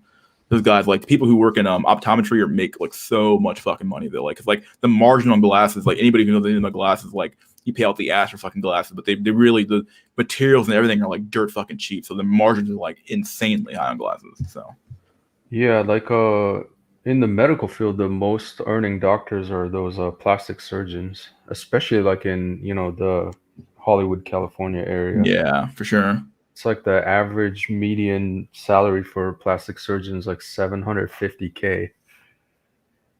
I was like, holy shit. How about the dashboard just talk that they want to try out a bare bone economy society, a subsistence based economy society? Can I get your guys' opinion on that? I can probably see that happening, really, should be told, because like at the end of the day, if there's less people anyway, lower birth rate, you don't need as many workers to begin with. You don't need as many of anything, actually. You don't need that many McDonald's around. You don't need that many Taco Bells. You don't need that many gas stations. You don't need that many maybe not gas stations, but charge stations. You don't need a lot of anything at that point, because like there's less people in general. So like less people, less problems. Like more people, more problems. So like there's less people doing less crime. You don't need as many police officers. There's so much stuff that you don't need more of, like when you have less people. So like going down to a bare bones economy or a bare bones type thing, or it wouldn't even be like bare bones. It would just be like a scaling down to the where it should be at that point. Like yeah. Yeah, I think it's already the natural order of things. Like as the population declines, there's no need for all this material goods and jobs. So, even in that Geopop one, it's like the divide between high skill and low skill, and the squashing of the middle class is just gonna continue. But then at some point, like if the population plateaus to the sustainable rate, I would say, it's like even that curve is gonna flatten out too. Wait, hold on. When you say goes to a sustainable level, what you mean? So like what is it? We were projecting like the population is gonna be like 10 billion at some point, and I think right now was it like 7? It's like it's on the decline, so it's like gonna go back down to like 6-5 billion. And so I think at that point, even the job market in itself, it's like we don't need all this people. There's like an excess of people even at the current state. So naturally, I think the since even the birth rate's so low, it's like we're just declining to the point where it's like all this jobs is not even necessary too. Like it just balances itself out eventually. You know what I mean? For this kind of no, because as far as as far as like on the population angle, I keep on thinking about it, and the main thought that comes for me is like, okay, it's going down, but if there's no reason for it to go back up, then it's probably just going to keep going down even faster. Like people keep on thinking, oh, it's going down, it'll eventually stop or eventually level out. And I'm thinking like, I don't see any reason for that assumption to be true. Yeah, this is just a theory. It's not gonna, quote unquote, work out the way at least I think it is. But just in natural terms, things tend to balance themselves out eventually. I just got back. Sorry. Yeah, like let's say that lowest that ground state energy point, and as far as population, just keeping it on that, with the given factors we all have, we don't know where that is because it's never been tried before in a society like ours. We don't really know how far down it can really go. Yeah, yeah. Like I'm just saying, like the age-old business rule, like supply and demand. Like you got too much supply, no one wants it. If you got too little supply, everyone wants it. And so it's like a fine balance of having enough so everyone can have it to the point where you're not producing in excess and or vice versa, like you're not making it enough. Like it's like the whole equilibrium thing. Like nature tends to balance itself out, but then yeah, like no one knows what's going to happen like 30, 40 years from now. So it's Shit. probably more likely that, it's going to be not a gradual, but it could be like a steep drop in it too. Do you know what that means? We will have a situation like in the 20s and 30s, very bad for standards. They already had such an economy in the 20s and 30s. Subsistence-based economy was implemented partially in the 30s after the big bust in the 20s. Huh. Yeah, the rise of communism, all that sort of. Yeah, yeah. Well, yeah, that's kind of like. I mean, we're kind of like looking at the the second New coming. Gilded Age. Yeah. Yeah, new Gilded Age. Yeah, it's coming, dude. So start prepping, boys. I don't know what to tell you. Like like when shit hits the fucking fan, it's gonna hit the fucking fan hard this time. So. Yeah, I don't know what they can do to fucking stop it other than what print more fucking money. I guess I don't know. Yeah, like what's that thing? Like in Haiti, when the food prices go past like 40% hike, that's when you see riots on the street. And I don't know, like with the recent like inflation and of the shipping service price hike, it's like the food will be available, but it's so costly that only the few can afford it. And when people can't actually eat, that's when you'll see like I don't know, maybe soldiers on the street trying to quell actual riots, not the shit in like the ones that we saw with BLM and kind of thing. Yeah, when you start fucking with people with food, money, shelter, or food, water rather, and shelter, and I guess for saying now sex, and you start getting massive issues in society for sure. Um, you know, yeah, those things are almost needs, or actually are needs at this point. So, or have always been needs. So, yeah. And let's not forget shelter because we still haven't ended the moratorium yet. I thought that was over. I thought the Supreme Court's knocked it down. I know some states can some states have like extended it on their own because they actually have the ability to. But like I thought the Supreme Court actually knocked it all the way down. It's like no, you can't do this. Like I think Biden tried to do a his own moratorium, and even though he was told by the Supreme Court, if you do this, we're gonna knock it down, and he did it anyway. I forgot the state on it, but it might have technically ended. But I'm just saying it's kind of like all right, half on, half off, because some states are trying to extend this shit. Then you have Biden and them trying to, it's basically like all right, everybody who should get kicked out on a legal basis isn't kicked out. Over. I'm assuming it's got to be over, right? Like, there's no way they kept it going. Other than like, I think a few states did extend it on their own, via their own legislation, but it doesn't cover nationally. So, all right. yeah. My point is, everybody isn't out on the street yet, basically. Yeah, they're not quite out yet. Yeah, because obviously, unless you already had your paperwork submitted to a courthouse, there's no way you're going to get them out of there within like I think depending on the state, they have like within like 3 months to leave. Or they have 3 months to they have to give you a 3 month leeway from the time you file to the time they have to leave to be evicted, which is honestly whatever. But yeah, so most of them won't be likely be out by winter, which is really gonna be kind of like oh my god, like. And the big thing about evictions is that once one of those is on your record, oh my god, it's extremely hard to rent your next location because people will see that shit and be like, oh, not doing that one. And they probably can't afford rent anyway, so you're gonna have all these homeless, desperate Yeah. people who do not give a fuck. Yeah. because they don't have no hobo ethics and no shit. So they Like, just everything's like lining up almost so perfectly, like the way you were talking about it now, but it's true. Like the yeah.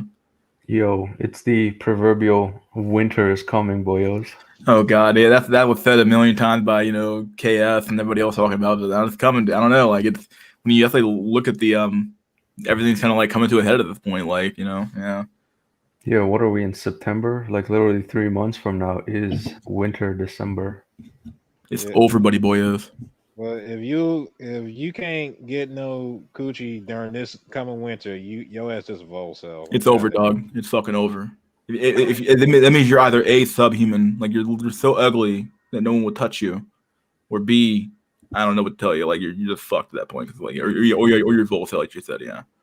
It's fucked up, but there's a single mother with your name on it. That's Yeah, people will have to leave cities because cities are not self-sustaining, which is good in a sense because it will tone down feminism, divorces, etc. Or big cities are immoral. Okay, yeah.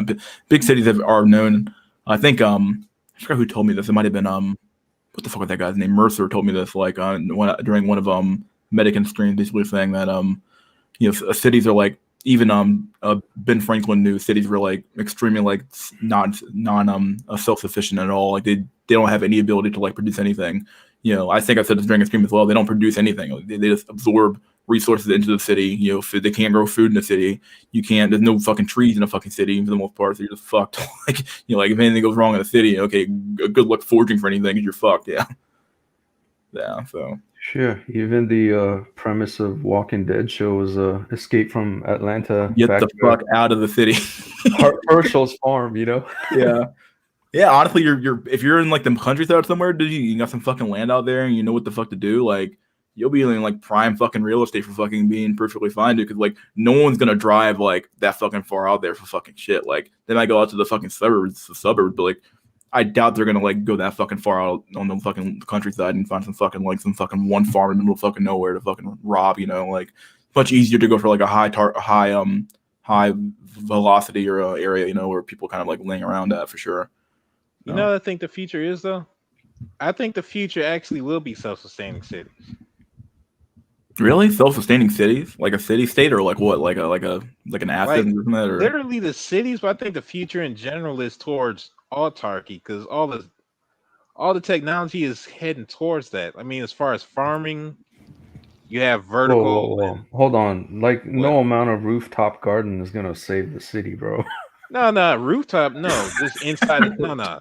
Go ahead. Sorry. Gardening inside an actual building, like vertical farms and all that. Someone said that earlier in the thread as well. Someone said aquaponics and vertical farming in urban areas will pop up for sure. Yeah.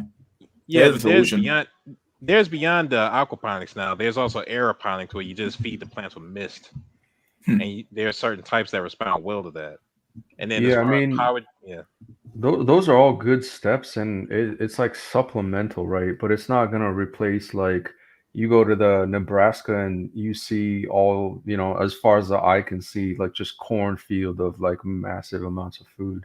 Like you do actually just need the land to farm on that scale to feed a massive population. Yeah, like in the city, it's just not feasible. It's like a surplus, Yeah, I'm not talking about maintaining the current way people do things, but if there was some transformation in, how should I say, if there was some different path of utilization altogether, then I would say maybe food and power generation might someday just come straight out of a city. It'll with like the rise of like especially with the crop issue or the crop situation as well, but from the food, like if you just have like the stuff of like a GMO, they're extremely like they're prevalent nowadays anyway, but like they're just needing less and less water nowadays. So like if you just like even within a city, like okay, like as long as you have a water source, you don't even need as much like water to like get as much yield out of a plant like you used to back in the day. So there's a whole bunch of like technologies that could easily just easily pop up out of a situation like that. Who knows what? Because what's it called? Something is the mother of necessity. What's it called? The mother of invention. The necessity is the mother of invention, or something like that. Yeah, that whole idea, like where people would just like, okay, well, we have to do something now, so let's find a new idea. I think And before self-sustaining, it's more breaking up of the decentralized thing. So it's like, your salad is not shipped from half across the globe or, half across the country. It's more like, local sourced is probably going to be the way to go first if we're talking about quote unquote, self-sustaining. Aebo, I ain't talking about fucking New York. New York is gonna die. New York. I'm thinking way smaller goddamn scale, but still, like as a concept, I think it may come up. I'm not talking about a fucking. All right, all of a sudden LA is viable. Nothing can make LA viable, and even if it was, I'd try to kill it. But maybe something like in the order of, I don't know, fuck, maybe hundreds of thousands. Like just thinking of shit. Like it seems towards everything's socially heading towards like a form of independence for shit. This fucking movie right here, Escape from New York. Like yeah, like everything. It sort of seems like everything's towards a way where it's independent, but also networked. Hold on. So you see how it says 97? Replace that with 2023. And then when it says New York, it changed the York to woke. New woke city. God Yeah. dang. Night City, the fucking new Night City from fucking Cyberpunk. God. Wouldn't that be something? Fucking Christ. Well, I Death mean, to New York Republic. Oh god. it's a meme now, but isn't New York like mass exodus from New woke? They lost People a are leaving the significant. fuck out of New York, dude. Imagine when the staying people there. get kicked out of fucking New York. That's gonna be terrible. Hey, did the moratorium end there already? Are they trying some shit? What'd you say? I'm sorry. I'm Said pretty that the sure it's moratorium. over. Yeah, but is New York City trying to do some shit, or are they just letting it happen? No idea. I don't know what New York's actually going to do actually at all. Actually, because like I'm pretty sure they've lost a lot of their high taxpayers to like other places of the country. So like, because I think within New York alone, I think it was 200 or 2,000 people made up like almost like all the tax revenue for New York State or New York City, one of the two. So like when those guys like get fed up and leave, oh my god, they have like zero tax revenue left. So like either if they're arguing for all this free shit they're gonna give out to the immigrants or arguing for this or that, well yeah, there's no reason why you're just flat out not gonna have the fucking tax base to do any of that shit, at the end of the day.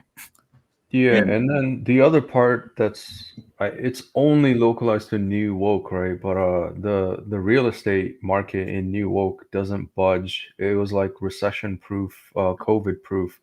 It's still strange because people are still willing to pay like fucking $5,000 a month for a closet apartment. You know what I mean? it's amazing because I think I've been watching is it Lewis what's that guy's name? Lewis Louis Rossman, I think. yeah, Yes, he's had a Louis lot Rossman. of Yeah. videos about New York City's real estate. He's walked down the street showing all these empty ass buildings, and I'm like, whoa! And none of that shit goes down. Like, I love that he'll talk to a realtor or a renter, and they're like, oh yeah, this one here is gonna go fast. And then he comes back like 2 weeks later and it's still fucking there unrented. He's like, yeah, sure, buddy. Like it's all copium at that point. It's all fucking cope. Like they're just hoping that the people come back to fucking New York City to like rent their shit out to some extent,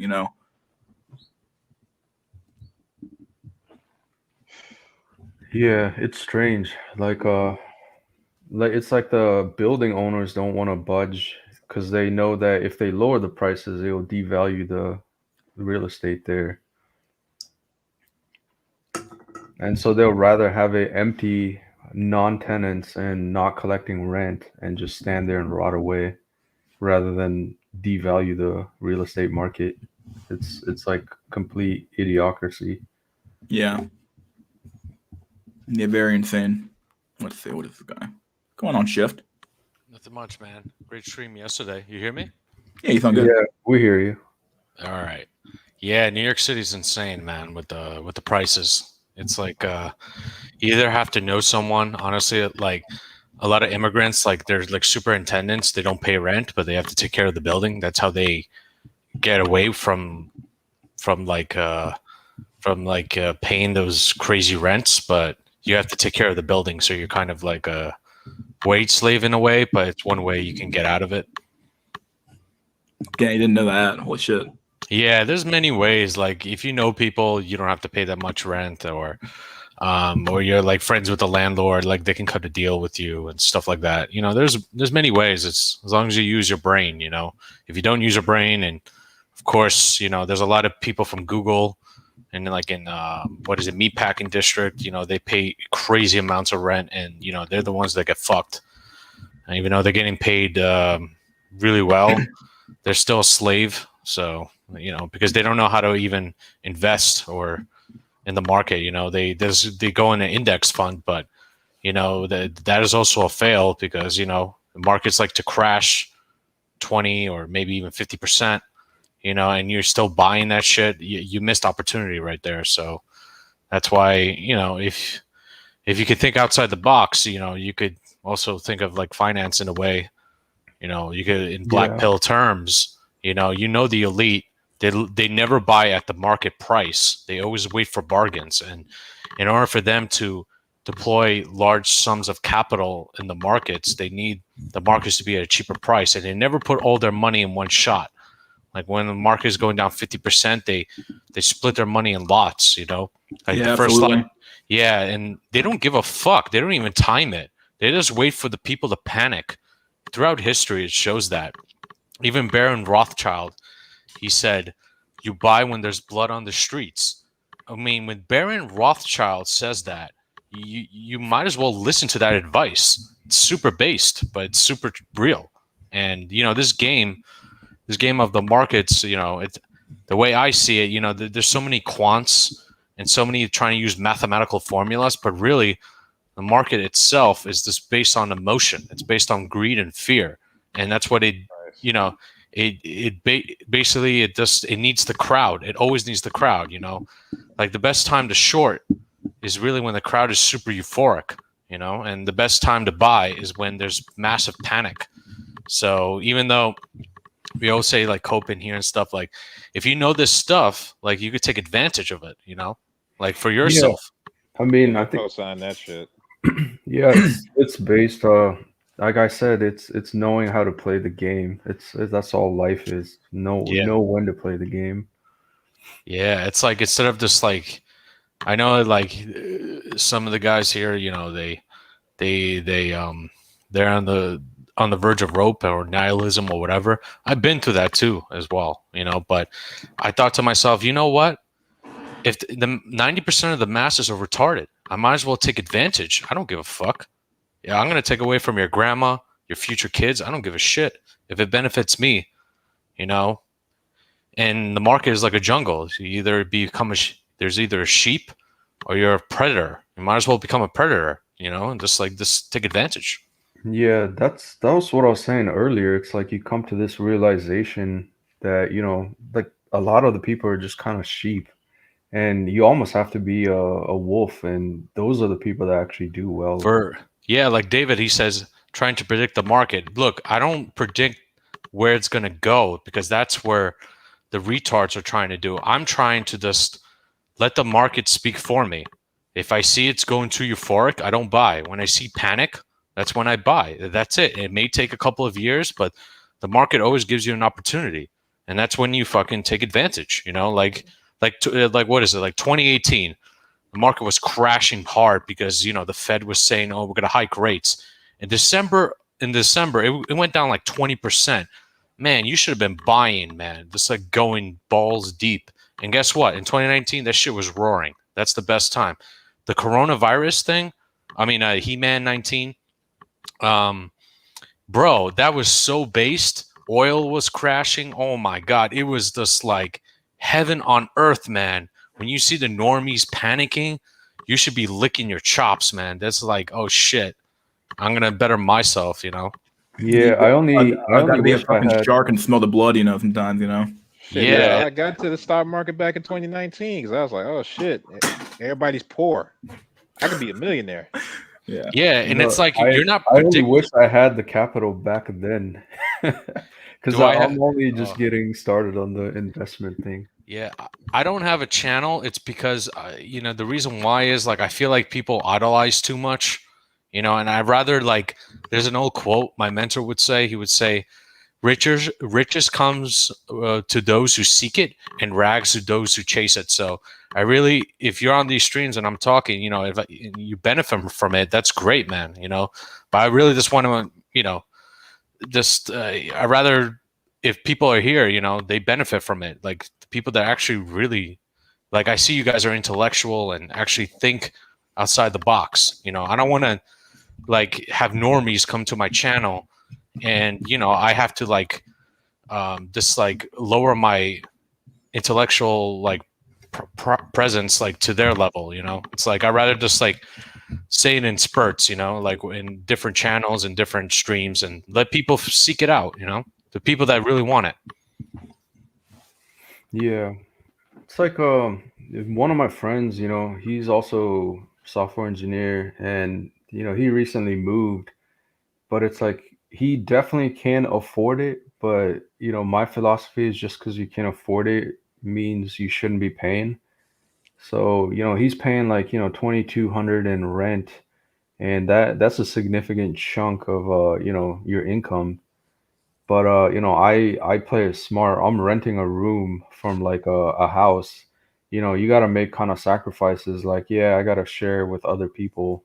Versus, I get why he wants his own place. Because the freedom to not have to deal with other people is actually pretty great. But you got to pay a bit more. But to me, it's like more important that I don't pay now, so I have a lot more later. Of Like, course, the question for a single man is always like a matter of like how much fucking space you fucking need anyway. Like, at the end Yeah, of the like fucking day, like, there was actually questions like with Warren Buffett and Charlie Munger. One hold on, guy hold asked on, like, if hold you're on. single, Yeah, like, do you hold on, need hold on. property? He Yeah. says, when does a single guy buy a property? Like, Yeah, but to finish it off, right? Like the difference is he's a little bit on the blue pill side. So he wants his own place. So when he gets a girl, he has no obstacles or barriers, right? Like even if I magically would get a girl today, it's kind of hard to bring her here and enjoy the snuggle times. But yeah, having your own place is that advantage. I fully know that shit ain't happening anytime soon, right? So that's the difference, I guess. even those blue pillars, like eventually she's just gonna leave him or just make him suffer and make him die faster. And that property is not really yours; it's the government's. If you miss property tax, this shit ain't yours, man. Like Yeah. the only time something is yours if you're like in a country where you don't pay property tax, then it's officially yours. That's why I look at countries that you don't have to pay property tax and shit. Like why would I buy in America where it's like just a plantation?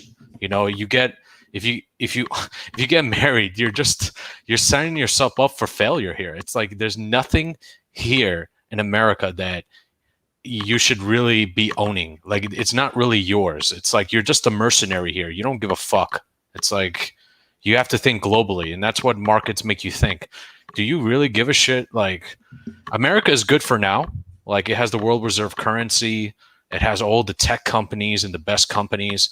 But if America starts, don't have that, they don't have that financial markets, that strength, then you look elsewhere. You look at Europe, you look at China, you look at the whole world, man. It's like you got to think globally as a guy now. If you it's don't, kind of like what Calduceus definitely said this. He was in my stream a few weeks ago. He basically said he uses America as like a basically like a what's it called, a farming Loot ground to like dungeon. a loot Yeah. dungeon to like get his money, and then he's gonna move somewhere else. Like, you fuck it, exactly, dude. yeah. Fuck out of here, like a lot of guys, they base their ego off here, like they can't get a chick or whatever. I'm like, bro, just visit the world, man. It's like, sure, America kind of does own the world with every country has dollars and stuff like that, but it doesn't mean that their governments are like that yet. There's still countries that still don't have like the crazy feminist laws like here.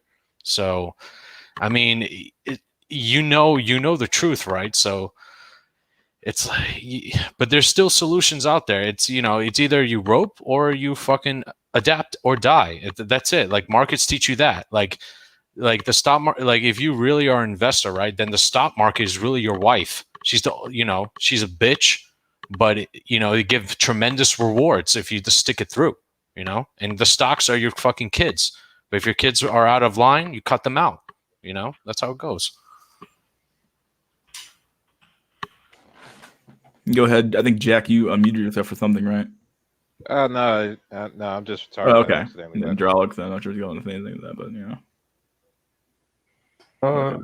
Oh no, I didn't have much, but yeah, like to add to that, I guess the smart people are planning their exits, and yeah, like I full-heartedly think like Caduceus, it's like the West is just your loot dungeon, and then take your loot elsewhere and live a better quality of life. Yeah, that's pretty much it. Like I've been part of one community. Like honestly, I just keep his he likes to remain anonymous. Like he doesn't even want to be on a Skype or a stream or anything. It's mostly just like if you're gonna meet him, it's mostly through chat, because he says like if you're on stream anyway, it's like you already have like you're showing your best self kind of in a way, but it's your fake self. While with text, it's like it's based. It's like you could be your raw self without bringing emotions into it. And he always says like America is pretty much like you get your money and you get out. You look for better opportunities, and honestly, like the masses themselves, they're stuck on the system. The blue pill and the red pill. They're both like systems where it's designed to trap a man in this Western part of the world. But if you're like, you got to think like a banker. You got to think like a Rothschild or Rockefeller. Do you think a Rothschild and Rockefeller have the same limitations as the masses? No, because if one of their family members are acting out of line, they have their own family bank where if you're just a retard, they just cut you out immediately and you don't get the access. That's how you got to be thinking. Like if your kids are just retarded, you got to cut them out. That's like it's the weak herd. That's how they think, and that's why they've been lasting for generations. But the normies, they're like, oh, I love my child, I love them to death. But I think of it this way: if your child is retarded and doesn't like think outside the box, it's like you already failed as a parent.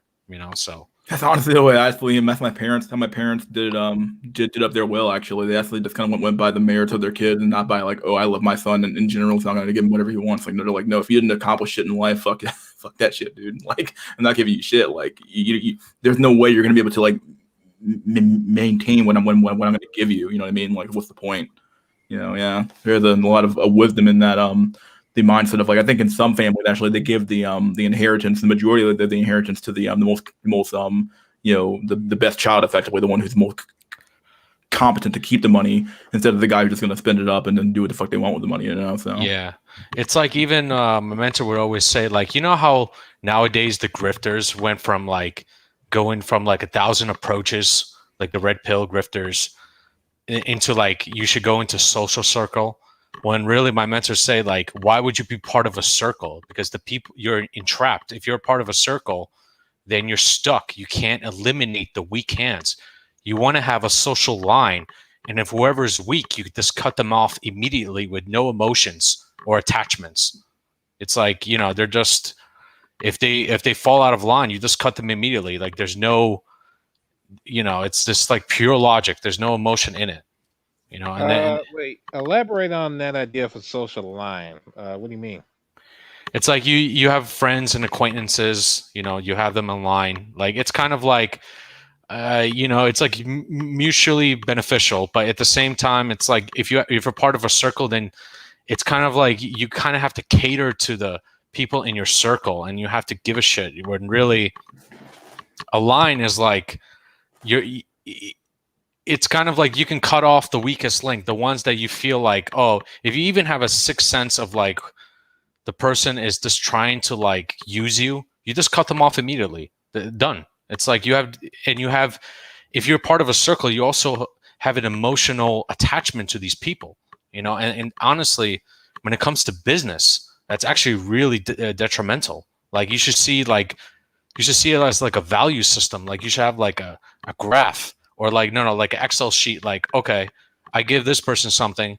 and let me see what their value is right here. What did they give me in return? I even done this when I was in the past when I was dating with chicks. Like, okay, I give them this, and what did they give me in return? And it's always been where I give out too much compared to the other chick, and I had to cut her off. That's it. Like the math, the logic, it just wins. You know, it's just and it saves you a lot of stress later on.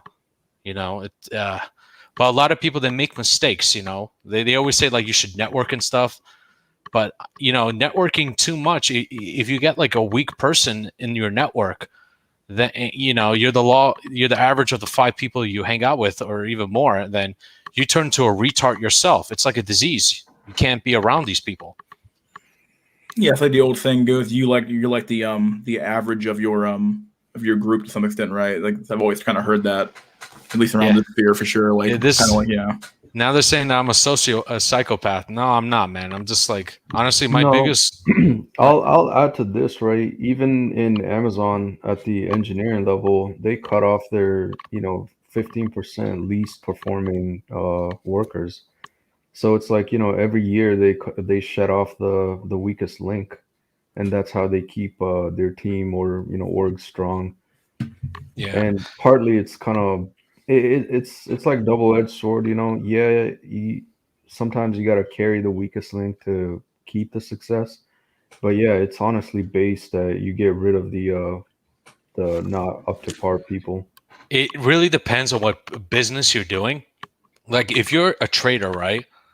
Why the fuck do you need people? You just buy and sell, right? So for me, I'm not really harming anybody, but just sometimes it's even talking like this, a lot of people get too emotional into it. And I'm like, look, it's just logic and facts. If you can't accept it, that means you're weak. That's how it goes, man. It's just so as far as trading though? Yeah, like in the market, you can't really have any emotions because that's the biggest playground of like trying to the market is like a beast. Yeah, you can't get like emotionally attached to your stocks, Yeah, you cannot. You cannot. You end up broke. But I was talking about like associates and all that. So yeah, it really depends because like sometimes even I have to like kind of screen the people, like give them a little dose of like of reality or like truth and logic just to see where their mental state is, because I don't want to dumb myself down to another person and try to teach them. I want to see where they're at, and then I want to see if they're too emotional or they're too blue pilled or red pilled. Then it's a weakness, because imagine like you're working, you're doing trading and stuff. You're part of like a company, and this motherfucker gets afraid when the markets are like going down, and you have a set orders like to buy, and he fucking doesn't buy, and then you're like screaming at this person like, "What the fuck did you do? You piece of shit!" Well, yada yada yada. You want to screen those people first and to see if they even have the same mental state of awareness as you, because I actually kind of agree with you to a large extent. Actually, I think it's actually extremely important to somewhat, depending on who your friends with, like you kind of decide your friends upon like you want to ask just some like very very obvious like questions about like basically ask them like you can't just ask them outright about like various black hole topics. You can ask them like a roundabout way to ask them to kind of ascertain like what's their general worldview, their view of the world, and what do they think about stuff in order to ascertain like, is this person here worth salvaging, or should I even bother to enter into a relationship with this person? Maybe we can just be like acquaintances but not really friends. Should we be good friends? Should we not be good friends? 'Cause, like technically speaking, you already kind of do this anyway. Like you're just basically saying what you're doing, but like you already kind of do this to begin when you come to making friends. Like the people that you kind of like quote unquote vibe with, you generally like you ask them the right question, they answer the correct way. Okay, so you kind of like so we're kind of on the same wavelengths. Like the problem that Shift's kind of bringing up here is that when you have like a core group of friends who know what's going on in an environment, and then you invite in a third party to come into that group, or like one extra person to show up in that group, and they're like the weak link, all of a sudden it's like your entire group dynamic has changed at that point. So like that one weak link could easily destroy the entire game at that point. It's kind of like that one I showed that meme off a long time ago about that when the moment you start introducing normies into your group is when things start getting way worse for the game overall. Mystery. Yeah. It gets even worse when you introduce foids into the group. Yeah, I showed that meme that goes on the whole whole God. series of I might even show it again because it's such a good fucking meme. But yeah, it's a really good meme. Yeah, it's like a lot of like a lot of men. They're just like you're not in love with the fucking chick. You're in lust. There's a difference, right? Unconditional love is like a dog with with its master, you know, or something like that, or like a good mother with an unborn child. Like that bond, it will never. You even when you're with a woman, you'll never have that bond like she will have with her child. Never, if she's a good mother, actually. Like you just have Yeah. to accept it. That's how it goes, man. And in a way, like nowadays, they're training people to have relationships that are parasitic in nature. It's really disgusting, man. It's just like it's unbelievable. Like before, Yeah. it didn't used to be that way. You know, it used to be Yeah. based on survival. You know, like there was no love in it. It was just like, you know, it was just beneficial and it's about resources and capital and all that. But now it's just like this Disney World manifestation, which is obviously it's fake. You know. Yeah, Yeah. I got two things Go that I ahead. Yeah. wanted to add. Go ahead. So one is that the thing you just said about love. I think it was coined by based in Chris Rockpilled. I think he said that men are only loved under the condition that they provide something, which is their resources and protection and all that stuff. So, Always, yeah. yeah. And then the other one that you were talking about earlier. So I had a black pilling moment from my blue pilled friend when it came to finances, right? So we were discussing about some stocks, like, oh, which one should I buy or which ones you put money? And he was suggesting like, oh, Netflix and Disney. And I was like, bro, man, why the fuck would I put my money into, SJW infected No way. No way. bullshit? No, You no. want to? So I told him that, and he was like cutthroat. He's like, man, you need to fucking take your emotions out of finances. Like, if they're making money, that's where you need to be putting your fucking money. Who gives about their Yeah, but there's SJW? better stocks than those, honestly. Like, Yeah, yeah, yeah. yeah, yeah. It's But like but for I, me, but it yeah, was just surprising to hear from him. It was just like, you need to take your emotions out of finance. yeah. But he's blue pilled Sadly, the dude himself. that I think I'm not sure that's blue. I think the dude's actually right. Yeah, You he can't. was right. He was right because I already had a bias of like, oh, okay, I'm not gonna put my money in these SJW companies. Fine, that's my opinion, that's my take. And he was like, dude, that's your emotion bias or whatever. I don't give a fuck about any of that bullshit. Like, I'll put my money where it's gonna make money. And so that's the black pill moment. It's like, he was cutthroat about it, Yeah, essentially. No, even more. I mean, I might have had it backwards, but I think the SJW motherfuckers are right though, and nobody wants to admit that. You can't separate the political and the commercial. Yeah, it's like super polarized. You know why? Because they're printing money like crazy. The Fed is not retarded. The Fed is the master go player in the market. And a lot of people try to fight the Fed. You cannot fight the Fed, you plebs. You have to join the Fed. When the markets are tanking, they're always going to bail out the markets until they decide it's no more. But even if it crashes 50%, look at throughout history. Throughout history, the markets have always been going up. Even 1929. Imagine if you bought at 90%. Good Lord, man. You would have made tremendous amount of money. Like ridiculous. Like holy shit.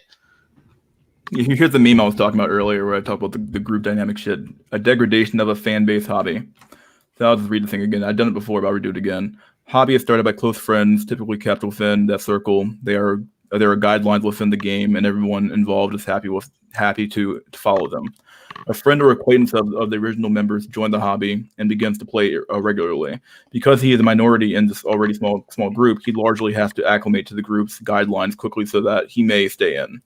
Here's a typical tipping point. People who the original members are not familiar with begin to join. Due to generally the Greens talking about in IRL or in the social media, because non-original members are becoming a larger part of the group, Browns don't feel as pressured to learn the strict guidelines from the group in game. At this point, the hobby is almost irrevocable. Females, irrecoverable. Females join the vast majority totally male hobby in an effort to not play the game, but to attract attention largely uncontested from the boys. Because she is not there to play the game for the game's sake, she gives a half-assed and annoying attempt at playing the game and largely impedes the whole process. She distracts the non-core members.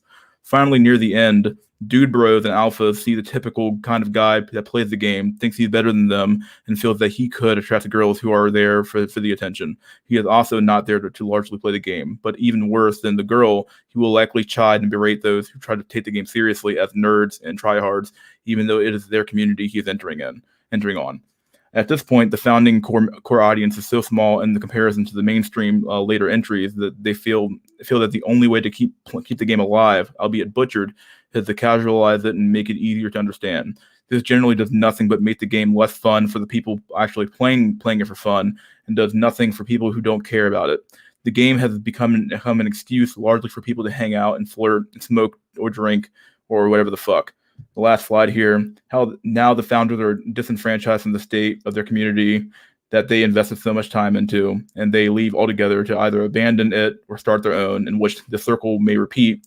What's left of the game, which has already been largely ignored, will either collapse on itself due to the lack of interest, and the dude bros and girls will leave to be social parasites on another community, where the game will continue to be casualized without the founders to the point that it hardly resembles the original game at all, and continue to grow in popularity until it gains media attention, forever destroying the hobby. Yeah. Yeah. How things always fucking go, dude. Like, it's always like this, honestly. And to answer to William A., it's not about being part of the elite. It's more just copying their behavior and what you have seen throughout history. You can never be part of the elite. All you could do is just emulate and copy them. I mean, like, they're the biggest version of success. They control the world. Like, what else is there to do? Like, honestly, like, it's just, the market itself is a rigged game. But if you know the secrets, like, which is basically, it's based off emotion and the old saying, buy low and sell high. Like, you know, there's so many different quotes throughout history that shows that the tulip mania, the panic of 1907, 1929 market crash, 87 crash, .com bubble crash, 2009 crash. It's the same fucking shit over and over again. You know, as much as people talk about trying to do it, but when markets are crashing, you don't want to be buying. You're scared shitless. I guarantee you won't be buying when that shit is crashing, because you can't control your emotions. You know, that's the biggest thing. Trying to build a group of friends using the line method will lead you to being alone. Well, I would say, like, I would honestly use the line method starting off with, and then make it into a circle at that point. Once I have the circle group of friends, then Hold on. if I trust them enough, fuck it, you know. I was gonna say, man, you're already alone, boyo. Yeah, exactly. You're born alone, you die alone. But the only thing that's really there is awareness. Like, you know, that constant state that you exist. At least you exist. You know, awareness. There's no labels or attachment. Even Buddha said, like, as soon as you have desire or attachment, you fucking lose. That's it. That's the root of all suffering. But awareness has no label or attachment. It's just there. You know, I wouldn't say that. You know, if you're depressed, it's kind of like you choose to be depressed when you have awareness, and the feeling dissipates after a while. You know, but it's still there. You know, you're still human. So. Yeah, the other old saying is the one who cares the most loses the most. Yeah, it's always been like that. Like, you know, have you ever seen a guy that fucking simps for a woman? They always lose. It's so bad, bro. Like, even on a more societal level, actually, it's definitely true to some extent as well. Like, this is why, you know, like, Rome. No, I use Rome again, but for the love of God, like, it's such a good example because it's the most, like, notorious one. But, like, you know, when you have, like, the Roman Empire, which has a bunch of cities and different interests you have to protect, versus these barbarians who had nothing but fucking mud huts and maybe their own little society on the other side of the river there. Okay, well, who has fucking more to lose? Who cares more about their shit? Obviously, the big empire who has all this shit does, not so much the fucking people who live in the fucking mud huts do. They don't give a fuck about that shit. Like, they'll go there and die by the fucking dozens just to come back and do it again, over and over again. So yeah, it's definitely very true. Jack's back. Okay, well, let me establish some order here. Woody Johnson, who the hell are you? Are you even there? Yeah, I'm here, bro. Can everybody hear me? Okay. Yep. You sound a little bit weird, but I hear you fine. Yeah. We hear you good. What's up, Woody? Who are you? Okay. Well, first I wanted to say hello to everybody. What's up, Shift? So I heard him mention you guys. I think yesterday or a couple days ago. And I subscribed. And I was listening to the show earlier, and I do kind of like what you guys talk about. When you guys were talking about, I forgot what it was, but the rise and the falls of society. Somebody noting it and talking about the events that happened, during the peaks and how it was established. So I just started listening to y'all today, but it was when Shift mentioned it, that's when I subscribed, and so yeah, I'm still kind of new, but Shift knows me. Yeah, he's okay. chill. He's chill, Okay. man. All right, well, just trying to establish some. So, like, are you like a true cell, incel? Like, what's your general demographic stuff here? Who, like, where are you from? Race, height, age, all that stuff. Well, I do kind of like to stay, anonymous as least detailed as I can. Yeah, but you can be as least detailed. I'm not. These aren't like requirements to be here. Just asking like general questions here. So yeah. Okay, no problem. So you can answer any one of those that you want. Yeah. I would say more like I'm a black pillar. I did. I kind of went through all the different phases. I mean, I've been listening to, everybody and kind of going through a bunch of different forms. Probably for the past 8 or 10 years. I'm from the southern, Asian continent. You could say, come from a Muslim background. What else? I guess I'm 5'8". I'm around 250, 260, pounds. I guess, I think, I don't know if I'm missing any other question. You said I guess you're Asian, right? Or you said you're Middle Eastern, right? So, right? Southern Asian. Yeah, Southern Asia. Okay. Yeah, you could assume that. Yeah. Okay. I can assume that off of that, and then you don't want to say your age, right? Like, Yeah. You give me like an age range, like I just, like 30, 40, 20, 30, or mid to 30s. Let's just kind of shoot for that. Okay, we'll go with that. Okay, good. And would you say you're not like mid 20s to like 30, like not 30 yet, like, but under 30. Yeah, you're like into your 20s. Okay, like I am. Okay. Yeah. So okay, and you're you're not stateside, are you? Like from the so you're not, or are you stateside? Oh no, I'm in the States. Okay, so you're originally from there. You immigrated here. Okay. Or your family I'm the first generation, like American generation. Yeah. Okay. But my background is sales. So that's what I kind of know.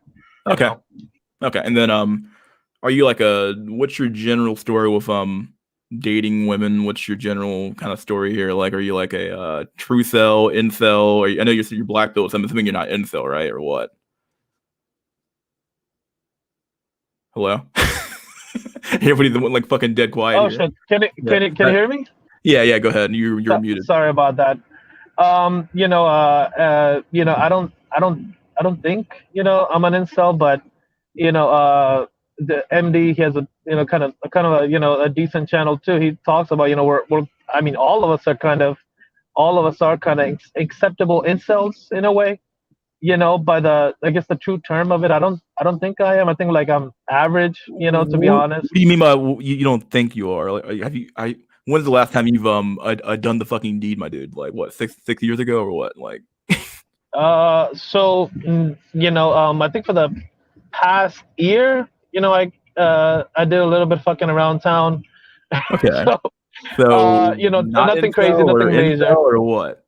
Dude, I would say I'm just average. Like I don't even know. But I'm not talking about your looks. Like which like your actual. I'm not saying what's your body count, but have you had sex in the last fucking like 6 months, dude? This is a really easy question here. Probably the last, I don't know, maybe last 2 or 3 months. Okay. Well. Okay, you're not an incel. Flat Yeah, out. not incel then. Okay, so like, you have access right now to some extent. Okay, good. Well, not good. Just saying. Like, yeah. Okay, so we. Yeah, he's like an acceptable incel, you know, where Okay. Yeah, yeah, exactly. it's like he's not the first option, you know. So. Yeah, sure. Okay. No, he's Yeah. just a mid to low tier normie. Like We'll go that's with it. that. Like, he is by no Yeah. clinical definition an incel. Like shit. Okay, and like, what brought you here was what? Just shift and then this discussion or something, or what? Yeah, I was listening to you guys earlier. You know, I was just kind of getting off of work, picking up things, and returning videotapes, and so that's what I heard you guys earlier, talk about. So it was interesting. Definitely kind of high IQ talk. You would say. So and then I saw shift too, and I was like, I got a quick hour maybe, to jump on. So yeah, that's why I jumped on. Yeah, that's like it's a rare stream where you can actually talk intellectual stuff without people like yelling or like, sometimes it's like it's fun to roast, but honestly, it's like I like intellectual conversations. Yeah, that was my I'm not gonna go deep down to the not the drama, I guess, but that stream we don't talk about it here per se, but like definitely seemed like a Which one? Last one? No, I'm talking about the Yeah, I know what you mean. Yeah. MD streams. Yeah, well, it's entertaining as fuck. It's but, entertaining, but like there's no. I was there a few times. I would join, and it's like there's no need for me to be here because like there's nothing to talk about. Like I can only like rag on some fucking like. It's good laughs. It's just good laughs. It's good laughs. It's like, hey man, everybody loves a good, dumpster fire fun, roasting. I think everybody generally likes that, but I get what you're saying. Yeah. All right, so we'll continue the discussion here. We were on. Someone asked a question a million times here. Someone talking about property or some shit. Who the fuck is this guy? Yeah. Oh, he's asking when should you buy Whoa, property? when to buy property or some shit. For your financial advice, we're not financial advisors. You know what I mean? Yeah, I'm not in the real estate market, my dude. So I don't know what to tell you. Like all I know is really the stock market, but it's the same principles, in my honest opinion, where you never buy high, you only buy low. And why you're tied to America? Look at different countries where you could get more bang for your buck. Like honestly, like if you're thinking about buying property here, you're just gonna rope yourself because mortgage in Latin means death contract. You're fucking signing up for your death. Even good, I didn't know that. Yeah, it's just like you get a mortgage, man. You're in the debt system. You're part of the banker's bitch. Do you want to be a banker's bitch? I mean, I'm just saying. All right, I think I can speak a little bit on this since he's really talking about trying to time the crash. Don't buy shit you're not prepared to hold for at least a few fucking years. You never know. Even if it does return to normal and prices go up, you don't know when the fuck that might be. Because you're talking about, okay, when are people going to get back to normal after COVID and feel free spending some money? First of all, whether they even have that money, like, yeah, nobody knows when that's going to be because the government might fucking have their policies that either make it worse or make it better. They might come out with fucking Chad 21 or some shit. Chad 31. Yeah, you got to be prepared to fucking ride the wave on this shit for a while. So I was gonna say, in terms of real estate, if you haven't already bought it, you're already way behind the game. Essentially, it really depends. Depending on where, location does matter, but like in terms of the popular places, it's already over. Yeah, like it's so high. I was looking at some of the prices around my neighborhood. I was just like, there's no way I can get in on this right now. Yeah, there's people literally like giving it like thousands of dollars more than asking price just to fucking be able to buy it, which is fucking insane. People are like buying places without even seeing the actual location. Just like, okay, well, I saw the fucking picture. I did a fucking a Zoom walkthrough of the fucking building, and I'm buying it. Doing zero research at all. Assuming you got like even $100K or $200K to put down on a house. It's like it's not just you. There's like 30 other people. And then the other 30 people are willing to put like an extra 20, 30, 40, even 50K down. I think that's a mistake, honestly, because if you have 100, 200K, if you know how to trade, man, you could just make way more returns with the market in general, honestly, in my honest, humble opinion. But you got to put in the work in it. Like it's not, you got to have a passion for it. It's like, it's my version of Cope because it's just fun. It's a fun game to play. It's like It's like, what do? You play video games, or you just play World of Warcraft with the fake money here that we have? The system is rigged, but there is certain truths in it where you can make some serious bank if you know what you're doing. Well, Shift, let me ask you: if somebody has $200,000 and they just want to have it sit in like a Dow Jones or S&P 500, what percentage of returns like someone should usually expect in 100,000 or 200,000? I mean, realistically, Yeah. I mean, less than that, probably 6%. Honestly, Dow Jones and stuff, like that's the best you can do, because remember, markets go up but they go down, and eventually, markets eventually they're going to cut 50%. Dow Jones, you can go to 40,000 and go down to 20,000, and and if you keep this buying, I mean, I guess it could work out in the end, but you're going to be old as fuck by the time you retire. Like, I always have a set goal. If I'm going to be in the market, I want to get fucking money as fast as possible. That's the whole end game of it, right? So, but everybody has different goals. Some don't want to really spend time on it. So I guess you might as well just buy an index fund. So, well, in your experience, like you being if doing this as a hobby, what's I guess what percentage is like yearly that you kind of do averages? What percentage of profit? I aim honestly, like, try to go for 20% per year. I mean, that's pretty. Okay.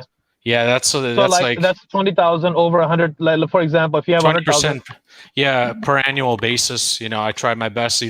Some years, like the COVID crash, you could, if you use leverage at the, like I split my money in lots, you can make like 100% or more. Like, just look at the Nasdaq. That shit went like a rocket.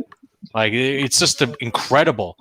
But I'm telling you, you have to have balls of steel. You have to buy when people are like, think it's the end of the world, and you have all these analysts and so-called experts trying to tell you otherwise. But never. My piece of advice is, experts know nothing, and masters are poor students who decided to give up, and PhDs, they call themselves Dr. Philosophy, but I call it like, they just have permanent head damage from society and schools. Like, they can't even think outside the box. They're just fucking retarded.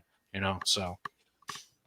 Yeah, I'll speak on the markets. Like, as long as I've been sexless, the two times I generally want to commit suicide were just during the fucking GME during the first 3 weeks. Oh shit. Like, for real, I was legit gonna kill myself.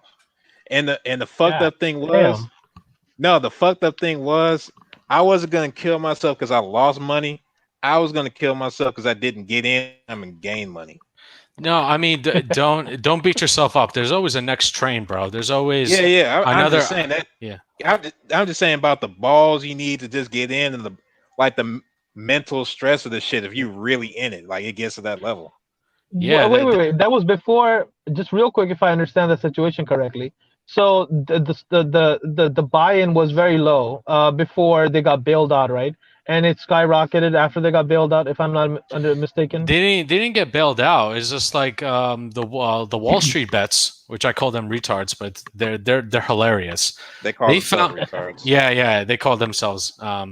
They basically found that the hedge funds were shorting the shit out of the stock, and one way to get the short sellers from owing money back, is honestly just keep buying the stock, and the price keeps going up, and the hedge funds were losing billions of dollars. And that's amazing, but it's also kind of a version of financial manipulation. It's like the herd finally is beating Wall Street, but at the end, market dynamics, they're really distorted right now. And do you know why? It's the Federal Reserve. There's a lot of money in the system, and they're printing money so fast, but companies are not printing shares. So that's why, it's like a huge distortion in markets right now. Like, even the COVID crash, that shit was only like a couple of months. That's crazy. That shit it's lasted fucking like nuts. Nothing at all, dude. Like, yeah, it was nothing. Like, it was like a blip on the radar. Like, okay, well, there we go. No, over now, guys. Let's go back to fucking business as usual, right? Fuck yeah, it. even 2018, like in 2019, like December 2018, everyone was crying, and then the Fed said,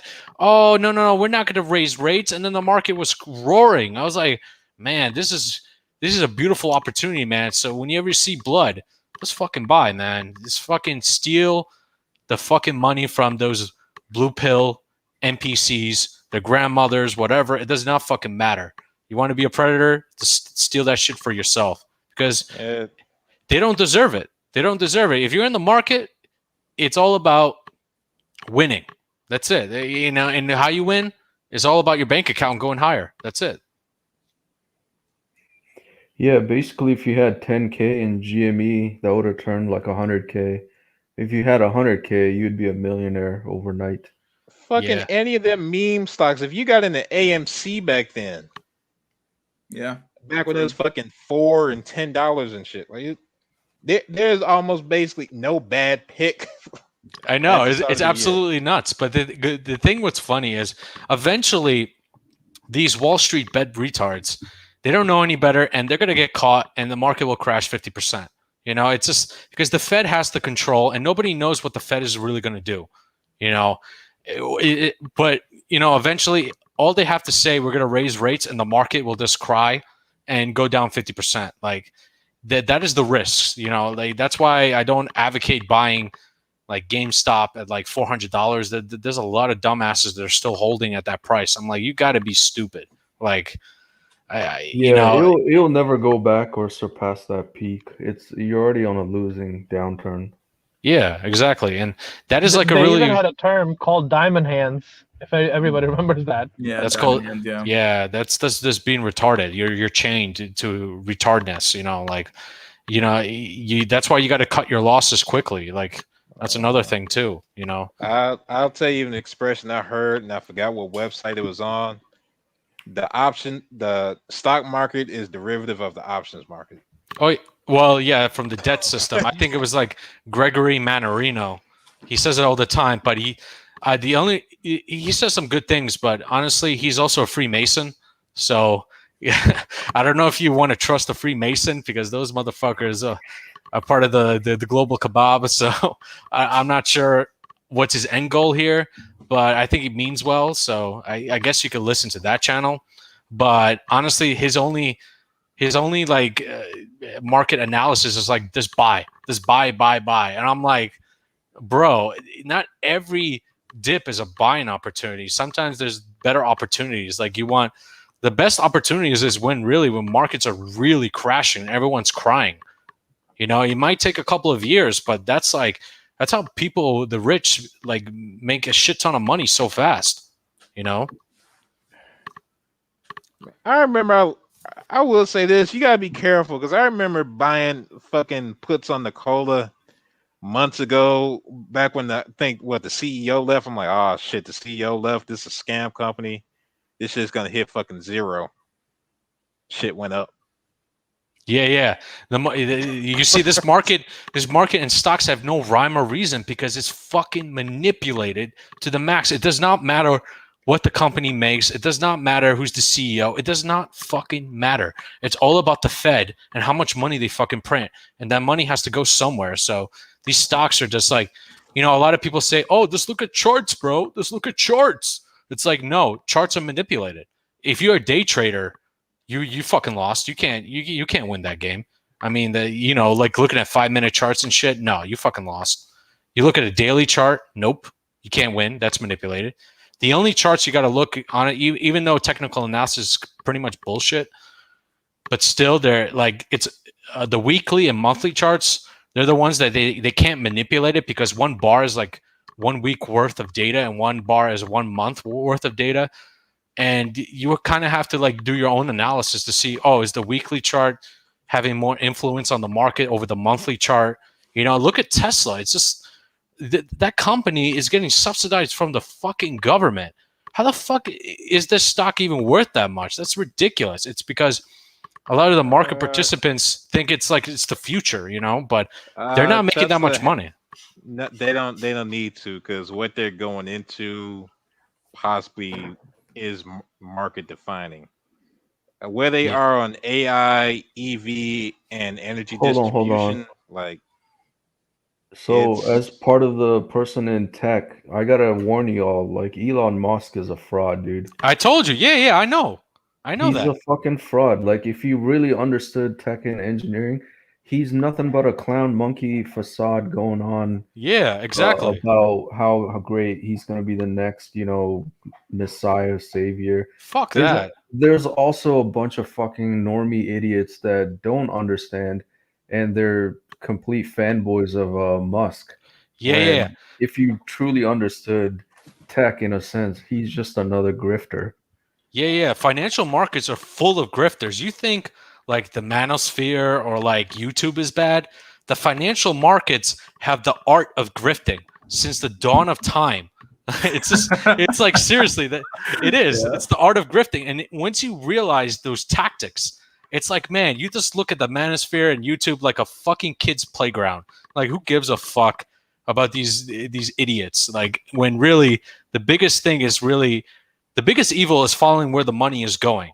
That's where you see everything in society, and the markets tell you everything. They tell you where the direction is going. And the biggest thing is not really predicting where it's going to go, but more like what is the trend? What is the trend of the market? What is it trying to tell you? Look, for every guy that can live off of day trading, there's like 1,000 other guys who are fucking poor as fuck. Like, Yeah. don't give me one example of like, Yeah. I know a guy who fucking made it, dog. Well, 98% of people fail in like scalping and shit. Like, it's day trading is a fucking waste. I mean, I'm telling you, like, fuck that shit.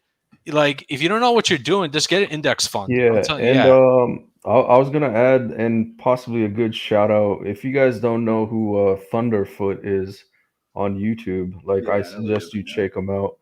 He's one of the actually really based engineer scientists out there. He debunks all the fucking claims from all these other, technocrat idiots, including Musk. Like the Hyperloop was such a joke.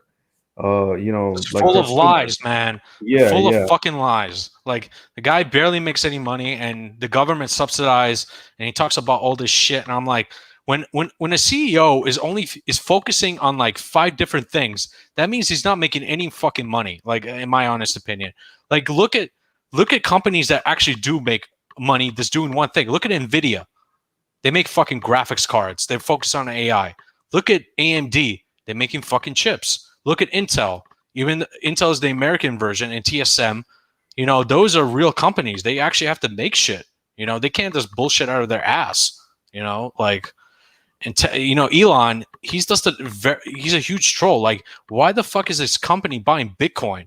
The biggest, like, in my honest opinion, humble opinion, that crypto is another fucking grift. Like, if you honestly believe that crypto is gonna take over the US dollar, you got to be fucking naive, absolutely naive. And that's what the Fed wants you to think. They're just waiting for the Bitcoin to go into euphoria, and then everybody, like, it crashes out of nowhere and everybody loses their money and the people throw a fit, and then the Fed comes to save the day and say, oh, we're going to have a digital currency, where, and you're going to be chipped, and we're going to know everything what you're buying and shit. And if you're not part of the woke society, you're gonna have like a negative credit score like in China. It's coming, bro. That is the trend, bro. Yeah, and if you're buying Bitcoin right now, it's like the feds are laughing because you're taking the pressure off of them right now. Yeah. It's like there's nowhere to put the currency, but okay, you want to buy Wait, Bitcoin. dude, can you explain that a little bit for me?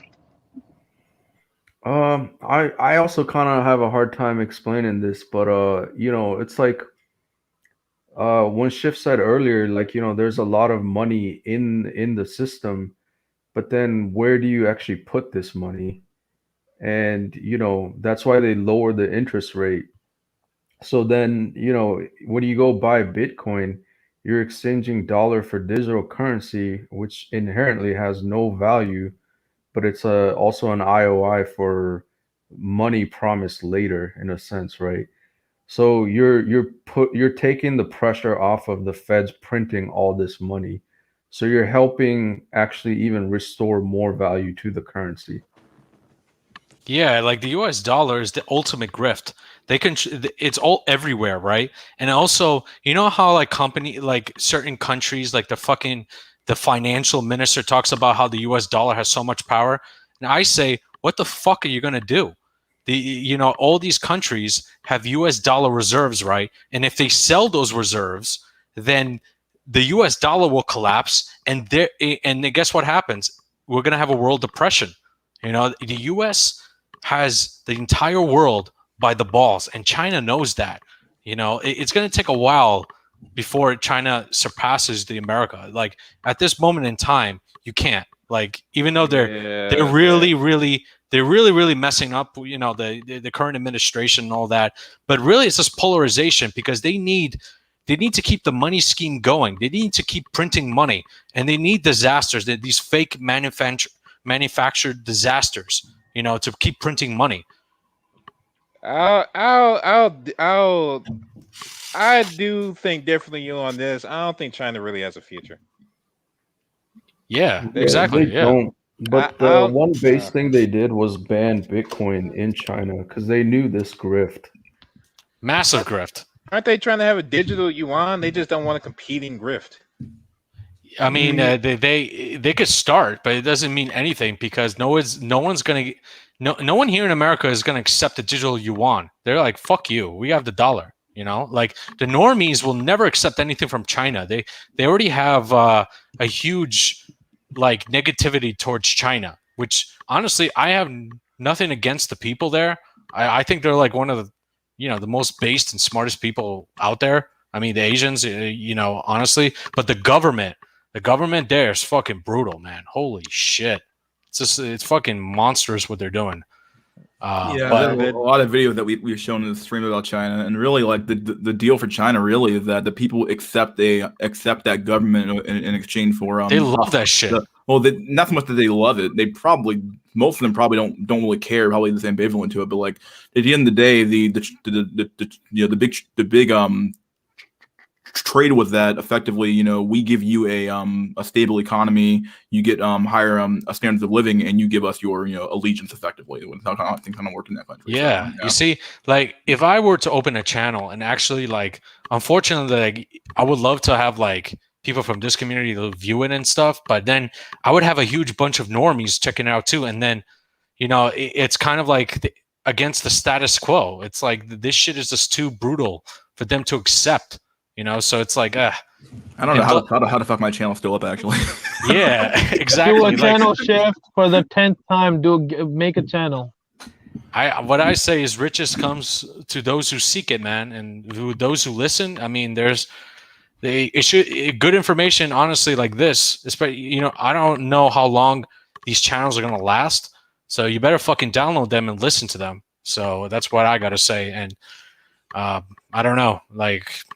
Because people idolize you after, but really, I'm just like a dude, bro. Like what I say is. Well, I mean, you're a good dude, not just a dude, man. But I wanted to say, what do you guys think? Because there's gonna be a day when YouTube is gonna purge, everybody from like, you know what I'm talking about. What do you think is the next platform? If everybody knows or. Odyssey. Because I'm thinking it's Odyssey or BitChute, but BitChute's kind of like compromised anyway.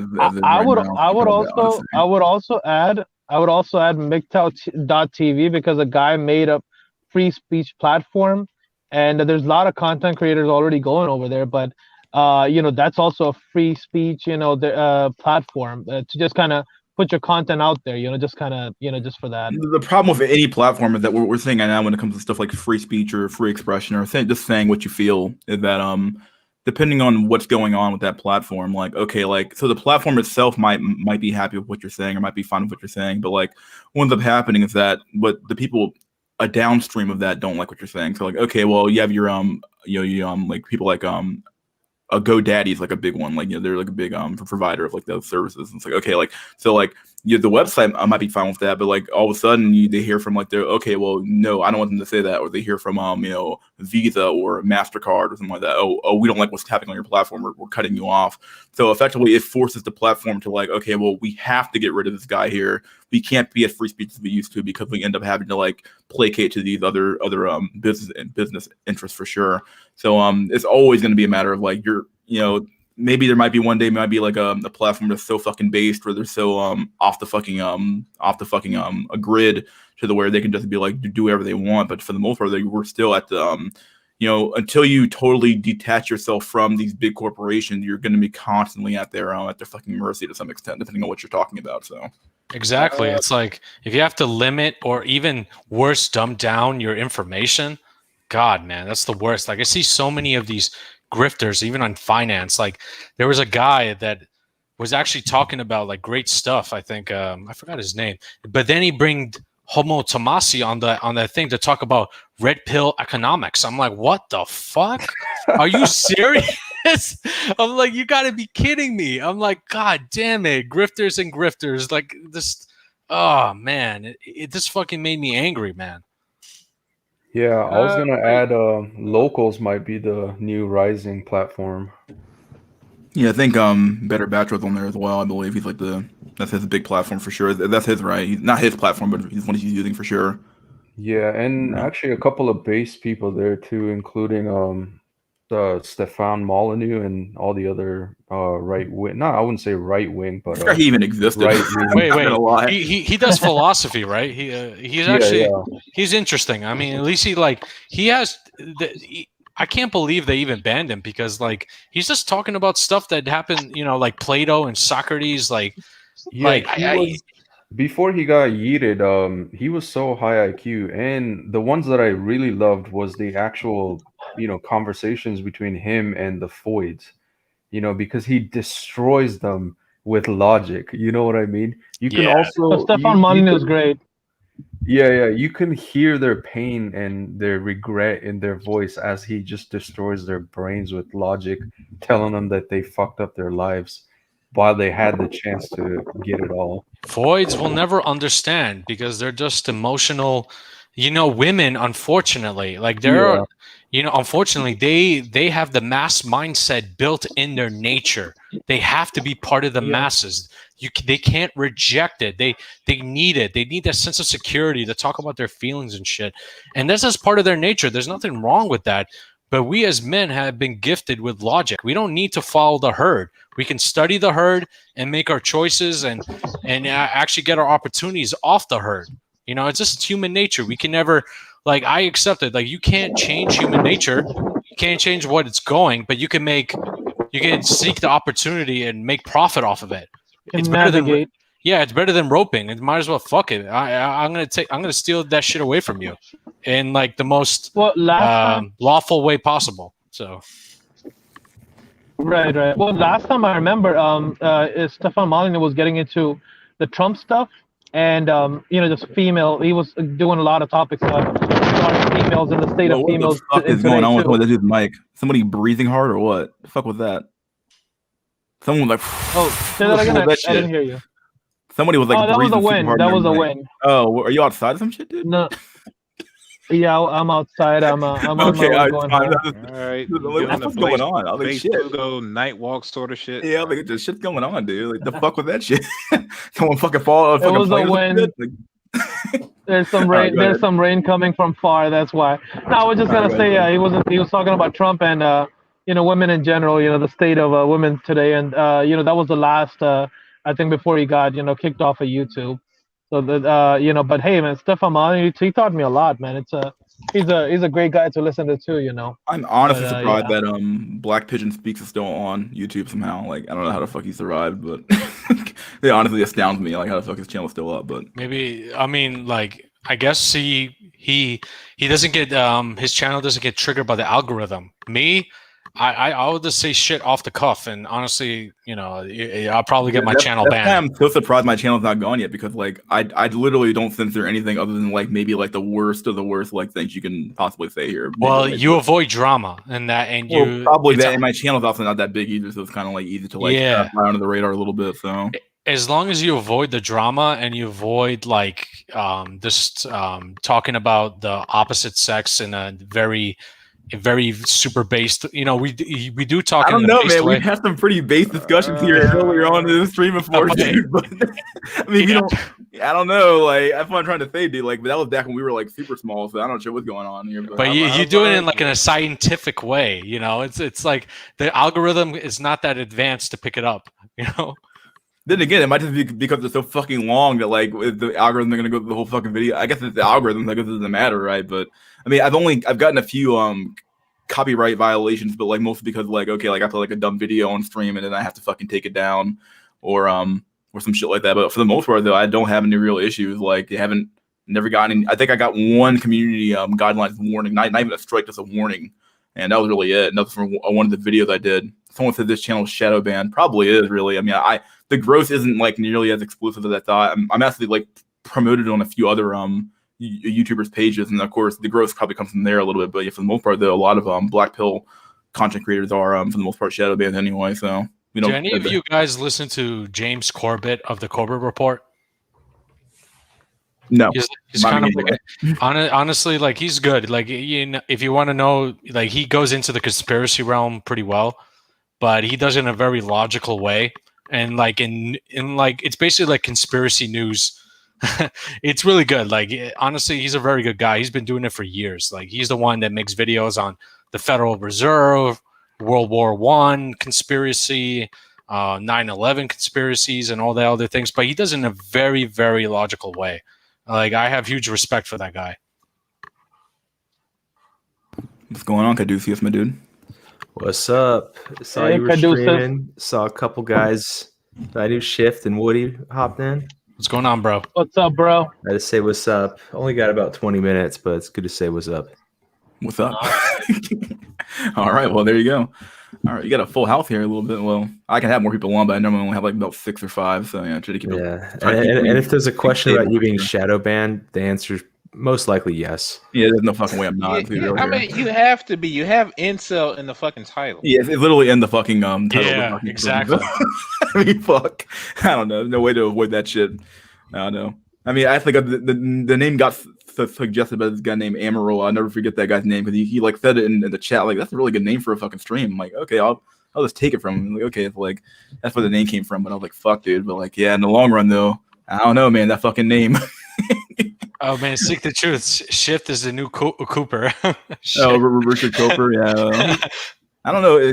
He didn't come on today, but he's been in the chat with you a little bit. So yo, he's funny, bro. He just attacks you. It's fucking funny. I like Richard Cooper. He's all right. He's my Yo, I gotta say, man, low key, he was wasted yesterday. Something. Oh really? Oh shit! I mean, you could hear him hitting. He was like hitting something there. I don't Oh, want to talk about the guy, but he was ice drink there. He was like saying like flush this guy. I'm like, what do you mean by flush? What the fuck is going on, dude? I don't know, man. I mean, I like Richard Cooper. We're not talking shit about you, dude. But dang, dude, you were on some different level shit, my dude.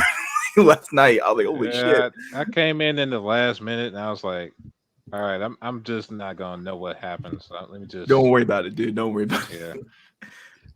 Yeah, that yes or no thing. I was like, bro, are you going crazy here? Like, it's like he's getting a high off the answer or something. Yeah, it was so crazy. The question.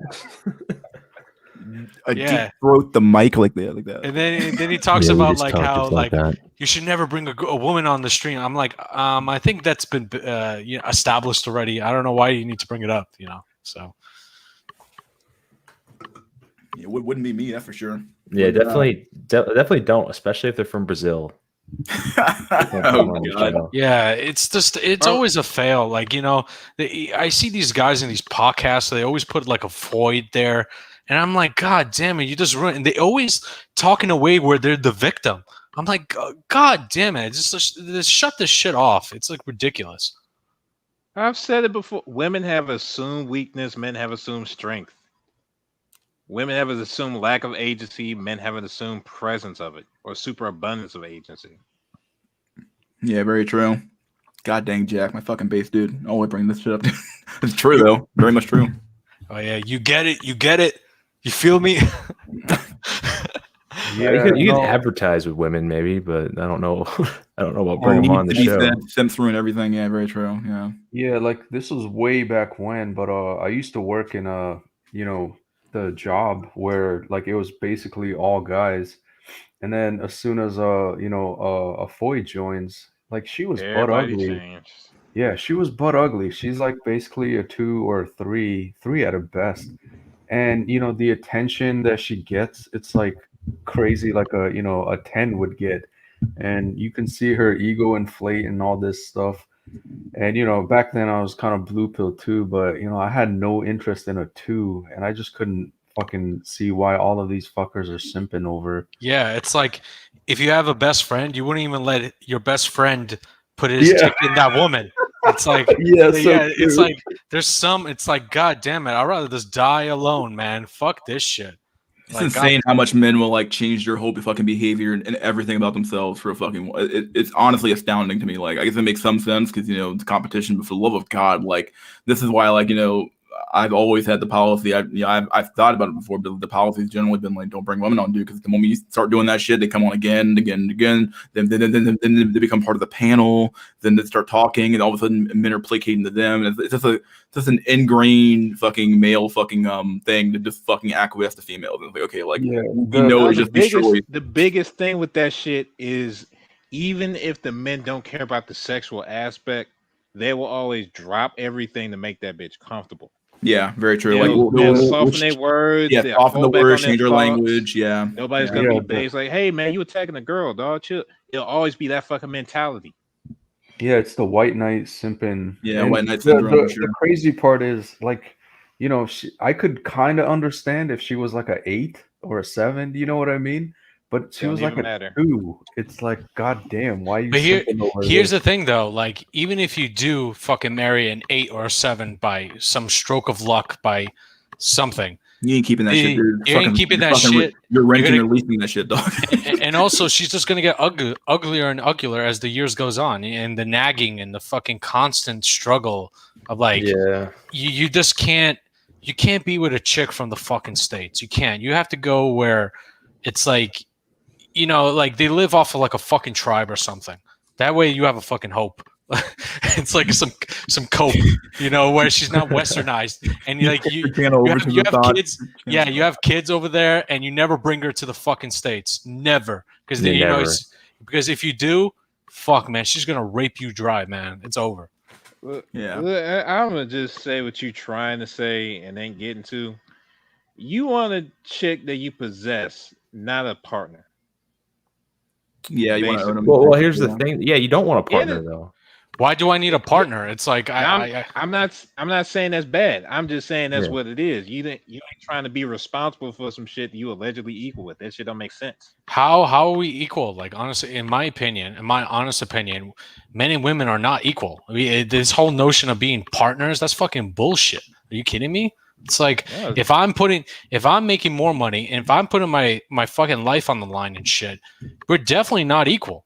And that's okay. Like, the true nature, women are weak. They're inherently weak, and that's how it should be. But society in general, they're just trying to brainwash guys into being fucking bitches. It's like crazy. Yeah, well, I think it boils down to what's something a woman can give you that you can't give yourself, and that's a child. Yeah, that's it. Yeah, that's it's really like you can. Fucking what? Children are luxuries anyway. Well, even like nowadays, though, you can just buy, if you have enough money, just get a surrogate. At this point, and that's the way I kind of view it. Yeah, I mean, you could even have like not you doing it on your own though. Yeah, I hear you. Yeah, I understand. You're still paying. I would say some shit, and it's gonna be fucked up. The fact a woman can have a child if she's in a relationship with you should count against her. Dang. Fucking liabilities. Yo, Caduceus is here, so I wanted to ask, right? I'm kind of predicting that there's gonna be a rise in, I would say well-to-do males seeking out surrogate foids to, not artificially, but get a child. You know what I mean? Like to pass on. Yeah, I see what you mean. Because they just can't get a foid the traditional way in that sense. Yeah. I mean, and since you're in, the medical field, it's like, what's your opinion on that? I mean, it's a product that can be bought and sold in a way. I don't know. It's just weird that it depends on like whether people are going to value virginity over other things or not. At this point, might have probably to. not. I mean, at this point in Yeah. in anybody's life, if you're beyond like age 25, you shouldn't virginity thing should be like honestly the last thing in your fucking mind. At this Yeah, point. but like if you're gonna get a surrogate, like does that matter to the person or not? Like will there be like a Yeah, secondhand market? Oh yeah, she the like are people going to be yeah. selling their virginities and to have a kid and then just hoe out for the rest? You know, like MD was talking about this, and it was kind of mind blowing. Where he said, like, if a woman has way too many partners and shit, and you're trying to have a child with that, You're talking telogyny, which they're never going to do a study to test if it exists. But can or you not. imagine if they actually did, and like your child is not really yours; it has your DNA and all the hundreds of guys there in that DNA. That is fucking based. Damn, But man. what's crazy? What's crazy about it though is it's been proven to exist in flies, and they're just never going to do. They're never going to open Pandora's box to see like if it exists in people or not. And the crazy part is it's probably true, you know. So that's why, it's honestly, if you're gonna have a child, the best thing to do is to make sure it's your seed. I mean, but if you're trying to have a child in the West, oh god, it's game over. It's Y'all the crazy. Y'all don't understand how fucked up that would be if like you had a child by a chick and that fucking kid has fucking DNA cross generations. Well, it's not like, genetic. Imagine if your kid could call back generations of data like fucking Paul Atreides off of Dune and shit. Like, just imagine that. I mean, it's just a theory, but it's honestly it's a theory. But like, if you think about it, and the fact that there's been experiments to prove it exists in other animals, and it's a non-genetic form of inheritance, which is kind of mind-blowing if you think about it. And then if you could play anecdotes to it, like I'm 6 feet tall, my dad's 5'6". Yeah, like can you? Like if this actually was shown to the normies, then women will be like, "Holy shit!" Like it will probably change the dynamics, or maybe not. It will be like, "Oh fuck it, if you don't deserve me." Yeah, go ahead. Well, I was gonna say, Caduce just mentioned, so it's the sperm and the retention of staying in a female host that has been studied in animals, and it's been studied in flies that been proven. Well, it's been proven in flies, but they haven't done any experiments on any other animals. Wow. Yeah, it's turning out to be true. A microchimerism, yeah, it's called, you know.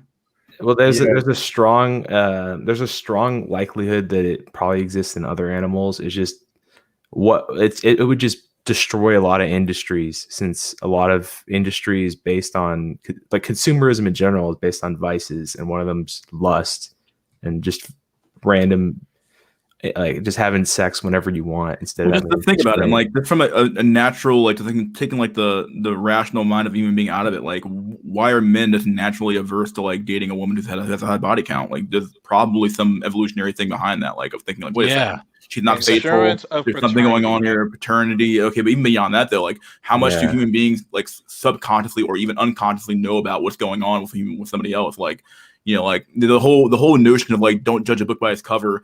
It works to some extent, but to a large extent, though, you might actually maybe want to do it every once in a while. You know, like sometimes it's true. Sometimes what how people display themselves, it does say a lot about them to some extent. You know. Well, yeah, it just brings up the possibility that like of like if it exists, like we'll never find proof for it because it will never get funded as research. But I've always said like anything that would affect a woman at all, we don't do shit. We don't do like anything. But if it exists, it means that you could raise a biological bastard in a sense. Yeah, we need to get the Taliban to fund this research. Islam was right. Brings a new word to pure blood. It's just even crazy. Like you can't even have more than one woman. Like honestly, like at least in like. The one thing I respect about Islam, even though I'm not religious, and honestly, I think religion is a fraud. At least you could have like multiple women as your wives and shit. And honestly, like if the woman cheats, you could fucking stone her to death, like over there in Sharia law. Now that's kind of extreme, but you know they have their system in place where you know they have to behave, you know, and if you let them run wild, then there's consequences. You know, it's just how it goes.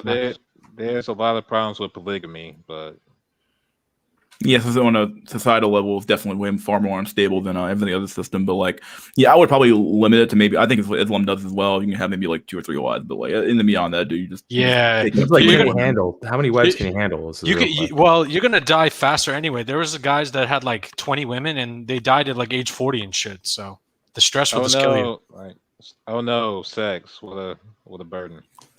Not even that, like the women No, it's like can still nag financially your ass to supporting fucking death, and- my dude. Like, fuck, dude. No, let me quote TFS. That's like a fucking drowning man talking to a man in the desert. Like, get the fuck out of here. That's all I'm saying. Yeah, there you go. Yeah, get out of here with your third world problems, motherfucker. Like shit. Oh shit. Pacifism will remain an ideal. Oh shit. War will remain a fact. There you go. Very true. Based. Fucking based. I didn't even show today's fucking thumbnail today. Fuck. I didn't do that today. Fuck. Give me a sec. I didn't show the thumbnail off. Fuck. Didn't do it. I mean, the beginning of your stream, you were like talking about left versus right and all these political systems. I'm just like, it just blows my mind that people honestly think that a president is going to change anything. You know, it's crazy. The true soldier fights not because he hates what's in front of him, but because he loves what's behind him. Very true. God dang. Fucking based. Yeah. Fucking true. So Yo, if Babylon hold is on, hold on. behind you, like, all right. I gotta ask Mystery. Like, I need to get that wallpaper image you got there. This one here? Yeah. Yeah, I have your email. I'll send you an email, all right? Yeah, for sure. Even the one for the deer in the lake. Oh, the one I had earlier. Oh, I think I had the one saved. I normally use because Firefox has a setting where you can just take a. So you don't actually save the picture. I think it does save it somewhere. I had to find out where it saves it, but like you don't actually save. You can just like get a desktop straight from an image and not have to worry about downloading it. So I'm not sure if I have that one or not, but yeah. Yeah. Send me a link. Those are pretty nice. Yeah. Fuck. There's another like super based. I don't know, like if you could play a clip on YouTube, Mystery by. Depends on what it is. If it's like a music song, I'm really worried about doing it. No. It's like Metal Gear Solid 2: Sons of Liberty. It's like the AI talk. Oh, the ending of that game is crazy. Yeah. It's like if you show that, it's like fucking mind blowing, man. It's like everything that's happening today, just in a conversation. Guys, just Genghis Khan Max, fuck multiple women, cream inside, but choose one chick to take care of. Okay. Based. Yeah, just spin plates, man. Spin just plates. Fucking literally spin plates for all your whole fucking life. We just have to conquer the world, you know? The world is our oyster, and then we can this clip here is so fucking cringe, actually. This shows how fucking performative a lot of this shit is. I'm gonna show this clip real quick. This is like really fucking sad. Look at this shit. Look at this guy. Hold on. You're about to see him. Look how fucking dumb this shit is. Here we go. All right. Put his mask on. Walk fucking what 2-3 feet and then take it off. I mean, fuck, dude. You serious? Let's go back to the beginning here. Let's go back to the beginning here. Okay, well, what's he doing? Okay, I'm gonna put my mask on real quick. Everybody sees him. Everybody fucking knows what he's doing. He's like, okay, well, performative fucking theater here. Oh yeah, look how responsible I am, guys. Look at my mask on and pull it off.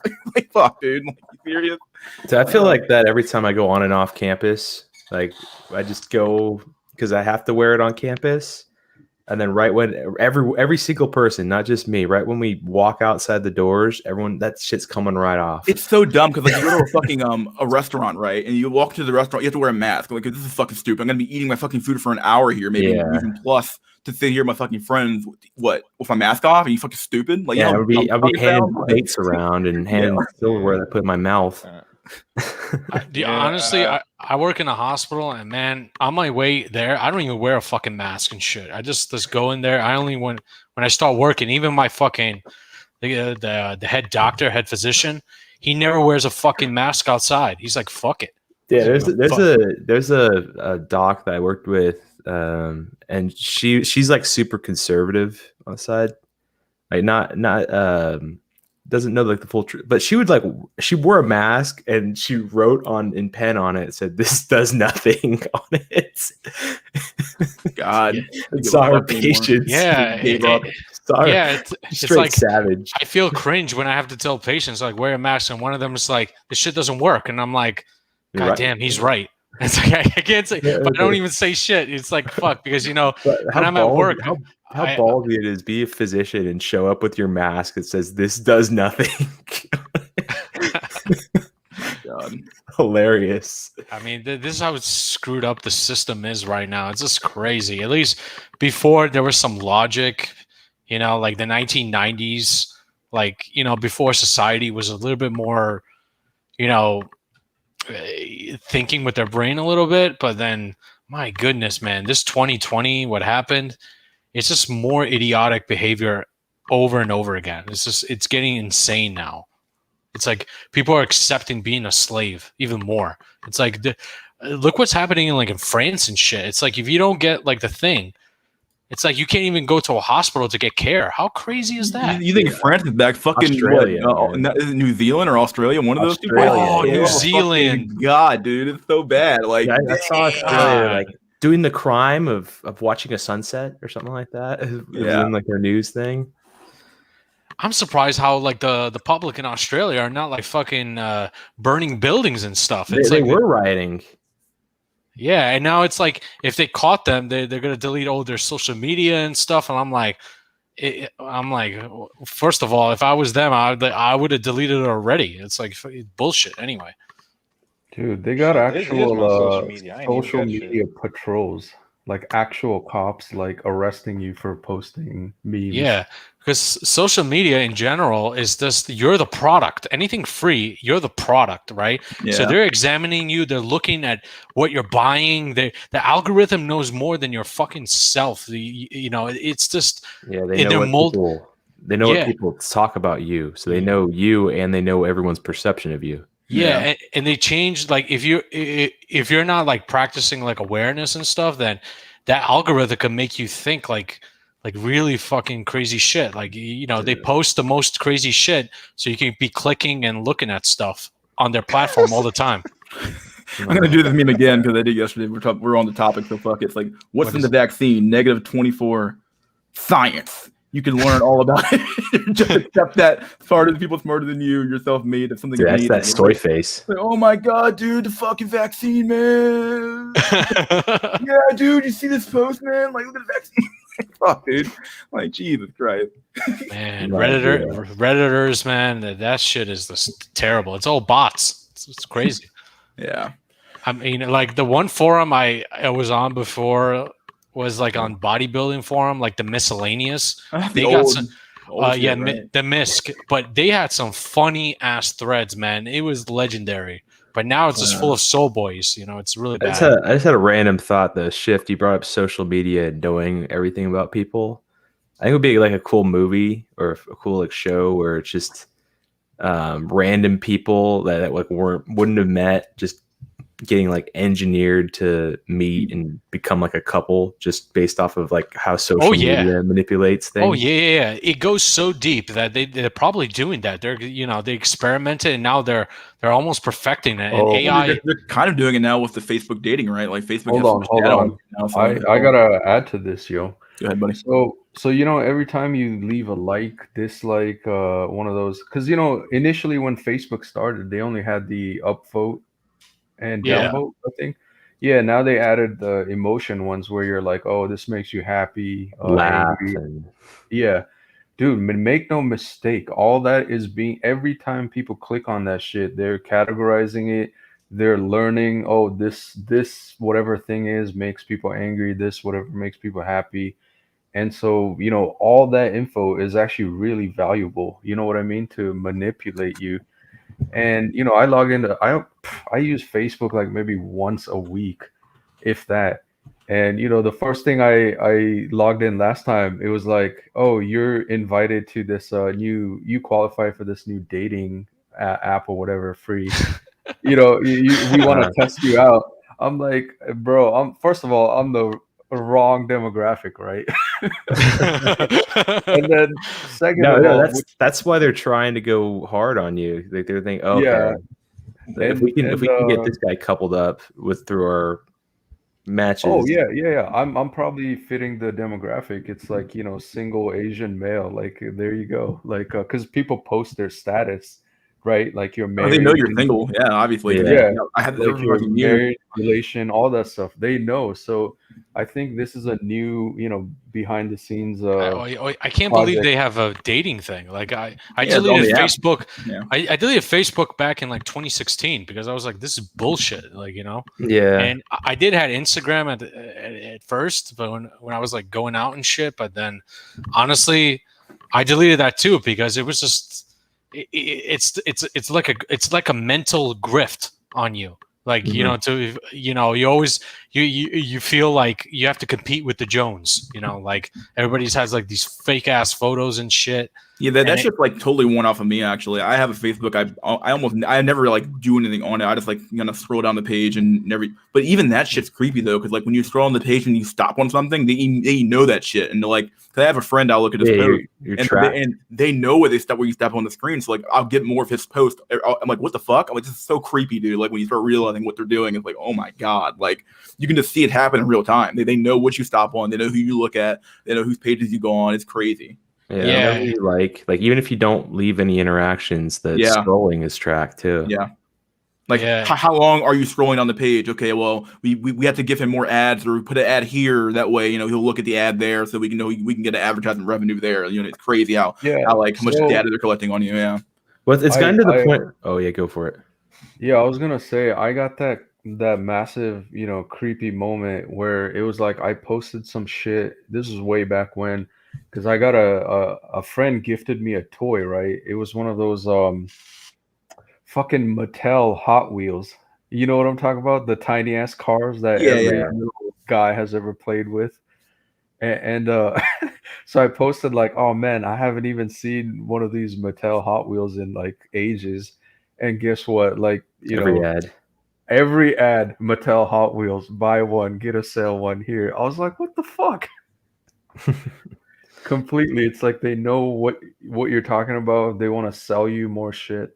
I mean, at one point, I went to a fucking Wawa and bought a fucking pretzel, and I got fucking pretzel ads. I'm like, what in the literal fuck's going on in my life? Like, maybe I said pretzel and to myself at some point, and maybe out loud, and I'll go into the store, and I'm like, I don't know what the fuck. I'm like, how the fuck am I getting pretzel ads for like getting a box of pretzels? I mean, what the fuck's going on with these apps, dude? What I think is crazy though. Deep enough. Well, there's a couple things that I would say that it's gotten to the point where even if you didn't have a phone or any technology, they could still triangulate you perfectly off of just other people around you. This is something I would recommend you guys. Actually, you should watch the a frontline documentary about the Facebook dilemma. It's actually a really good. It's a two-part documentary. Just watch that. It's like an hour, probably 2 hours long. Watch that for sure. It's really good.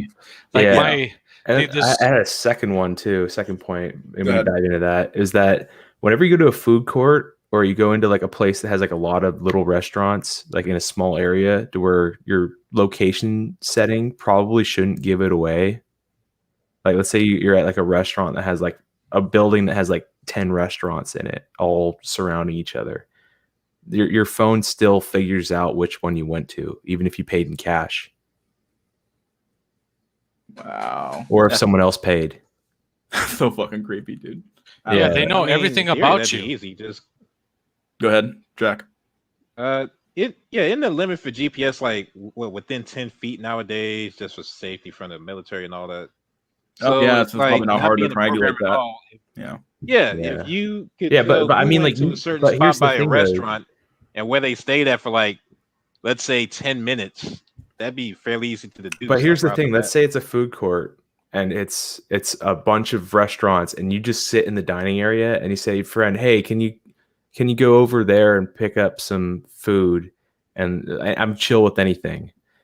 They'll come back with, let's say, McDonald's or something like that. You'll get a review thing. How was McDonald's? You didn't even go there. Like your location wasn't there. You just went into the general area where it had all the restaurants and it picked correct. Creepy. Yeah, they know everything that you do. Honestly, it's nothing new, and it's been going on since like I think even back in the since the internet has awakened. It's just the grift has been going on, and the Patriot Act from 9/11 made it even worse. They've been spying on us for like decades. It's like But now with 5G, they're gonna perfect it. They're gonna know everything. So Yeah, a funny part about that data though is it's also like a metadata where it's like metadata basically where it's like, okay, like we don't really know about you per se, but we know about a group of people. So like all they have to do now is just like, you basically have a program go through the data, and then at that point they can know a lot about you yourself personally at that point, which is like the insane part about it. Just the correlations alone without even taking into effect the causations and shit. Yeah. I already told you about the Target story. Yeah, I wanted to add though, but Go like ahead, in the tech, because in the tech industry, this whole big data thing, it's like we collect all this data, everything about you. The actual problem right now is that the machine learning algorithm and all that stuff is still behind. So every company is essentially racing to be able to monetize this data, right? Yeah. Like, because it's like, okay, just imagine, I know what toothpaste you use, I know what time you wake up, I know what coffee you drink, this and that, I know exactly when you go to bed, whatever. Like, just think about all this thing that they essentially know about you. But in the sense, like, what do you do with this? It's like, okay, I know everything about you, but it doesn't help in a tangible way. So it's for the company. It's more for control. When you start, well, even beyond that, though, when you start like connecting things, though, so okay, like this person here, right. I know they drink coffee. Yeah, go ahead, Alex. I'm not done though. Yeah. So let's say they know everything about you, but then think of this data in like a massive Excel sheet. Like, who's gonna sit there line by line, gonna be like, oh, Joe Schmo drinks coffee, we should probably send him an advertisement for coffee. It's this super massive jumbled data. And so the current problem is that you have so much data, it's the extraction of from that data and how to monetize it essentially for the companies. And make no mistake, this is what Google and Facebook is doing. For them, they just collect this data and they just sell it to other third parties. And what the other third party does with it is technically how they would monetize it. But Google, Facebook, all these big companies get a cut by just selling this data. You know what I mean? Yeah, it's it's like the currency for. Yeah. It's and so like the advancements going, make no mistake, the machine learning is getting better. That's why you see the rise of data analysts and so much of this. And like it's moving towards like, how can we monetize? Essentially, I'm not saying not to be worried. It's like they know everything about you, but ultimately it's like, how do we extract money out of you? How do we monetize this? Oh, it's coming. But they need Yeah. the Federal Reserve to make a digital system where you have the wallet and their own crypto, and then they could tell the normies and us, like, oh, you don't get a house, you don't have a car, or you don't spend your money like into a certain cause of what they want you to be brainwashed to. They're gonna lower, like how there's a credit score. There's gonna be a social credit score. They're gonna copy China. The Western countries are turning more authoritarian, and China now is like. I mean, like even Russia, they're like, oh, you're actually better off living in Russia than fucking America now. It's there's more freedom in Russia than here. It's crazy. Yeah. So all I was saying is, it's like they have all this data on you, but it's not yet. I should say, it's not yet to the point where, they know everything about you to the point that you have zero privacy is what I'm trying to say. But You're it's coming. still trying to figure out it's they're coming. They're already doing it though, because like when you stuff like the Apple Pay or GPay or what I'm gonna call it, they're already doing this. Like they're just like one step away from like, okay, how do we digitize the currency that to the point to where you don't have to go to a bank, or the bank's so digital where the money's digital now. They don't actually print up like the $1 trillion. They just put it on as a ledger account in somebody's accounting system where they say $1 trillion made, give me the fucking bonds, exchange out, we're done. That's how easy it is now. Like they're not printing up $1 trillion. They might print up a portion of that $1 trillion, but the rest of it's just like going on the form of it's just a digital completely. So. And that's why the elite, they have to manufacture crises, and then people lose more and more of their freedoms. They want to know everything about you. They want you to turn you into a good, happy worker, and you're gonna own nothing, and that's how it goes. They want. You own nothing and you'll be happy, right? Exactly. I mean, they've already trained you. I've said this before, but they've already trained you how to be like to own nothing at this point. Actually, something I've actually thought about it's kind of an aside here, but something I thought about though is that like, you know, when you don't own a movie, they can literally like think about this. Like as we get further and further into like this weird like corporate authoritarianism shit. Okay, well, what's going to stop them from like changing the media that's already been made? So like, if you have a movie and something's like they've already like banned books. Like they've already said, okay, we're not selling this. They haven't banned them per se, but they stopped selling them at some point. So okay, what's stopping them from like just changing the media? So like, okay, so like there's a movie that came out years ago, and they go back and they edit the movie to take out all the bad stuff, or they kind of change it in ways where like, okay, well, it's not the original movie anymore. So if you don't own that movie anymore, you'll never fucking know. And at some point, as the generations go on and kids don't know about that movie anymore, well, it's that the edited version of that movie is the actual movie. It's not like the old movie. You know what I mean? There is a slight issue with that though, and it'd be media disconnected from a network. Yeah, that's what I'm talking about. Though. Like if you have like a DVD or a Blu-ray, or even have like your own like basically you sell the a 7 Cs to get yourself on the internet, then yeah, you have you have the original copy of that media. But like some kid who grew up in 2071, that's the meme now, 2071, he's not going to know about that movie was edited. He's going to be sitting there watching it on Netflix or watching it on whatever exists at that point, looking at this edited movie that's gotten all the context removed or gotten all the bad stuff removed from that movie, and now you're looking at some new movies and stuff like that, where it's like, okay, well, this is the edited version, and you can't even access the old version. It's not even there anymore. It's gone. Yeah, that's how they want it. Not only that, right? Like you're paying for a service to watch movies, and if you get cut off from the service or banned or whatever, you literally have no access to it anymore. Yeah. It's kind of like with games now. Like you don't actually own the game. Like the game is just you just download the game and then you have a key, and then they can literally revoke that key from you. So you don't really own the game at that point. You can like, what are you gonna do? Like fuck. So like yeah that $60 you spent's gone. Like you don't get that money back. That's how it goes. Honestly, what the normies consider like essential items, like social media and stuff, they're basically like they're worth less than the cheapest toilet paper in the market. Honestly, it's just pure trash. You never need it, honestly, and it dumbs you down.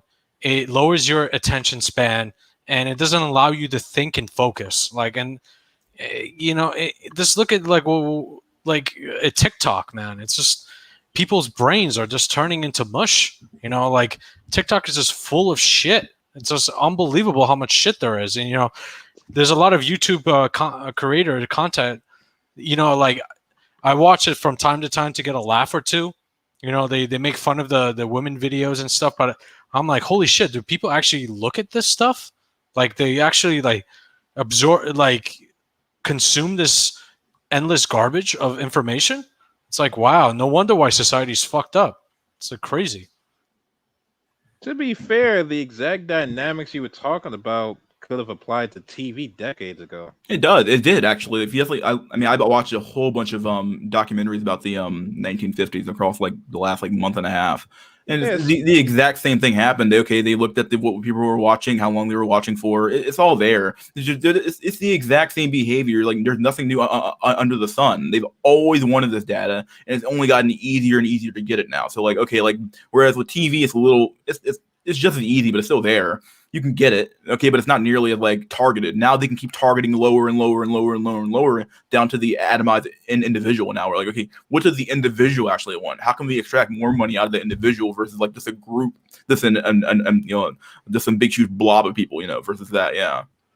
I feel like they're going to like basically centralize the internet, where it's going to be like a service. You have to pay for certain channels, certain websites you can access to, because they want to control the narrative even more. And soon the freedom of thought and speech, or even us talking like this, will be soon banned. They will be like, it's going to be like, we're going to be like one of the people out of the Matrix. We're going to have to somehow like talk outside somewhere in a different service, or like even off the grid. It's just the form of control that they're trying to implement is only just the beginning. I think it's just only going to get worse.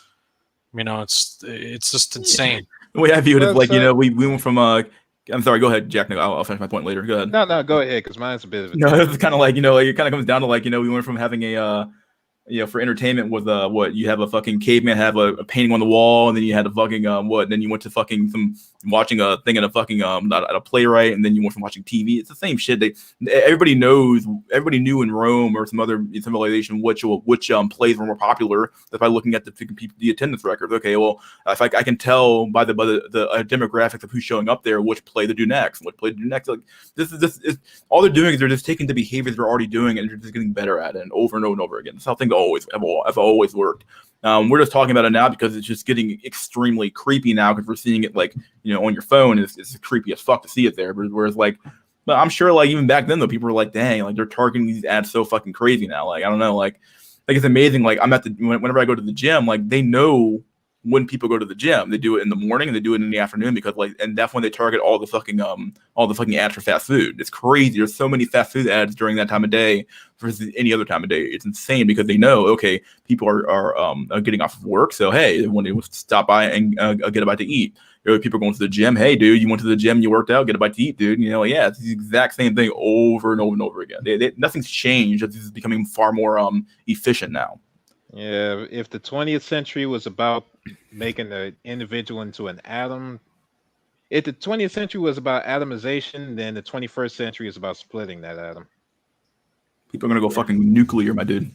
Yeah, like I think like I was on another stream and the guy was talking about how like the 20s is all going to be like basically the progression, the feminization of men, where basically kids and grown men eventually you're going to have to dress like a woman because then they're going to pass maybe laws. I mean, this is hypothetical, but where if you even say hi to a woman and she has like a child, she's a single mother, then technically she could probably get child support from you. Can you imagine that? So you have to dress like a woman just to avoid that shit. Crazy how fucking like that. how fucking base that is? It's fucking nuts. No, there are actually some guys like they change their gender quote unquote to male so that they can get the FOID benefits of college. They're gaining the system kind of like the male to female trans athletes competing in the FOID space. So it's to some extent it's going to backfire on the FOIDs. It's the problem of like having like literally zero standards. Like, okay, if anybody can be a woman, then okay, well that literally means anybody can be a woman, right? Like I can just declare myself a woman and walk around saying I'm a woman and get the benefits of being a woman, right? The fucked up thing is, if we're talking about the triangle people level of shit, game in the system might just be playing into their game in the first place. Yeah, it might be actually. If you're talking about that level where okay, we're talking about occultists and shit, then yeah, asexualization and even you playing into the idea would just help the game plan in the end, because you're also cheapening the idea of what sex is and isn't.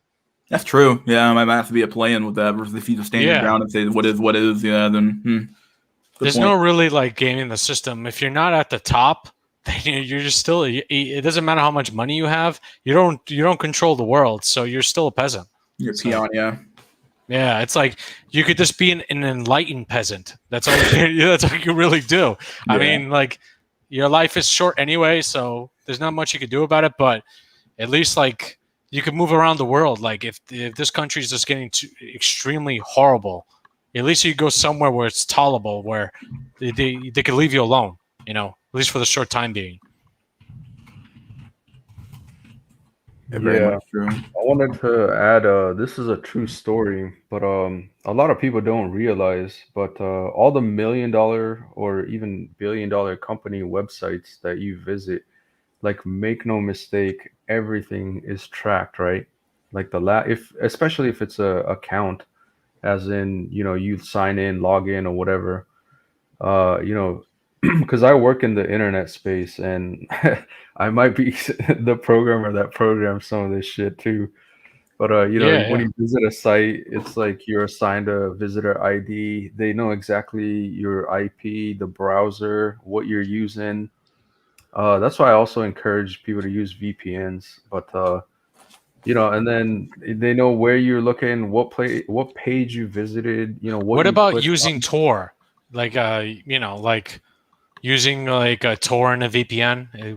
Is there any? Yeah, Yeah, It's that's not like probably the FBI the. isn't tracking fucking all the Tor now. Yeah, that might be more secure, but I'm not all that familiar with Tor and how Going it to affects the on the fucking other a end. dark web fucking shit here. Yeah. I don't know. Yeah. Oh Honestly, boy, I'm not. no. I don't know, dude. Yeah. So I mean, like, I never used it, but some people suggested it. I'm like, I don't know, because isn't that dark web shit, and a good you might old search fucking the Silk Road, my dude. you click the wrong thing, and then the guy, like, the hacker, finds out where you are, and then is like, if you don't do this shit, I'm gonna kill you. Like, Like I have your fucking location and your fucking name, buddy. I'm coming for you. It's like, okay, well, send me the money, buddy. Here's the money. It's See not ya. that deep. It ain't that goddamn deep. Bro.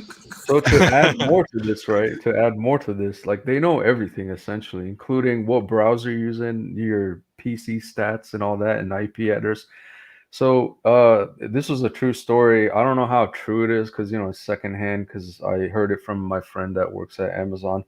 But he was dealing with some customer issue where like the woman says like she didn't order any of this shit and she suspects her account got hacked or something. And it's like I never ordered any of this stuff. I would never have a reason to order it essentially. And it's questionable material. I'll just say it's like in the snuggles department items. And this is like a 70-year-old lady or a 60-year-old lady, so she doesn't buy any of that stuff to begin with anyways.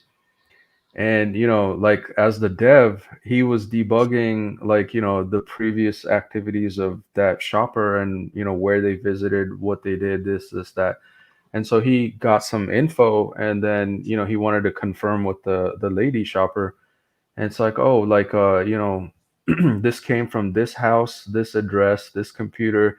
Like, do you know who might have used it? And she was like, oh my god, it's my grandson. oh damn, what is he, like, buying dildos and shit? It's like, So basically she figured out her grandson was buying porn. oh, Or porn related man, items. come on. Buys porn, dog. Who Fuck buys you. porn? Fucked up. Well, He fucked the up Sims the are one buying big thing, my OnlyFans. dude. Hold on. He might have been, buying a flashlight with his grandma's. Oh, fleshlight. Oh, Oh, Jesus Christ. oh Oh god, that's no. So but cope. the level of kind of intrusion that it's like kind of like they can track it all the way back to Funny based that, at the yeah. same time, man. God damn. So it's like her account didn't Ronin get level hacked. in here with that shit. Goddamn. Yeah, her account didn't get hacked, but it was just like her grandson figured out her Amazon login, basically just try to buy some shit. Dang, dude. All right, then let's wind things down real quick here. So, have you got any last word shift? Last word for the chat?